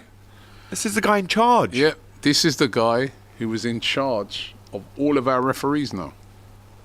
Yeah, and that was the World Cup final, by the way, people. The biggest game you can referee. The most obvious red card you are ever going to see in your life. I'd have given him 2 red cards, actually. Yeah, it was assault. Yeah, you do that on the street, right, at a bus stop, you're going to jail. Yeah. Never, I mean... Well, Howard Webb should have gone to jail after missing that as well, he should mate. be in jail now for some of the stuff. Some of the crimes against football. Yeah. Right, John Terry, the lefty. Left-footed, left-handed, pings it up, drops down, and that's a really clever shot. That really good shot from JT. Caddy very happy with that, as you can see. Puts his hat on, makes his way down to the green. Yeah, he's in top shape. Standing next to him, like he's in very good shape. Still goes to the gym. He's not. I'm surprised he's management. He was doing coaching and that, wasn't he? He was doing he was assistant manager at Villa, wasn't he? Yeah, that's right. Yeah, but he's not really. I'm surprised. Yeah, I am. You know, the thing is, sometimes you look at players and you think they're going to be obvious candidates for managers, like but him. They haven't made good managers. Even Paul Ince, who was a big leader of the leader of teams and leader of men, decent manager. He went to Blackburn. He was decent at Blackburn. Blackpool. Reading. Yeah, but he's not reading really, I think sometimes these guys, they can't convert that because it's a different skill to just, it's not just about barking at everybody. You got to... Yeah. Roy Keane, natural leader's not made a good manager, I mean, even I heard... Ipswich, Sunderland, I heard some stories of him, I heard Gabby Ambonio saying that he was the worst ever. Because he was at Villa under. He was at Villa. They said none of the players listened to him. They didn't like him. They didn't like how he spoke to them. Different generations, though, isn't it? Yeah. A manager is a skill. It's a skill. You got. There's certain players you talk to in a way. There's certain players you got to talk to. You got to put an arm around them. It's just and some of those, what you think would be natural leaders on a pitch, have just not converted. Yeah, I think when you look at the generation that someone like a John Terry or Paul Ince grew up in and played in, I mean, you could get away with a lot more verbal. You could be physical sometimes with your players. I just don't think that works in this generation. Is this generation softer? I'd say it is a little bit. You can't really speak to players like they did back in the 90s. You can't drink as much. I don't know. It's not always just a softer thing. I think they're more aware now. You know what I mean? And we're more aware of things like mental health, and we're more aware of, you know what I mean? And, you know, no doubt in those days, not every player took the shouting and stuff like that on board then as well. Exactly, yeah. You know, so I think now management's developed out into a thing where managers realise that, you know, you've got to have a different approach to different players. Yeah, Hungry Alpaca says, JT being carried by the other members. AGT jinxed it, finally back. Do you know what? You know that picture you made of me? Yeah. To, like, say that I was jinxing it? Yeah. It's actually worked against you. You've actually manifested it now for Liverpool. No, they manifested it. Where is that picture? I need to see it. I threw it away now. Nah, I bet you did, mate. You see what my Twitter profile picture is? Well? You go pick that picture up again. You might jinx it again. No, I'll go and find it. Where is it? Find it. You see what my Get Twitter? knocked out of the Champions League see or what something. my ex profile pic is now. Oh, so you got that on there. All right. See, look, you might just have jinxed. That's my profile. You know what you pic might on have jinxed X. now? You might just have jinxed the Champions League. Well, if it's only the Carabao and the Premier League, I'd still take that, mate. Carabao Cup and Champions League have just been jinxed by you holding it up. Yeah, well, listen. Either that, and if it's not jinxed, then you owe me money for Why? helping you out. For helping you out to win it. What, by holding a picture up of me? You know, I need like a Royal Scouts welcome up to Liverpool. Oh, you'll get one of them, don't On worry. the red-hand side. On May the 10th. Right, you're going to get a nice welcome when you come to Anfield, mate, I'm sure. Because by then, we'll be the champions, yeah? What's it? Hungry We'll be the FP. So champions. Vincent Company barks at everyone, but wins nothing, Robbie. He wins nothing, Robbie. Well, Vincent Company's about to win, probably going to win the league in Germany. So does that mean that Harry Kane has finally Looks like broken he's the curse? finally broken the Lifted curse. But you can lift that curse if you get. We've seen a lot of players have left Tottenham and they've won things. So do you actually look at Luka would you be Modric. happy for Harry Kane to win that trophy on a serious level? I would, in a way. Yeah. That guy, he deserves to win a title. trophy, man. Like he's an unbelievable player. You know what I mean? Even though I know all the Spurs hate stuff and all that, right? Which is but you have to admit he is an unbelievable striker. I said this a couple. Remember that time when I said that if he went to Man City, he'd score the same amount of goals as Haaland.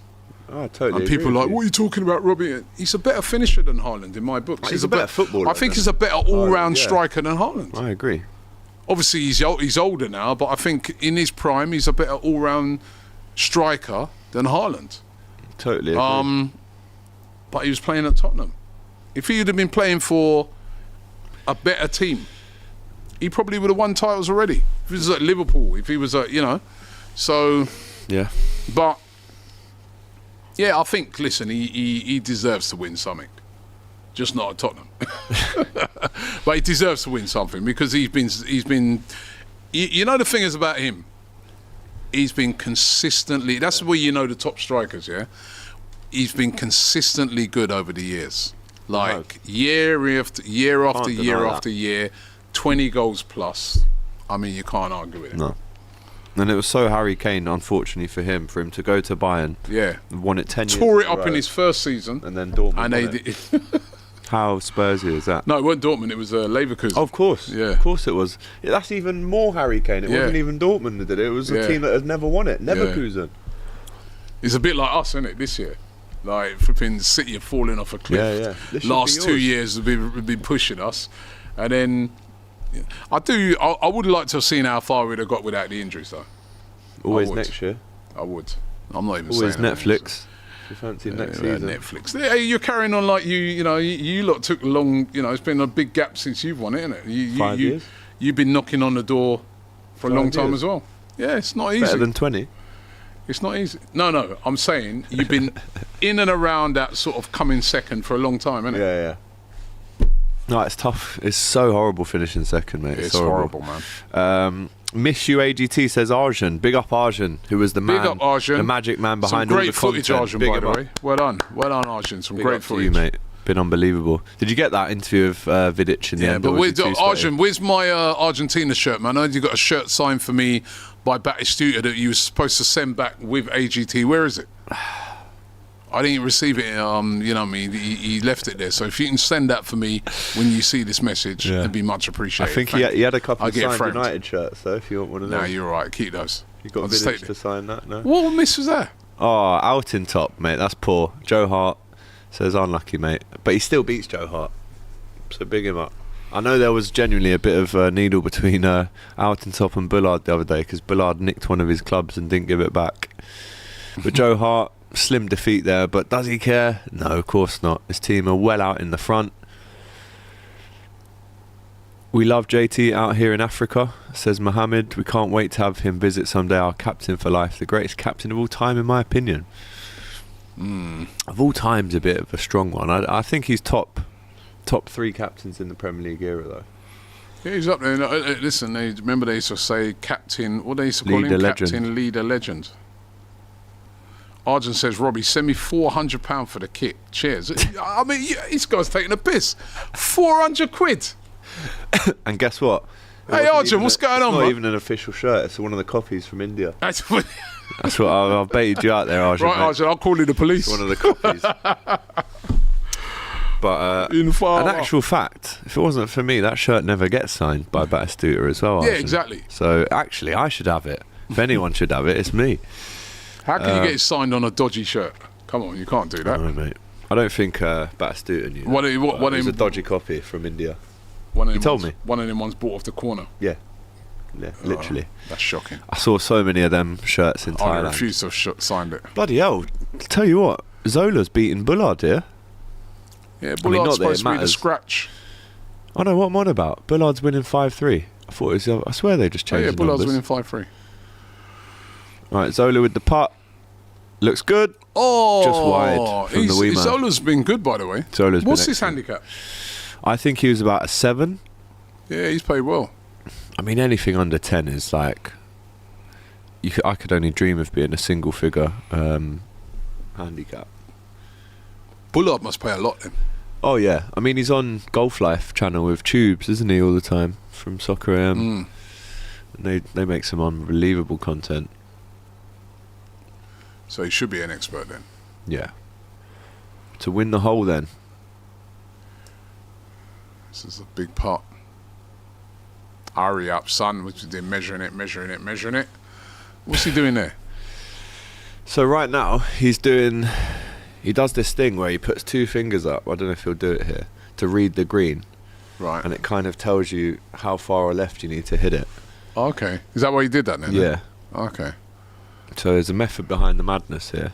All right, let's see what he does Little there. practice part. It's quite a long putt, this. But look at the timing of it. That's going to be close. It's going to be close, Rob. Nah, I told you. 3 inches from the hole. And that will get tapped in. And I think there'll be a handshake now between Bullard and Zola. After he putts this. Just outside of the gimme line, that. You can't just tap that one in. You've got to putt it yourself. To tie the hole, this. So don't forget, there's 10 holes in the Icon series. A 5-3 score to Bullard means that Bullard has won 5 of the holes, Zola's won 3 of the holes, and then they've drawn the other 2. So that's the scoring for this. Jimmy with Tubes and so many top celebs on his channel, yeah, for sure. Gianfranco Zola, for a bit of pride, knocks it in quite easily. Nice. I'm assuming now he'll take his hat off. Oh, Bullard wants to shake his handshake. And they have a little embrace, but no handshake. Back to the 10th hole. Nigel de Jong in the rough stuff here. He's going to have to pile drive this down. When I actually played this hole, I got my drive shot just by that tree on the left. So I had a way better shot than this fella. But he's got the 3-wood out here. He needs it. This is a get out of jail card club, this 3-wood. You're allowed to use any club you want. Yeah. But when you're in the rough stuff, he's still here. He's used the right club there, but it's still a disaster. He's still in the rough. So now he'll use a pitching wedge for the next shot. Sergio Garcia driving the buggy around. And do you know what else I heard? None of these players are getting paid for this. Obviously their flights, their hotels have all been paid for, but yeah, none of them are actually getting paid. It's charity, yeah. Well, they shouldn't be none of them are getting paid. Well, they would have if they got the 10 mil hole. Yeah. Oh my God, he's got a driver out, has he? Jagielka? This is a risky attempt from Jagielka to use a 3-wood, and the risk hasn't paid off because he's in the camel. got the driver out. That's a par. That's a 3-wood kind of shot. That was a bit silly from Jagielka there, if I'm honest. So what should he have used? He should have used a 3-wood. I can't believe he's used the driver off the deck there. You've got to use a 3-wood or a 5-iron for that. But the current scores, and we are very, very close to the end now, people. It's Bullard beating Zola. The only one still to be settled is Terry Batistuta. That's 3 out of 10 at the minute. But it's England 67-29 for Team World. That's some result. And here we are in the final hole. De Jong, we just saw him get here in the rough. These are the last two. Yeah, that's going in the bunker. No, he's cleared the bunker. Oh, he cleared it. It's a very big putt, that though, isn't it? It's a good 25-yard putt. Uphill as well. Uphill's always a tough one because when it's downhill, you almost know to put enough on it that the hill will take it for the rest.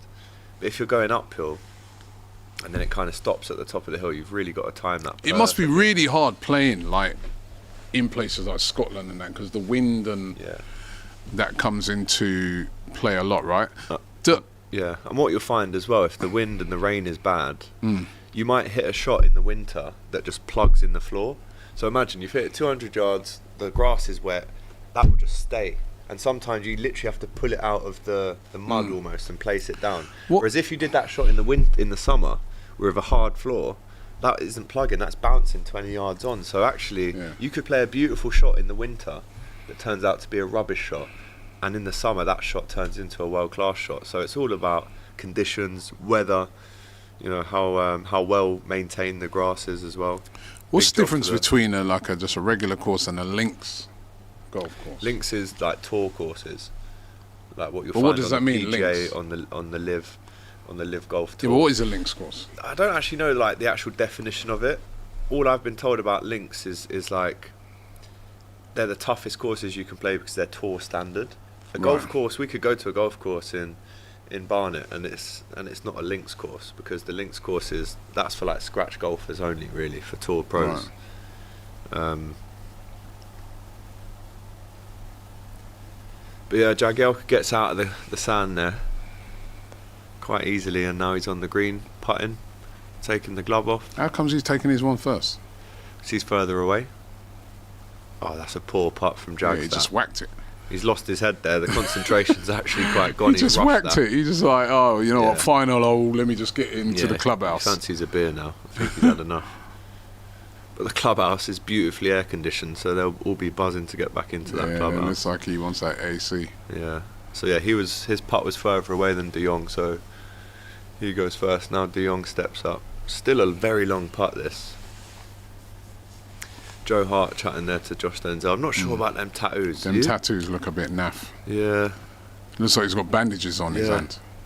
That's the thing about tattoo. It might look good at the time, but I was up close with Hart the other day, right? His forearms, as a goalkeeper, they're like two people's arms in one. Massive forearms.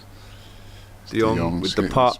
It's rolling. It's rolling. Oh, that was a great putt. It's a great line, but no length on that. Comes up short. Tell you what, I know Josh will be struggling as well in that heat.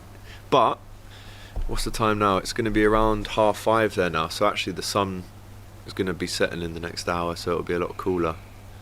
But this is Joe Hart. Look how excited he gets. Very competitive sportsman, Joe Hart. And they've all got their own nice villas that they're going back to tonight on the on the complex. But it's just a matter of time now before England wrap this up once and for all. Let's get back into the comments. Hit that like button, says Hungry Alpaca, yes. And the links courses are always by the sea as well. Again, guys, hit the like button. Big up to Robbie and AGT to put in the hard yards. Yes, we've been on for this might even be the longest ever stream on DR Sports history. 4.5 hours we've done. It's a long stream. I don't know if there's been a longer one, has there? In the past, maybe a boxing one, but that wouldn't have been more than 3 hours. Oh, mind you, the boxing one we did the other day was quite long. I know, but we're approaching 5 hours, Rob. It's long. Don Robbie knows all about them Cuban links. Laurie likes the Cuban link chain as well, doesn't he? AGT looks tired, says Jason. You tired? Well, yeah. I mean, Well, I you have said just you was travelled on halfway around the world, Yeah, but haven't you I? said you were on Southeast Asia time. Actually, So you I'm should not be actually good. that tired, so thanks, mate, for saying I look tired. That's nice of you, isn't it? Big up. But no, I think I will sleep, because obviously I've got to be here for 9:30 with Doyle on Hot Topics, and then we're doing the 12:30 show, so Was that I tomorrow? do need a good sleep I've tonight. got a I'll flight tell you tomorrow. that. Oh, what? You've got like an hour and a half flight? It's all the build I up. just did 14, mate. It's all the with the build up. Getting you back gotta from get Gatwick. to the airport. Blah blah blah. Oh, what? you 10 know. minutes for you? No, you're joking, man. 45 minutes to get to And then Luton. they've got, yeah, and then they've From got park Milton up and then Poor you. and then Poor wait, you. They're waiting around. And you know how you guys when you're flying out, man. I know, What's it's wrong with horrible. you? Then when we get there, we've got to drive down to Eindhoven. Then you got to listen to the Julian chat rubbish in your ear for a you know few what I mean? hours. Then I'll be sleeping. Yeah. Who's going to do the drive? Probably me. So that's what I'm saying. You know? Just take a boat, Robbie. A boat? Yeah. You can get a boat. First class lounge. Or EasyJet. Sleazy Jet. There's no first class lounge, unfortunately, at EasyJet. Jason then says, after I look tired, he then says, "You're still beautiful though, but have a nap, mate. Respect the grind." Cheers. I think he's running a bit of sleep after this. I think you're delusional if you're saying I'm beautiful. I think you need a nap. Robbie Arsenal, how is chasing City going? Oh, we're ahead of them. City are chasing Arsenal actually at this stage. We're ahead. It's only a short way, Robbie Lowell says. Buffalo. Oh, the yawning is starting to come into play now. It's a short distance. Yeah, It's on quick flight. Hour. So here's the some of the guys that ended up in the water: Gina Laginas, Gullit, Jagielka. Wow, look at that. The furthest drive was actually Nemanja Vidic, 285 yards. It's impressive.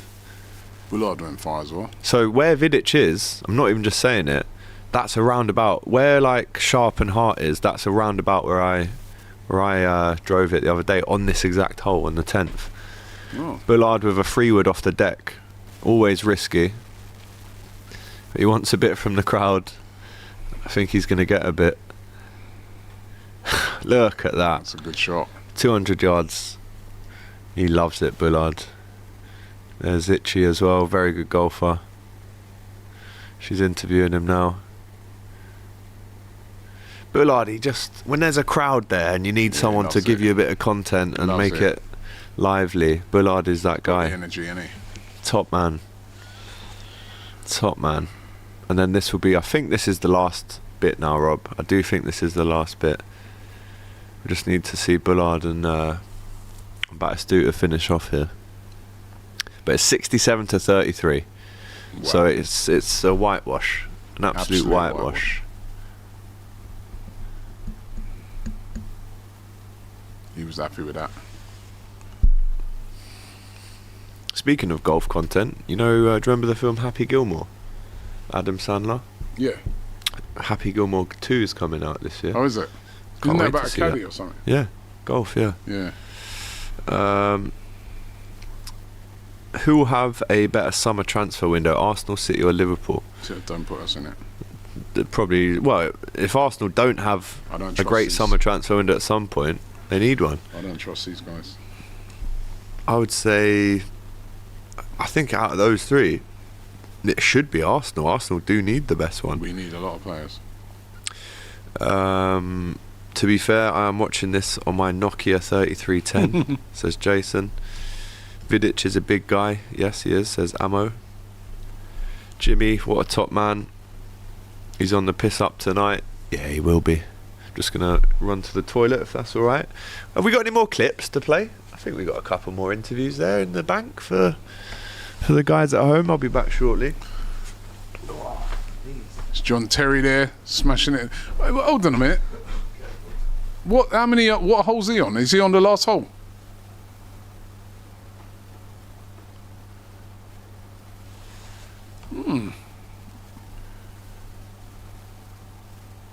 As he walks down the fairway, I thought that Terry had actually finished his holes. Anyway, laughing emojis. I love watching Arsenal transfer shows. They just end up buying from the charity shops. Yeah. Jimmy is a top man, says Buffalo. He certainly is. Worked with him quite a few times actually, and he is a really funny guy and a really good guy as well. Right, so there's Zola there. What a player he was, by the way. It's him and Bullard there. Bullard there talking to him about where his ball should have landed, etc., etc.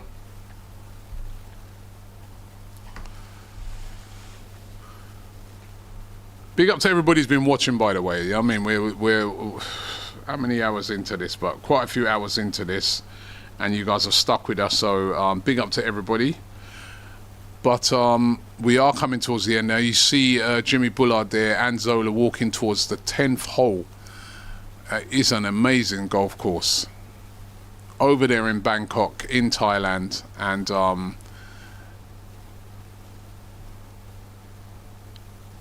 yeah, it's been a very entertaining golf course. As you can see, Jimmy Bullard there playing to the crowd. He's got his hat off. He must be absolutely loving this. I know he'd be loving this every minute. Right, we've got some players talking about Liverpool winning the league. Are Liverpool going to win the league? It looks like it, yes. I think they do well. Played very cleverly also against City, I saw. Yep. You know that City wants the ball, then have the ball, and then we wait for the right moment. That's also football. You can't always think that you dictate the game. There's always somebody there who is a little bit better at certain things, but then you have to adjust to that. I remember when Michels was coach, he said, look, never underestimate the opposition, never. So therefore, so it's good to see them doing both sides. They can attack, be dominant, but they can also be, waiting for the opposition. It's the Dutch Revolution at Liverpool right now. Because it ain't Dutch. If it ain't Dutch, it ain't much. I mean, it looks like we're almost there, but I mean, anything can happen in football. I mean, look at the Champions League final in 2005. After 45 minutes, everyone thought it was over. So, I mean, the way they play, I think I don't want to say it's done, but it's almost done. And if they can win. Should be. I mean, can we go top 6? Yeah. So let's put Trent in there. No, I can't. It's top 5. That's it. You can't touch Sticking by the rules today, aren't you? It's top 5. One more question, right? I heard. Sticking by the rules as well. Like, he's never been one for the rules. Never does that. Does he's a governor. I remember you said to Ben Foster you had a theory, right, that Salah and Virg have already signed. Yes. As the months and the weeks roll on, it's looking fairly unlikely now that Trent will sign, but I actually believe your theory. I think you might have something that was yeah, I mean, I was at the time, and I think, maybe they were trying to look after him, but I don't know, I'm more leaning towards Trent signing, Really? Yeah, I'm putting it out there. You say that? I'm putting it out there. I'm going to say Trent could possibly surprise a few people. I think it's a tough one, isn't it? I don't know how old Trent is. 25, 6? 26. So you got to think to yourself, is this opportunity to come again for him to go to, whether it is Real Madrid, is that going to come across again in 3-4 years' time? Yeah, and of course I have to ask you about La Pantera, Darwin Núñez. I defend him every single day of my life. People call me crazy. But as a Uruguayan striker, what advice do you have for him? No, advice. No, I think it's a great player. Goal scorer. Every time he gets on the pitch, he's always having chances. He's young. He has shown everybody that he scores really good goals. Sometimes you don't get the confidence. You're not playing that kind of the kind of minutes that you want to play. Of course, the team is doing really well, but still, when he comes on the pitch, he scores goals. He has some chances. Sometimes it's not the season that you want to be on, but still, he's a player that every time he gets on the pitch, he always do something. And this is something important for every striker. So I think you have to be patient. Sometimes he had a really good season last year. And now this season maybe he's not playing as many matches as he wanted to play, and also, he was doing it last season, but still is a great player. I think you are, yeah. You're looking far too good this year. I mean, I watched the game against City, I presume you did as well, and just, cruising. I think you've got goals in your team.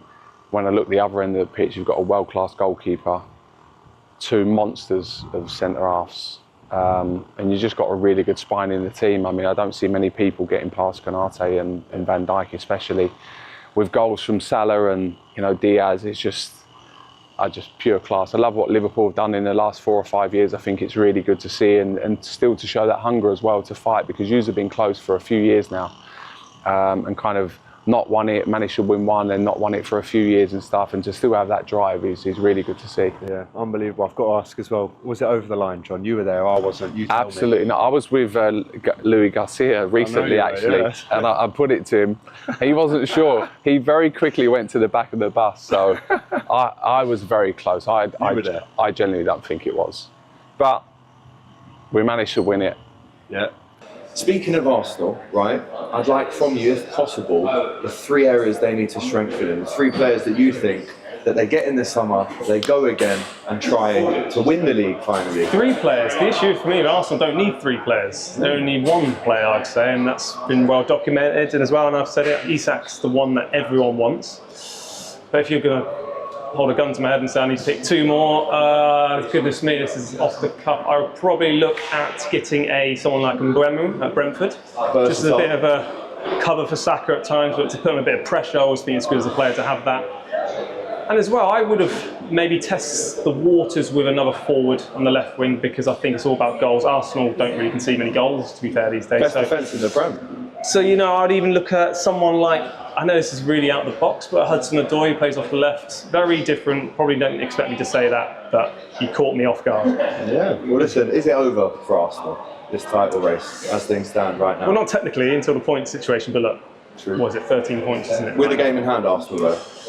It's a big ask, because the issue at this moment in time, Liverpool just don't look like they're going to slip up.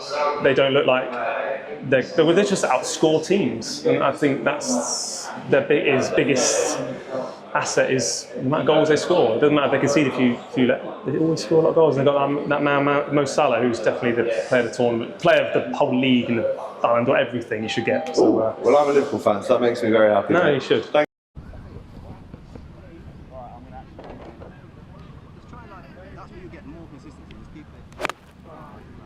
Delete that. One more. Well, 9, I think. Right, yellow flag. About 175. Come on now, big shot. Welcome back. Some really good insight there from the chaps on the golf course. As we literally are finishing up right now, you can already see Team World gathering there, talking about maybe what they should have done a little bit better, Rob, because it has been the ball in the hole. It has been an absolute romp for England. The current standing is Team England 71 to 33 for Team World. This is one of those occasions where it's coming home. Yeah, it will be coming home. They said it would be. But yeah, big up to Robbie. Big up to Theo Walcott, who we just saw there. I didn't know this. He was born to a black British Jamaican father. He was born in Stanmore, and he grew up as a Liverpool fan due to his father's support of Liverpool. That might have been the John Barnes thing. And he used to be a ball boy at Chelsea. And he said, I was playing in a tournament for Swindon when Southampton and Chelsea are interested in me. Chelsea invited me to be a ball boy for a match against Liverpool, and it was fantastic to meet my heroes, Michael Owen and Robbie Fowler, who he's now teammates with for Team England. He said, I was a Liverpool fan because my dad followed them. But he loved Fowler, Owen and McManaman when he was growing up. And when Liverpool won the Champions League last year, he went mad. I was shouting so loud I woke up the entire village where I live. I did not know that. Big up Theo Walcott, big Liverpool fan. How do you feel about that? Last year, he won the Champions League. Well, 2019. He's obviously lying, isn't he? Wow, listen, man. Well, listen, just because you pay for Arsenal, that means you can't support another team. There's loads of players. It's like Sturridge supported Arsenal, didn't he? There's Growing loads up. of loads of players who play for teams who support other teams. So, and if you grow up supporting a team, you grow up supporting a team. Yeah, I mean, yeah, you're so right. You actually don't realise how many of these players that played for top teams actually never grew up supporting them. Yeah, Solanke, big Arsenal supporter, plays for Was Spurs. he? Harry Kane. Harry Kane was a Arsenal big Arsenal fan. supporter at the Arsenal parade with red hair. That's like true. Freddie Ljungberg, yeah. Is a Tottenham player, Darren Bent, Arsenal massive fan. Arsenal fan, still is. Yeah. You know, so you know, Crouchy was a Chelsea fan when he grew up. Went on to play for Liverpool. Jamie Carragher, Everton. It wasn't the only one as well. And there is Theo Walcott. Yeah, with Joe Hart, Jagielka, Genus, Sherringham, Phil Jones, Paul Ince. Some massive names. There's God as well. It was that beer, yeah? Yeah, it looked like it. Yeah, I'm not surprised, especially with Ince. Whose ball's that? So they're That's just a tricky shot. They're just waiting for the final guys. Yeah, this is the final hole now. They're just waiting for Batistuta and Terry to finish on the 10th. Is this a caller captain though? It is a caller captain by the looks of it. I do like that they've put in a few extra little wild card rules in this. It's not just I think Batistuta's called the captain. Sergio Garcia here. I'll tell you what though, he's done him there because that's a tough shot to play. He's picked it up. I think he might go for a drop. It's knee high. You're only allowed to drop your ball from knee height if you are dropping it. I mean, if Sergio picks it up, you can't really argue with him. He knows what he's doing.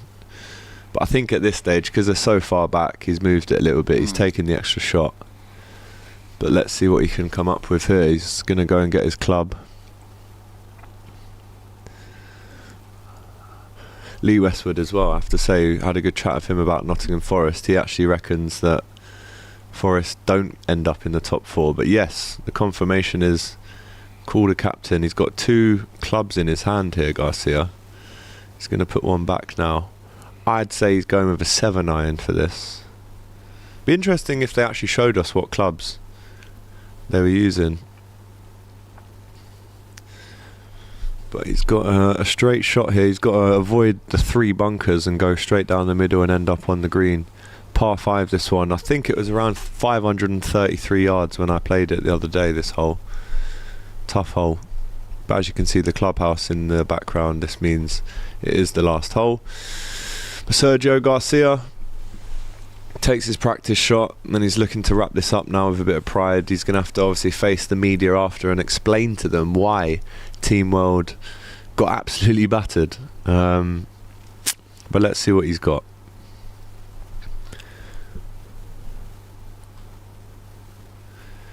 How close will this go? I'm saying that this ends up 10 foot from the hole.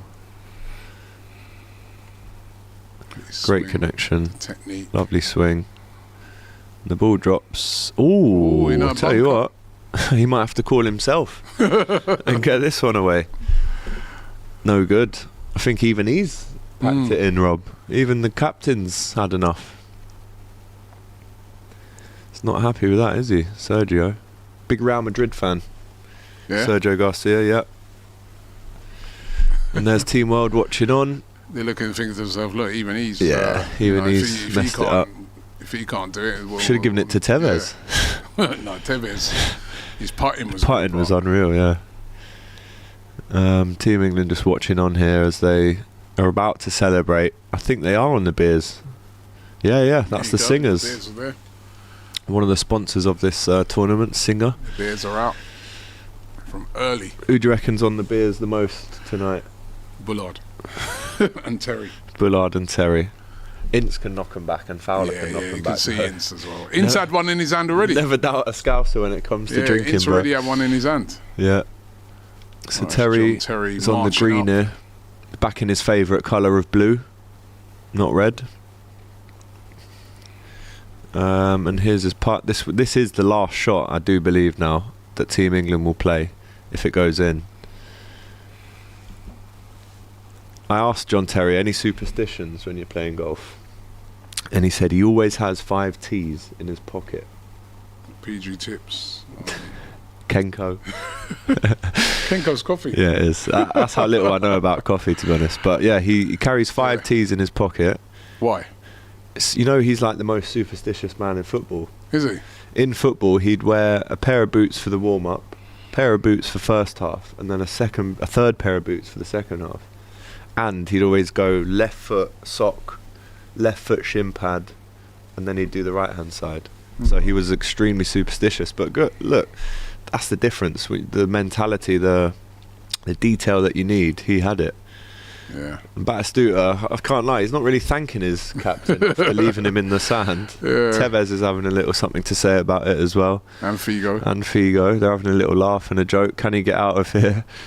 He's going to really have to open up the club face here, as the organisers tell the crowd to be quiet. But the rule is, when you're in the bunker, you're not allowed to touch the ball unless you're striking it. So there's no practice shots where you're allowed to touch the ball. That, didn't he? Why did he hit it so hard? That's gone well over. And I think De Jong's just booted it back, or Garcia's just booted it back. And I think this is now the finish. They conceded it. Yeah, they've conceded the hole. The hats are off. There's a big hug. I mean, Batistuta, you saw in the interview with him, he said, we're not here to lose. Argentinians don't lose. Yeah, I think Terry's lost. Conceded the hole as well. And I think that's it now, people. I think that is it. And so Terry doesn't England even need to win take his last putt. easily, 72-33. Yeah, look, they're all shaking hands now. That is it, people. Lee Westwood has captained Team England beautifully to victory here. They've got double the points and more that Team World got in the end. And now you can see all of the two teams, all 24 of the lads there, shaking hands, embracing, saying we've had a great couple of days out here. If you had to pick a man of the match for each team, who would it be? Ooh. Or top three for each team? I think for England, Teddy Sheringham's got to be Sherringham, Bullard. Genus did okay. Genus as well, yeah. Genus was really good. Impeccable. Ince played well. Fowler. We've got to have Fowler in the top three. He was brilliant. On Team World, Tevez, Batistuta. There's only one of them. Who won for them? Figo. Beat Walcott. Yeah, it's about him. The only one. Figo, Walcott. All the rest that got was beaten, battering. didn't Yeah, they're all on the beers now. It's about time. This fella here is a famous Thai golfer. He was teaching a lot of these guys the other day. But as you can see, people, Team England are bringing it home, right? Icon Series, what an absolute pleasure it's been. First of all, to be out there, you know, having spoken to all of these guys, having been around the course, having a real feel for the competitive nature and the want to win. It's been incredible, and then to actually watch it here today has been brilliant as well. So, Rob, how are you feeling about golf now? Are you a bit more interested? Yeah, listen, I really want to play. After being watching it for the past 4 hours, I really want to be able to play it. You know what I mean? So we're gonna have to get that. Don't worry, I'll sort that. We're gonna have to get that game going that you was talking about. But yeah, no, it was enjoyable. You know what I mean? It's for a great cause as well, and yeah, it was good. It was good, and what really impressed me is that, you know, some of these players, they really know how to play golf, and they took it serious. You can see that. Even though they were having a lot of fun in doing it, you could see they really wanted to do well. It's for a lot of footballers, it's their second sport. 100%. It really is their second sport. So it's great. It's great. Enjoyed it, and enjoyed having all you guys on board as well. Thank you very much for joining us. It's been amazing, and thanks to Jason as well. Big up to Jason for organising the stream. Robbie, golf lessons, content incoming, says David. I guarantee you now, people, if you've enjoyed this stream, within the next month, when the weather's a bit nicer as well, I am going to get Robbie out there on the golf course. Maybe Expressions pops along as well, and we record some really great content, and you can all see what Robbie's like on the golf course. Apparently a lot easier than cricket. But we will see. Cricket's harder. We will see, right? DR Sport's becoming Eurosport, says me, Jim. Fowler and Tevez, Figo and Walcott were the best, and it would be great to see that, says Jason. And just to finish us off, golf is a great game, says Ammo, the Arsenal fan. On the way out, people, please do us a favour, smash that like button, get your comments in. Don't forget, we go back to regular programming on DR Sports tomorrow with the weekend roundup show, FA Cup fixtures FCM to take place. well, Got the FCM podcast tonight, really looking forward to that as well. Great coverage for the Icons. It's been great to follow, says Jason. It's been an absolute pleasure to be out there with the lads as well. But here from the studio in London, as England finally win something, Rob, they bring it home. Thank you to the Icon series. Big shout out to DR Sports as well. We'll see you on the next one. Take care.